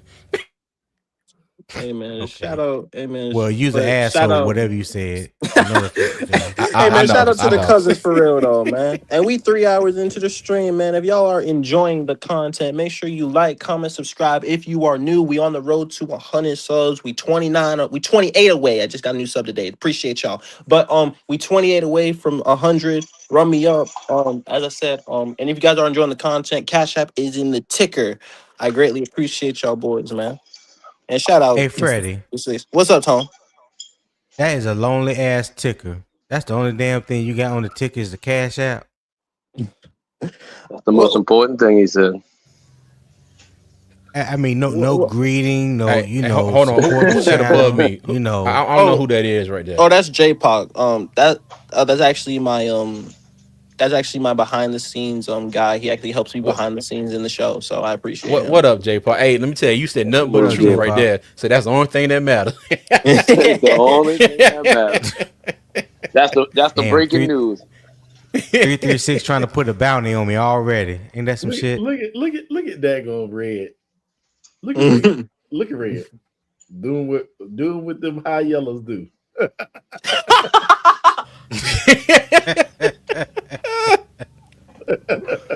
Oh no! Wow. Hey, So he you know, came up. Luke Fortner was a Saint last year, right? Yeah. Yeah. Yeah. Yeah, Uh-huh. tell us about him. Luke leaves a little bit to be desired in the run game, but as far as taking care of Bryce, I think he'll do y'all right, bro. I think he was like a top 10 pass blocker last year, if I remember correctly, from the PFF grades anyway. If Okay. you hold any Mm. stock in PFF, So yeah, listen, you know what? he's Why you solid. just He ain't great, but he's solid. why you just said that, Ava, I really am taking I ain't gonna say I'm fully out on PFF, Okay. but I am really noticing the biases Yes. that they put in their Oh, you rating, and just Oh noticing yeah, that, dude. You Nick? take it with a They grain Oh of do. my salt. but god! Take it with a grain of salt. Sure. Shit. it's getting so egregious that I'm just like, oh my god.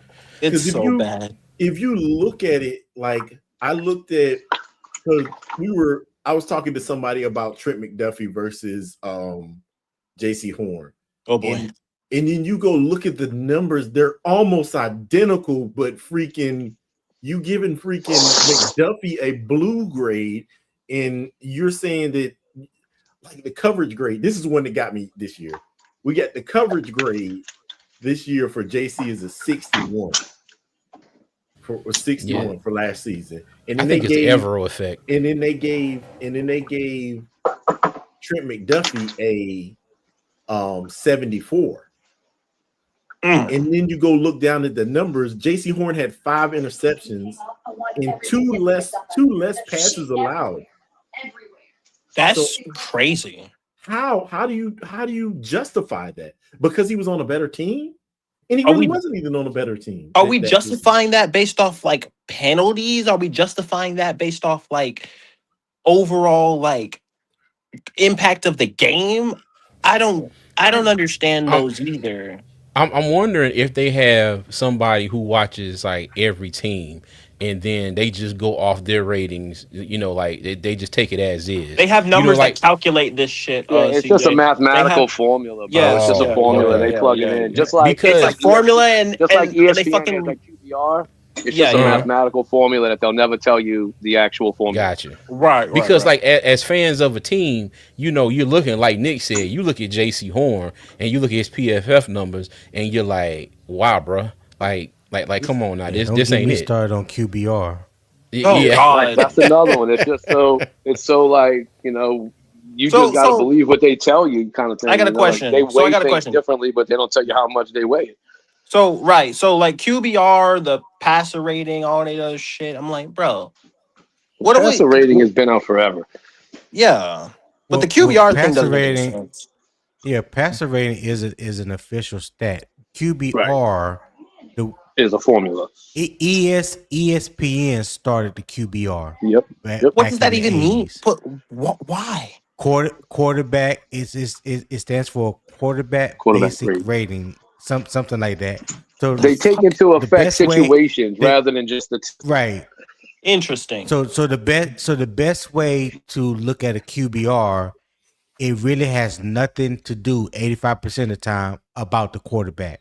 It's about the players around him, the success of the play, Of what course. they deem to be successful. So just for a quick example, if Bryce throws a screen pass to Chuba Hubbard, but Chuba Hubbard takes the ball 30 yards, they don't give Bryce credit for making a completion to a screen pass because they don't feel that is an effective throwing range to give him any credit for. Well, But that's he a threw waste. the pass that was completed, and Chuba made Yeah. say he went 30 yards for the touchdown. Right. So yeah, they basically gonna dock Bryce in the QBR because they say he had the minimum responsibility for making that play happen. And Right. also, And like for interceptions, like at the end of a half, if you chuck a ball at halftime, you're like a Hail Mary and it gets Yeah. picked, you don't get docked the same as if you throw a pick in the fourth quarter, with 2 minutes Right. left. They're going to oh weigh my god, It's oh, those Jesus. deductions differently. it's there's That's only dumb. there's only two people out there that you will hear talk about QBR. That's ESPN and PFF. Who Show owns me. PFF? Chris Collinsworth does. Who Of Chris course he does. Collinsworth used to work for? ESPN. ESPN. Yeah. Fucking Yeah. dumb. So there you Yeah, have so it. like Stupid. I mean, just to give you this is where the game. This is where I realized that. I mean, I didn't realize this. I knew it was already skewed because I actually looked at this last year. But either way, like I told you, JC Horn's coverage grade is a 61.6. 61.6. And Trent McDuffie's is a 74.7. Trent McDuffie allowed 37 passes on him last year, had 1 interception. But What? do they ding JC JC for being in Evero's defense and like not Or traveling hold or on. Question. Do they also dock you for like penalties that weren't really? Do they dock you for like penalties and shit? I don't know what they dock you for, All but dude, all advanced metrics like this, all advanced metrics can be skewed. Can be skewed Facts. and not be That exact, part. but based on playing styles. Right. Like this all Yeah, Right. started in baseball with this advanced skill. Everybody algorithms is different. It's yeah, and different. And That's that's why I certain pay always no players attention to might them. not work specifically for exactly the way their metric lines up. So it might work for Right. 90% of the players. You might be like, oh, that's pretty accurate. But for 10%, it might not be a true metric for that particular style of player. But So Nick, in the same it is breath, what it right? is. Like in the same That's breath not with that PFF grade, they have Carolina ranked as the #1 corner duo in football. Which I but mean, listen, production wise, it makes sense. but But yeah. this is where it's really stupid at. So I told you he had so JC had 35 passes allowed against him and 5 interceptions, which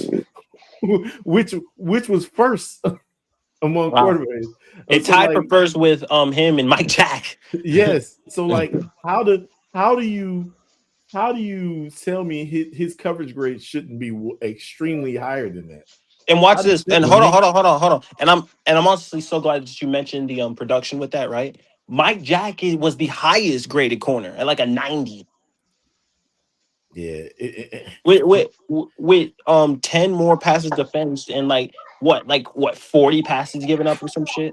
It's oh my god, man! It just I think it's getting worse every year though. That's the thing about it. Film don't lie. That's a fact. I think it's getting worse because at the end of the day, if all of us can, and even the media talk about Yeah. Talk about So I got a question for you, Nick. So I got a question. Oh shit. We got the resident villain of the Panther community, a very intellectual brother. We got 336 in the building. What's up, 336? What's up, fellas? What's going on? 363. What's happening? What up, man? Villain, you act like this man is Thanos or something. Yeah, something like it. Something like it. They can't kill each other. Oh, he's an asshole. Don't I get said it twisted. resident villain. I never gave him what villain name. You did that. That's on you. You actually stroked his ego when you said that. like Oh, well, hey, maybe we'll call him Scorpion from the latest Spider-Man. Then we'll do that. oh my god, man. My bad, 336. I'm sorry. What was you about to ask, Freddie? I was gonna ask, because I heard this too. Is like, is Mike Jack better than JC Horn? Because I heard that fucking statement too. He had a better season. He had a better season last year. He did. He did, but is he better than JC Horn? I don't know. I mean, they might be about even. Mike. I think if you put if you put JC Horn in the same situation that Mike Jack was in last year, because Mike Jack got most of the attention, I think you will see JC Horn turn out, slightly better than Mike. Well, better than Mike Jack, because in the beginning of last season, Mike Jack was getting burnt quite a bit. As soon as they put their number one receiver out there on him, and he didn't get no safety help, because Jalen Waddle got him in the Miami game. Who's my man from Dallas? George Pickens. Pickens got a hold of him. Jesus. You know what I mean? Everybody. This is true. But you saw him progress later on in the season. Yes, and that's why I always mention about the parking lot defense. If you're looking at the Rams game where he got the pick six, if you're 7 yards back, that's cool. But you're bailing at the start of the play. You got those little out routes and dig routes. They're gonna be there all day. Mike Jackson sat down, waiting for a man that got there, and what happened? Yep. He took that joint back to Mid Street. So that's called using your instincts as well, like using your technique and things like that. So I mean, that was just. Think about this, CJ. Hey, Freddie, can I ask Poppin the question? I know he's not on the panel, but I just want to ask him one question, see if he remember. Oh boy, go ahead. No, it ain't nothing crazy. Hey, Poppin, when you got too high shell and your corners bail at the snap, what coverage is that? I want to see if you remember. Go ahead. I was going to say something. One thing that differs from the first game against the Rams, and we were getting pass rush in that first game, and that led to Matthew Stafford having to get rid of the ball faster, which also gave Mike Jack that incredible opportunity for him to have to throw the ball faster. And Mike Jack said, "Yeah, I'm taking this one," but he got his ass twice though. So yeah, he did. Got his ass twice, and honestly, got his ass twice on damn near the same thing. On damn near, I'm pretty much like the same. But you know what? But the funny thing about it is, as soon as Mike Jack got his ass the second time, they put fucking Puka Nacua in the slot. Sure did. Sure the fuck did. And then we saw old fucking goddamn long hair, what's his damn name? I don't even know his name. It didn't matter because Devontae Adams got locked down. Yeah, we saw Roseboom. You know what? This is what pisses me off about Roseboom. How are you in position to make the play, but you absolutely botch it? Oh God. Can I answer that? Because he's trash in coverage. That's a fact. He was there. He was right there. He was right there. I mean, just think about it. If I'm standing in the driveway and my son is throwing me the ball, I'm right there. If I don't catch the ball, I don't catch the ball. Hey, it's what it is. And I loved his effort. He was all over the place. But when it came down to certain situations, Roseboom was just not it. No, and I'm not gonna lie, I'm glad he's in Tampa. I hope he doesn't have a renaissance down there. I hope they get the same thing we got. Because and I don't feel like he was touted up to be more than what he was. That's just what he was, and that's all we had because Josie Jewell retired at the beginning of last season. So yeah, and I think, but what I do believe in that same instance with what we have now, I don't think that bullshit works. But what we have now with Devin Lloyd over there, I don't give a fuck if what you call come across the middle. That actually might get intercepted and that shit taken to the house. What about the other Definitely. linebacker? Are you? God, Jesus. So What here's what Trevin, I who you say. say? Are you talking about Trevor Wallace? Or you with talking about Devin Yeah, Lloyd? yeah. With Devin Lloyd. man?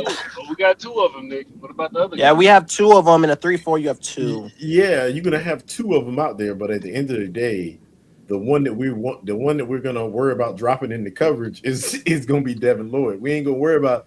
You will probably see. I'm assuming what we will see is Wallace moving closer up to the line of scrimmage. The line of scrimmage. Yep. This year, because I honestly don't think it is. I don't think he is built to be a coverage linebacker, all around linebacker. I just don't think he's built that way. Hey, look, I would go so far as to say you might have situations out there he might not be on the field. You know, you could put a It Corey could be cool Thornton in watch. you could put a Corey Thornton in the slot. Okay, you could have Lathan Ransom and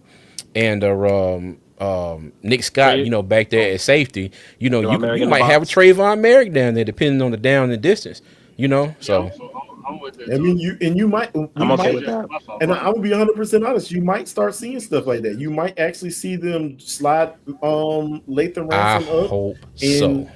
We run big nickel, so it wouldn't shock me if they ran big nickel like that. Well, this is what I would do if we're going to do that. If we're going to do that, I'm going to slide Morig into the box, and I'm going to put Lathan Ransom because he is, even though he is not great in coverage, he is better in coverage than Lathan. Oh, not Lathan. Fucking Merrick. Merrick, yeah. Tripping. Yeah. So at the end of the day, I think that's what you would do, and but you think, I just think it's like. So when I see Wallace on the field, I know he blitzes. Yeah, I mean, there's a good chance that you might start seeing that this year.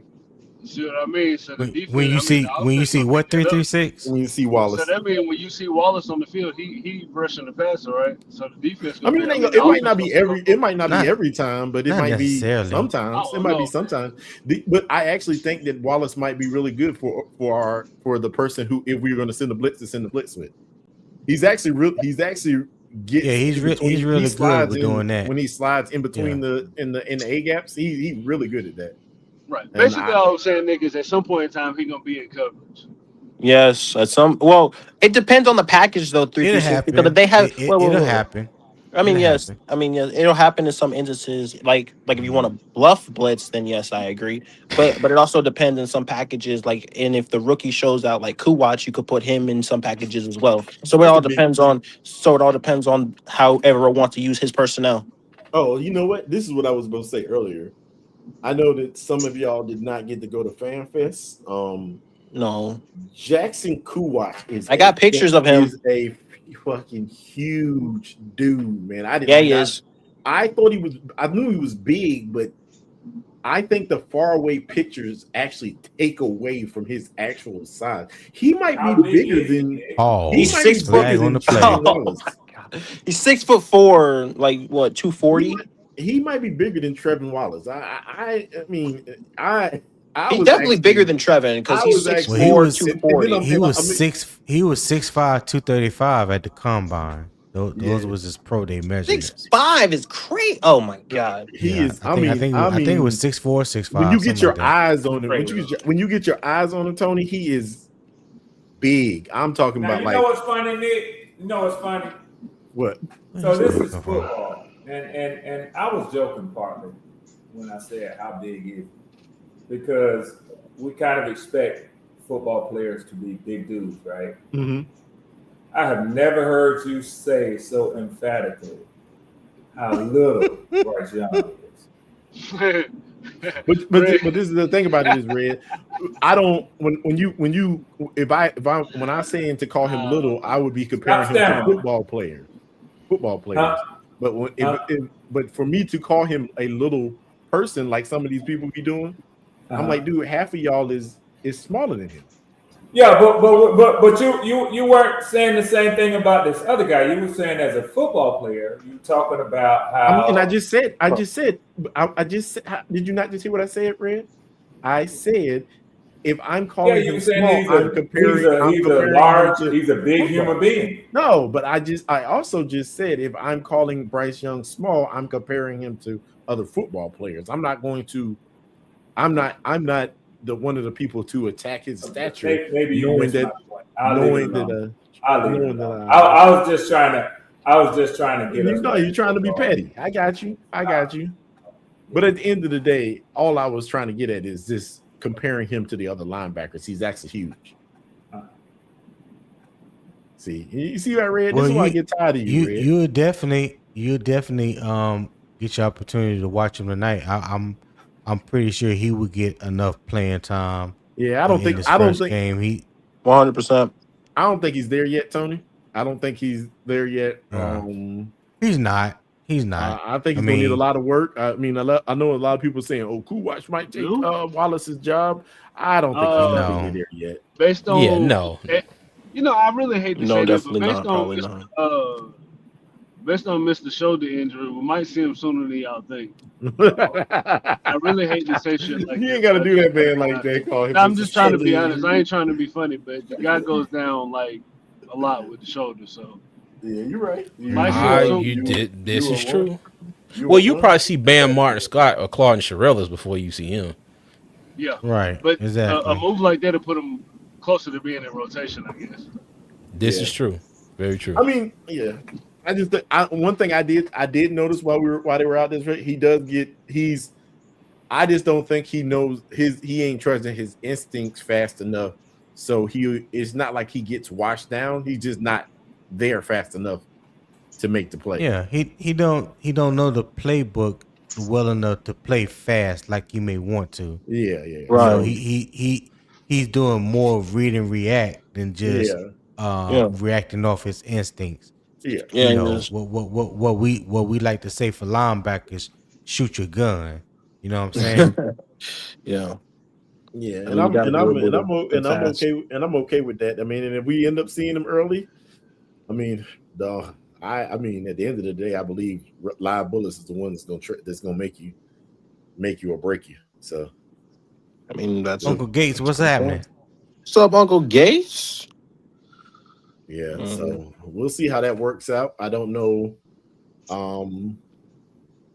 I just be honest. Obviously, I'm looking forward to seeing Kuwatch out there. I'm looking forward to seeing the guys that I was saying. I'm gonna be 100% honest. I do not, with the way that unofficial, because there people keep saying the way that unofficial came out. I don't know if Mechie is going to make this team. I know people was all like Mechie. That unofficial kind of put things in perspective for me because it's got Jasim Reed at the 7. Yeah. So I mean, so does that mean that we're going in with 7 receivers? I think we're gonna go with 7. I think we're gonna go with 7 too. You know, I do. I think we're gonna go in with 7. Now, I think it would be Bryson Tremaine was the biggest surprise to me because I expected Bryson Tremaine to be closer to the end of the. Bryson? No. Bryson Tremaine. That dude's what, the 6, the 5? No, I think he was 5. Oh yeah. And David Moore's the 4, so David Moore definitely ain't going nowhere. That motherfucker ain't going nowhere. I know everybody want to get rid of David Moore so bad, but he ain't going nowhere. Nope, fuck no, he ain't going nowhere. I just want him to transition to coaching. I don't want to get rid of him.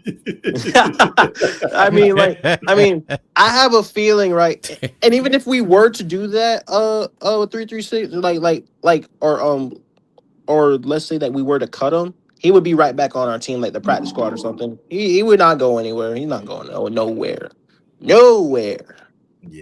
Not going anywhere. We'll see how it work out. But I think that John Mechie's not beating Jasim Reed. I'm gonna just let that be known. That dude been all over the place, man. He has been all over the place. So y'all don't put no stock in the familiarity with the quarterback from college? Well, I don't care about it. I don't care I don't about give it a damn either. about And it was college. It was college. It It was was. it was it. And it was literally like 5 years ago. 5 years ago. It was 5 years Exactly. ago. There you go.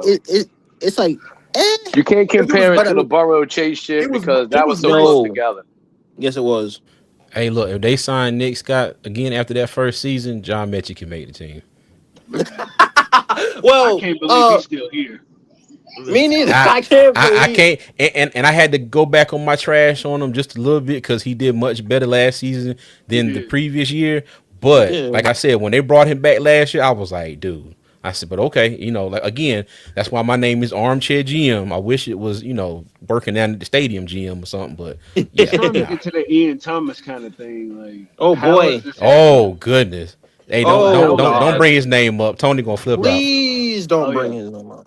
Yeah, there's certain things I'll never forget. And how that dude made it here so long is one thing I'll never understand. Who? And got an extension. Yeah, Who? What? Ian Oh my Thomas. man. Oh Ian God. Thomas. His I daddy can't worked for the help. feds in Charlotte. I'm trying to tell y'all that nigga had an inside scoop. Y'all God remember Ian damn. Thomas on the 4-wheeler running from the cops? Dude. Wait, what? Dude, listen, this is the You crazy. lie. Let me see if Listen, that's still hey, there. listen, I'm gonna tell y'all this. This don't make no sense right here. This dude is oh man. You said he did a little bit better. See, this is where What you talking about, Nick? I'm looking at this I'm daggone talking about Nick Scott. Nick Scott. Nah, God, so yeah. Jesus. It was bad. It was bad the first year. But this year, it was bad that first year. But this year, these numbers don't make sense to me. But see, Nick, Yeah. you just always constantly looking at the damn number. What Right. did the play on the field look like? If you just I know. That's evaluate it, why I'm You if not. gotta match eye but test with hold the on, numbers though. but hold on, just throw the numbers out the way for a minute and just say, Fair point. I remember what he looked like his first year, and I remember what he looked like last year. I don't care how many interceptions, tackles, none of that. Did he look better this past year than he did his first year? I would That be is the first one to Tony. That's not where I'm. raise their That's not where I'm hand saying they don't and make say sense to me. yes. I That's would not say where yes I'm. too. I second that. I think you're misunderstanding me when I say these numbers Nick, don't make sense. I'm go not go saying ahead. them Go ahead, versus. Nick. I'm not saying him versus himself. This makes me draw even more scrutiny to PFF looking at this coverage grade. Oh, you talking about P? Okay. Yes, Oh. his coverage grade is a 67.3 Huh? with one interception in 21 receptions. Yep. And JC is a And they get 61.3. That don't make sense. That don't make any That sense. is What? that is what I'm talking about. Gotcha. I cannot not tell you right now. When I look at Nick Scott the year before and Nick Scott this year were Take a breath, Nick. totally different. I wanted to tell you take a about breath, that Nick. PFF, about that PFF grade, bro. They grade them. Yeah. They grade them every snap, whether the ball comes to them or not. They do a That's -2, a -2 to a +2 grade every snap. And here's the part I was That's just reading because why. you were talking about it. Look how crazy this is. Even if the ball don't come to your receiver, if the cornerback gives up leverage or like doesn't stay close to the Yep. receiver, you Talk get to him. docked for that on PFF. That's some of the dumbest Yep. shit I've ever heard. So like even if the Yep. ball don't come his way, even if the ball don't even come his way, like they grade in every snap. It ain't just balls to him. You know what I mean? Like it's That's crazy. why I The way do they not grade pay corners are attention crazy. to these damn websites. Yeah, Like it's crazy. only for PFF, the only thing that I pay attention to the PFF is like when they talk about a certain player, say like an offensive lineman, a left tackle, they say he had played 700 snaps on the left side and only 3 on the right side in 2025. Yeah, that's You know, what like stuff like that I pay attention to. But when they start talking about the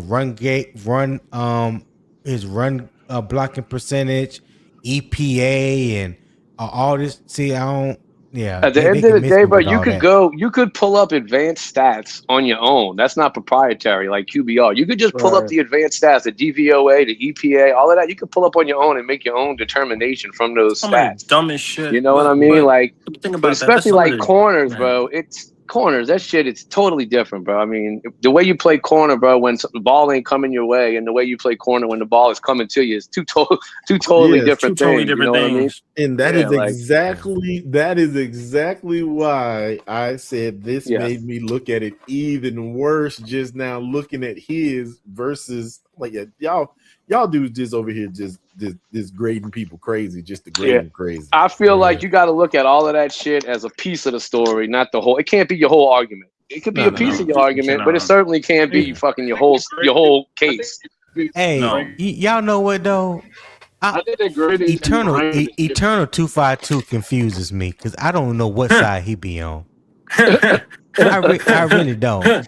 Eternal confuses the shit out of me. I mean, on the right side. One thing I will say though, is that Eternal do make good points though, and I appreciate Eternal. You know, I'm just fucking with him. I mean, I'm just hey, CJ, I don't want to derail it real quick, but July 12, 2022, Ian Thomas was arrested in Huntersville after evading police on an unregistered dirt bike following a traffic stop. Hey, it's funny. I was just looking it up on my phone when you said that. I can't believe Are y'all serious? Bro, I didn't remember that. He got 5 misdemeanors, Tony. He had 5 misdemeanors and managed to stay on the team, bro. I told y'all. It was crazy. I know that. I'm telling you. Listen, the nigga is an undercover. That nigga is a certified informant. Is that man a fan, Artone? Is that man a fan? Are we serious? That nigga is a CI, dog. A CI for real. God damn. Yo, that's crazy. I knew it. Bro, y'all gotta be, man. Dog. Nigga out here stealing money legally. You gotta be fucking kidding me. Well, Fred, hey man, I gotta run, dog. I just want to say I appreciate you letting me up. Everybody on the panel, CJ. Appreciate y'all. I'll holler at y'all later. CJ, take your ass on, man. You know what? Shut up. That's why I got to answer the question first, punk.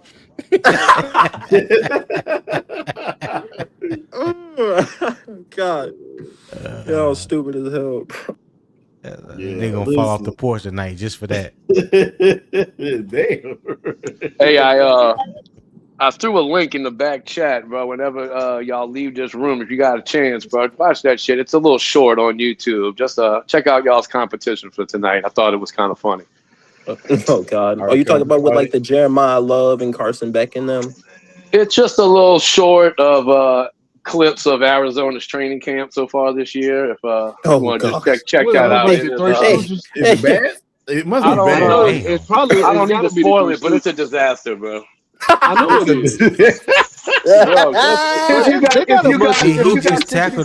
Oh damn, that's bad. If you got 60 seconds, watch that short real quick and give me your opinion or watch it when you leave. Bro, what the hell? This gotta be rough. AI. No, bro. No, that's not. The dude who does this, that dude's YouTube channel, he don't fuck with AI. He's funny as fuck, but he don't do AI. Wow. Tony, they got a bunch of goofies on their team, bro. It's a bunch of bad, bro. It's bad, bro. I didn't know how bad it. Hey, look how bad Marvin Harrison. Whoever's watching it, look how bad Harrison looks, bro. Harrison looks terrible, bro. Ooh, I don't know if he's just uninterested or something's wrong. Dude just about took Carson Beck out and they ain't even in they just got shoulder pads and helmets. Clotheslined his ass. Damn. I don't even understand how he clotheslined him like that. Because I'm telling you, it's like your boy just fell down, but the wind, the wind knocked him down. Look, his back arm hit him. His back arm hit him. Not yes. And I don't know which one of y'all is watching this right now. Who was the center snapping the ball to? Because he hit old boy right in the damn head. He hit the running back. Yeah. Oh God. Bro, it's bad, bro. I'm watching that shit. I'm like, this should look like a bad news Bass high school team, bro. Yeah, this might be the worst. Hey, them linemen, the worst team in the NFL. Like, them linemen getting walked together, back into the quarterback, bro. I was watching that shit. I was like, oh my, because they you showed the clip clips together a bunch of bad plays, but bro, that don't even look like a professional team on the field. This looks like a high school team right here. Right? It looks bad. Bro, I watch this. I'm like, this can't be. Like, man, this is a professional football team. No shot. Yeah, bro. Like I sure No hope y'all shot. fucking wipe the floor with them tonight. They fuck. I mean, if you look at our practice clips to that, I mean, they don't even compare. And I'll be real, bro. I'll be real. All this preseason shit. I know we all starving for football, but really, bro, all this shit, these individual snaps during training camp and shit, it don't mean shit, bro. One player getting beat in training camp or a fucking preseason game or somebody looks bad, but it really don't mean nothing, bro. Exactly. I hold that shit with very in little the grand very little grand weight. scheme of this game, no, it don't mean In nothing. the grand like scheme of one things, none snap. of this shit counts. Because you got to remember, bro, they these working young on boys. shit that we don't know about, bro. You know, they working on plays and trying shit. We have no clue what their end goal is, you know? Mm-hmm. True. Good point. And that's okay. It's preseason. This is the time of year where you do stuff like that. Yeah. Yeah. You know, you're gonna be like, oh, he was wide open. He was wide open, but the coach might have told him, yo, get 88 some work. Like, get him to I want to see what he do right here. You know, throw it to him no matter what. I want to see what happens. You know what I'm saying? So you might be like, man, what was Bryce doing right there, bro? You don't know. You don't know what they told that man to try or what they telling the defense to focus on. Or they might be like, look, don't let him run it. Don't fucking let him run. Don't let him run. That's and they give up a big pass, and you're like, what the fuck are they doing? Is you know, Eternal like, crashing out by himself? Listen, and that is something else that I come on, Tony. That I don't like either, because we had a couple of people that I frequent with talking about Carolina He Panthers. can block you, Tony. They literally just. Oh damn! The nigga moderator, he got a wrench. Yes, he does. Hold up, wait a minute. Hold up. I ain't mean. Hold up. I ain't mean to cut you off, nigga. I apologize. So, Freddie, you can give out wrenches. Hold on, give me 1 second. Type again in the chat, Tony. I'm gonna take care of this real quick. Since he said that, yes, I can give out wrenches. Poppin got one earlier. Earlier. Oh, said, I didn't know that. Yeah. See, there you go. Hey, get your boy Freddie. Listen, I don't appreciate to be threatened, Eternal. Come on, keep on, Tony. You were saying. I don't see the chat. What is this man doing? He's going off like that? Oh yeah, he is. Man, troll. Yeah. Oh, come on. on. Well, Fred, this will probably be my last time over here because you done gave wrench to the wrong people. No, Tone. He said he needs a screwdriver, not a wrench. Before you, Tony. That's messed up, man. He was here first. You know what I'm saying? That's crazy. You know what I'm saying? 336. That is crazy.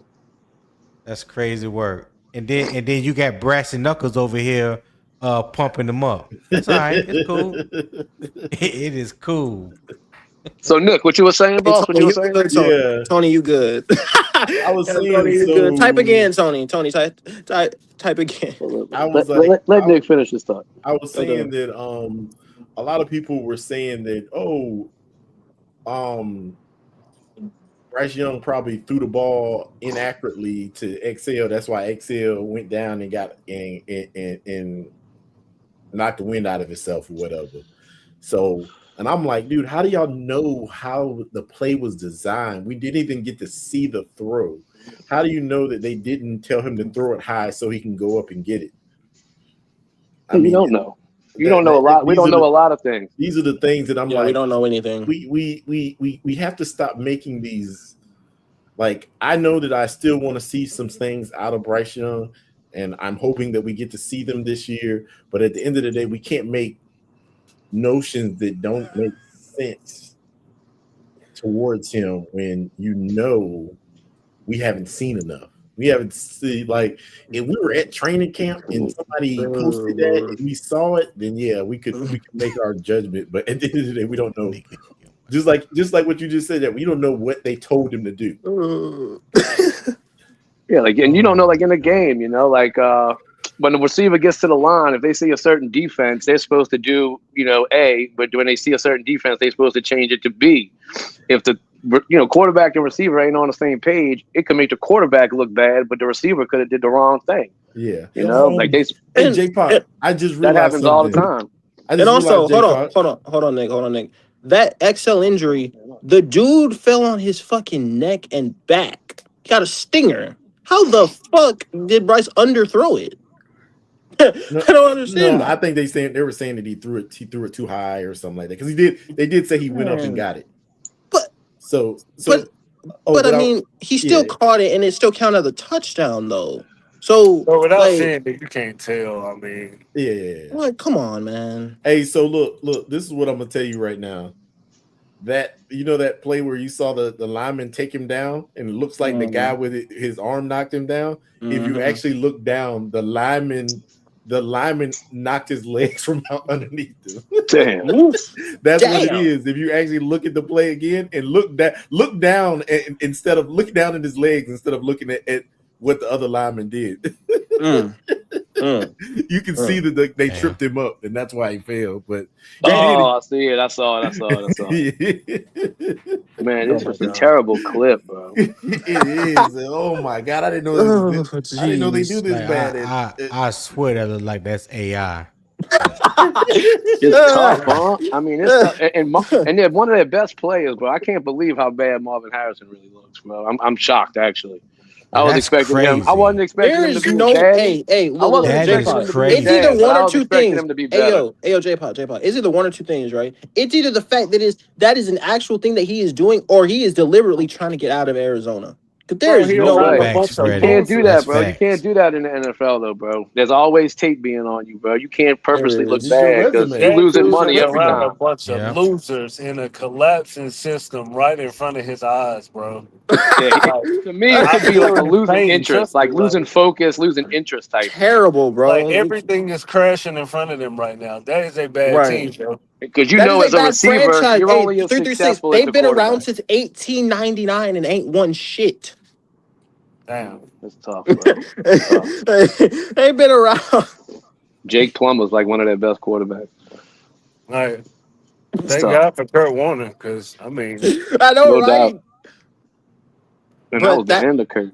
Yeah, the end of Kurt Warner, not the Super Bowl Kurt Warner, the end of Kurt Warner's career. Bro, look at what are they doing? And then they got Carson Palmer at the end of his career as well. I remember when Kurt got blasted that year. That's when he retired, boy. Hey, who was this? Hey, Saints took him out, bro. Hey, listen, who was this? Number 4 is Marvin Harrison? Yes, that is what I'm watching, right? You said it. No way, no, it's not. 18 is Marvin Harrison. Number 4 is Jeremiah Love. I think Love is 4. 4 is Jeremiah Love. 18 is fucking Marvin Harrison. 4 is egregious, bro. He looks terrible in this highlight, bro. That was a career in the hit, bro. On a side note. But what is Marvin doing, bro? He is missing fucking 8-yard ends. Yeah, it was, dude. But that shit is engraved in my brain. I seen that shit in real time. Jeremiah loves me. He is not. He going out there today. He going out. Ain't no way you fumbling that. Or how do you fumble that? Oh, hey, look. That offensive line by that D-line of Arizona been getting crushed. Is what I've been seeing. Dude, McBride is dropping the ball too? Yes. Ain't no way. Yes, I'm looking ain't at no way. It wasn't a great pass. It wasn't a great pass, but it wasn't good.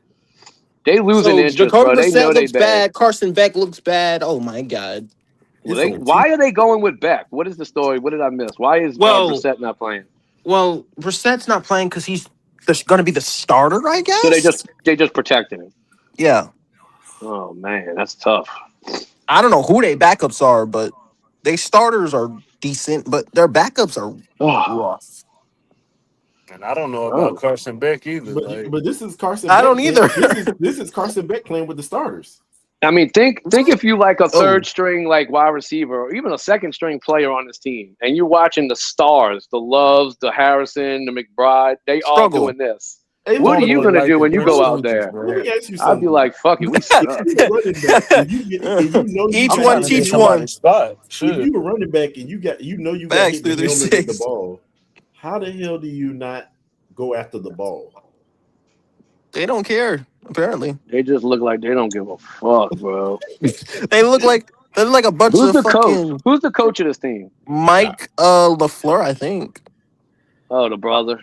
Yeah, the brother. This is horrible, dude. That don't mean bro. I keep watching it on repeat, and it gets worse every time I watch it. Yes, I'm telling you, dude. You gotta see something new every time. Dude, listen. How did he miss that pass where the dude threw it to him? It wasn't even a quarterback throwing him. That ball was Jesus, y'all stupid as hell. You talking about the Marvin Harrison rep? Yeah. Yes. Did you watch the fact that he was wide open and he dropped it? Well, it's tough. It's tough to watch. It just looks like he They don't struggling, want to bro. be there. It just looks like he don't want to be here. I wouldn't I've want to seen be good there. clips and I've seen bad. I've seen so many bad But clips of that. you know what, bro? I watch this and I get it. Like, you know, you be uninterested and all that type shit. But then I think about a player like Fitzgerald. You know, like he was on that team back in the day, and yeah, they had some pretty shitty teams back in the day. But he always managed to shine. I mean, he It just was goes to show you, but if you good, you can bring the good out of other people sometimes. This team just looks sad. rough. Like, what the fuck? Man, bro. I guess it depends on who Larry was playing with when he got there. Because it wasn't this. I don't think when he got there, like year 1 and year 2, it was this bad. It couldn't have been, bro. No way. I mean, they were. Other than the Warner years, do you remember them being cutting up, like being crazy good? I mean, Nah, maybe I'm forgetting. just him and whoever the quarterback was. They had who was the running back they had at one point? David Johnson. Ugh, yeah, it was a short clip. He was good though for a second. Yeah. Then they had. I remember a time where Arizona Didn't had Emmett Kyler, did DeAndre Hopkins, and Marquise Brown at the same time. didn't Emmett end his career there? Did Emmett Smith end his career in Arizona? I think he did. Just some saying shit to watch, bro. It's rough. Damn, That franchise Larry has played been from bad for 04. Larry Fitzgerald played from 04 to 2020 with the same city franchise, bro. I'm looking at his shit. Right. That motherfucker got games and games started almost 16, almost every one. 14, 13, 16, 15, 15, 15, 13, 13. Iron Man, bro. This man played damn near every fucking game. Absolutely. That's a fact, Eternal. We played them in a lot of NFC conference and playoffs. They just never harvested their fruits. Yikes. Yikes. 1,200 yards, 6 touchdowns. What the fuck? Well, we beat the brakes off Arizona in the playoffs. Oh, my God. 49-15 is a fucking murder. We beat the brakes off their ass. It's a murder, dog. That man, Patrick Peterson, was crying. Yeah, you were talking about when Kurt went out, bro. That fucking Saints run, bro. When we won, bro. Poor Brett Favre and Kurt Warner, bro. We just had to end their careers, bro. Poor old guys, bro. When Buddy hit Kurt, he realized he couldn't play the game no more. Like, that was it, bro. Right they were like, "Fuck this, it's over." That nigga 336 did. Hey, nah, Freddie, that shit is engraved in my brain, bro. I was watching the game. I remember they hit like it was yesterday, bro. Nigga hit that nigga so hard, but like, pow! I'm like, damn. He threw the ball and got blasted. Kurt was like, "Yeah, this is gonna be it for me." That's gonna be it. Larry played with 22 different quarterbacks in his career. 17 years, God. 17 seasons, 22 quarterbacks. That franchise is so bad. So I forgot that about franchise Carson is so Palmer. bad. I forgot about Carson Palmer. Palmer was there for a minute. That team is so bad. That franchise is so bad, and it's bad because God dang. I'm reading the names. It's a tough list, bro. Josh McCown, Sean King, John Navarre, Tim Rattay, Brian St. Pierre, Derek Anderson, Kevin Cobb, Max Hall, John Skelton, Richard Bartell, Brian Hoyer, Ryan Lindley, Drew Stanton, Blaine Gabbert, Josh Rosen, Brent Hundley, Mike Glennon. I left off a couple of the good ones. Those quarterbacks get worse. Hey, those quarterbacks get worse as you keep and Freddie, don't forget that we ducked that Blaine Gabbert shit. They tried to they was trying to put him off on us. Yeah, you sure did. Yeah, we said fuck no. We don't want no fucking Blaine Gabbert. The fuck? That man ended up being a Brown 336. Yeah. Where quarterbacks go to die. Yeah, they tried to put that off on us. I was like, nah, bro. I was looking at Cam's career. I was like, nah. It's not even close. Fuck no. I'm like, what? Blaine Gabbert ain't better than Cam Newton. Get the fuck out of here. Holy shit. That was, man. And J Park named the quarterback. They just got worse. I was like, oh my God. Those are the worst. Got about four What's up, decent Tone? ones on this whole list.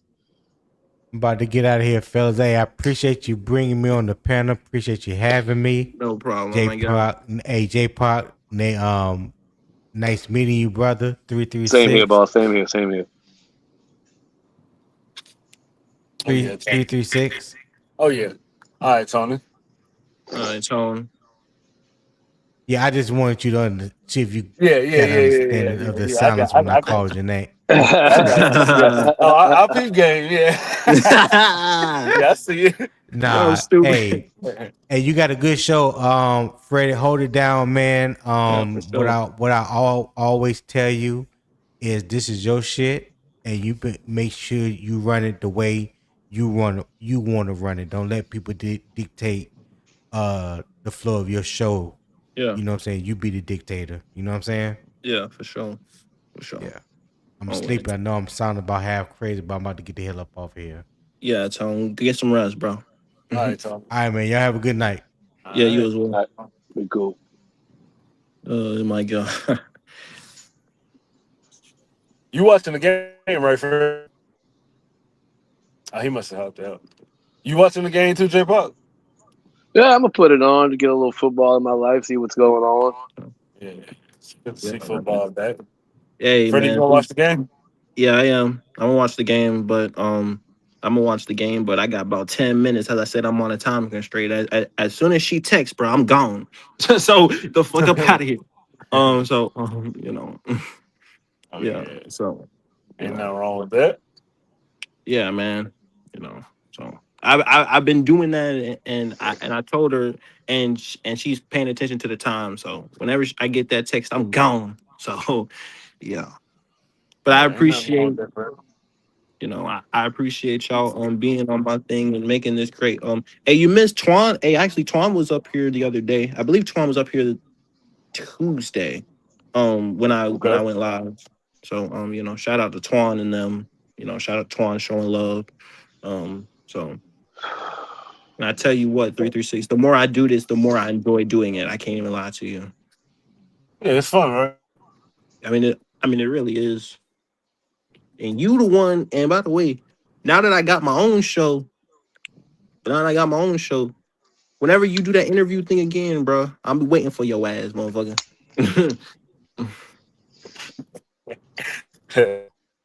don't know. Yeah, I'm gonna be waiting for you. That sounds like a threat. I'm gonna take it.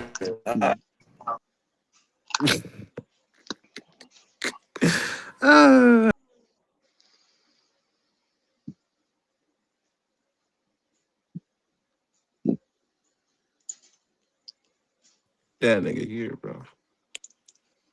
Jesus Christ. It's my fault, J-Pog. No, you good, boss. Yeah, man.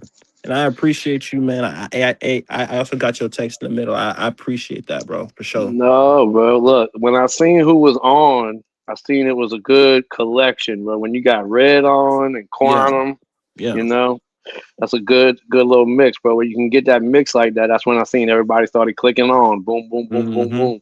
Yeah. Yep, that's why I hop on, bro. Try to give a little perspective to the show, you know, put a little Saints perspective in there. But you know, I like to talk about everything. I don't need to talk about just the Saints. I ain't threatening you.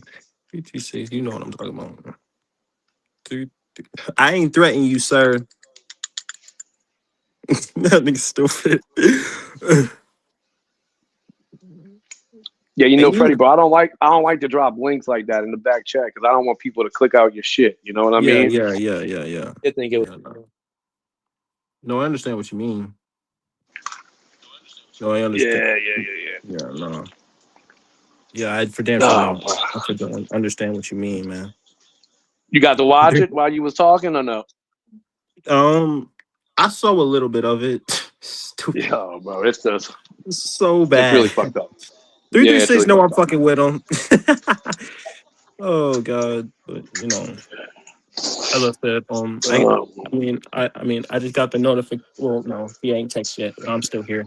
But as I said, I enjoy doing this thing, and I appreciate you being in the back thing, help me out, things like that. I appreciate it, man. Anytime, bro. You know that. Anytime.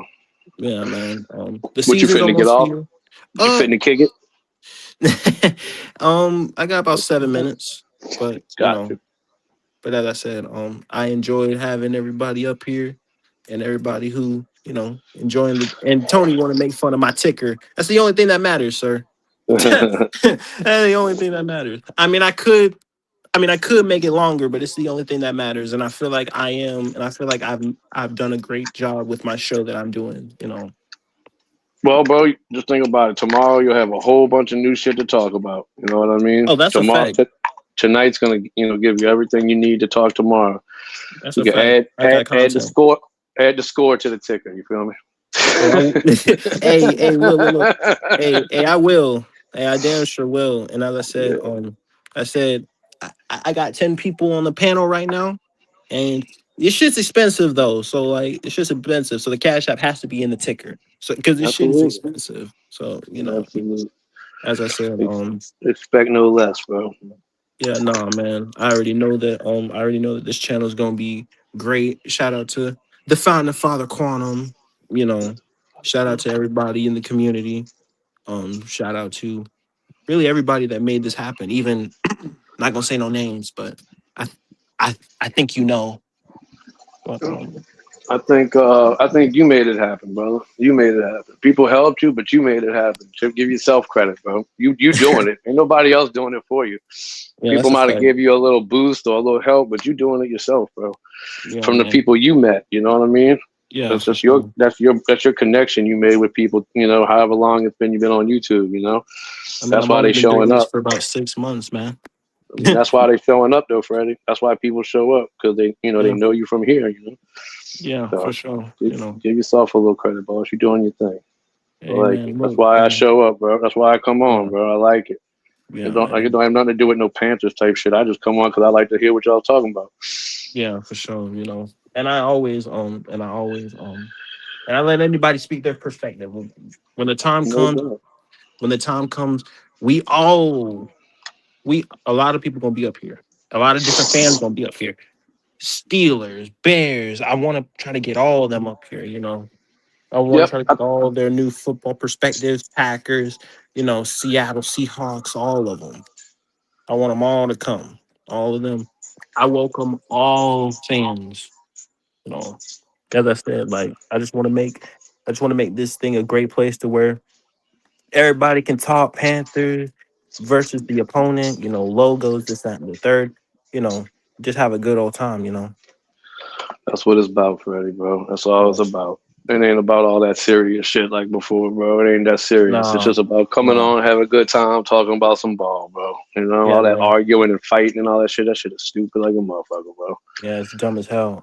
It's And I do want straight to up. say, before the season starts, the logo that we made originally, the Vil Kid logo, when Hmm. the week 1 show is drops, I want that like combined with like the Bears logo and thing, like week 1 with it as well.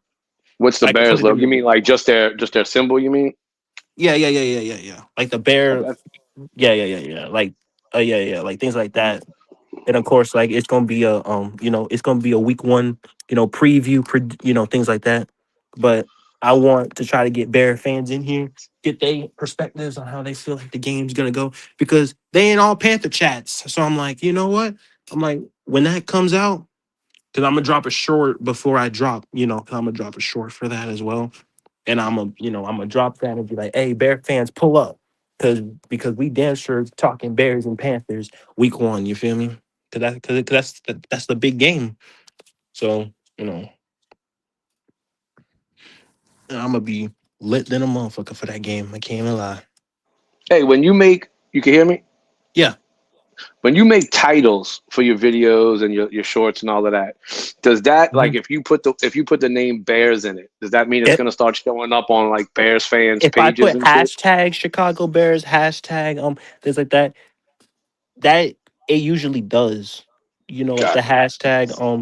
hashtag Bears, like the hashtag, it'll actually hit their algorithm, and that's what you want. Like the more people that click, it'll actually click algorithm and hit other people. You know what I mean? So it ain't about the title; it's about the hashtags. Yeah, because the hashtags like make the algorithm as well. But if people still click, Who this dude's talking about? who Breaking is news. who is Yeah, who is gonna who is that? Um, TK, you got to be specific. Who is that? who we talking about? Oh, Jameer Gibbs. Okay. Yeah, they need to get Jameer him Gibbs back just in signed a camp. 3 years, 67 and a half, 51. Okay. Yeah, That means TK. Bijan. That means Bijan ain't far behind now. No, Bijan got paid a few days ago. Oh, did they? Yeah. Bijan got 365 or something. So they gave Gibbs a little more. Surprising. Because Jonathan Taylor got paid. I seen his was only a 2-year deal though, huh? Yeah. I was surprised by that. I was mean, he's surprised not by that that old. too. Yeah, he's not that I'm old, surprised. right? Yeah, 22 and a half per year. Is it Bijan's still the highest paid though, correct? Yeah. Bijan's the highest paid at like 23, 24. So He should be. He should be. He really should be. Considering his age and style and all of that. You know, the only thing I worry about with Gibbs is they're the his size. same. Oh, actually, no. Actually, Jameer But and Bijan are the same. Okay. no, but nobody's ever the same, bro. Maybe No. average per year, but what about guaranteed and all of that type Well, shit? guaranteed. Gibbs got 51 and a half. How much did Bijan get guaranteed? I don't know, I'm about to look this shit up. It's usually never exact. Yeah, no way.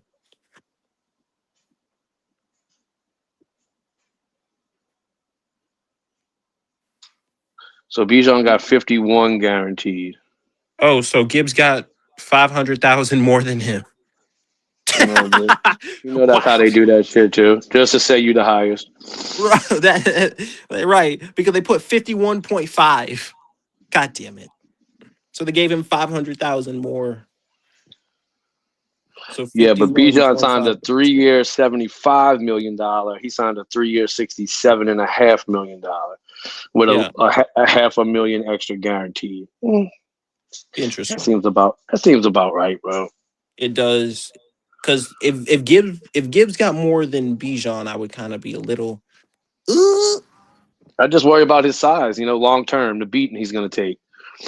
Yeah, that's a good point. Look, he might be a beast his whole career, bro. I'm just saying, size wise, I'd rather have Bijan. Yeah, for sure. But AOJ Puck, I appreciate you having me. If you guys did enjoy, one last time, make sure you guys hit the like button, subscribe if you are new. I'm the Ville Kid. Thank you guys for another episode. I don't do this for me, I do this for y'all. But I'm the Ville Kid. Peace.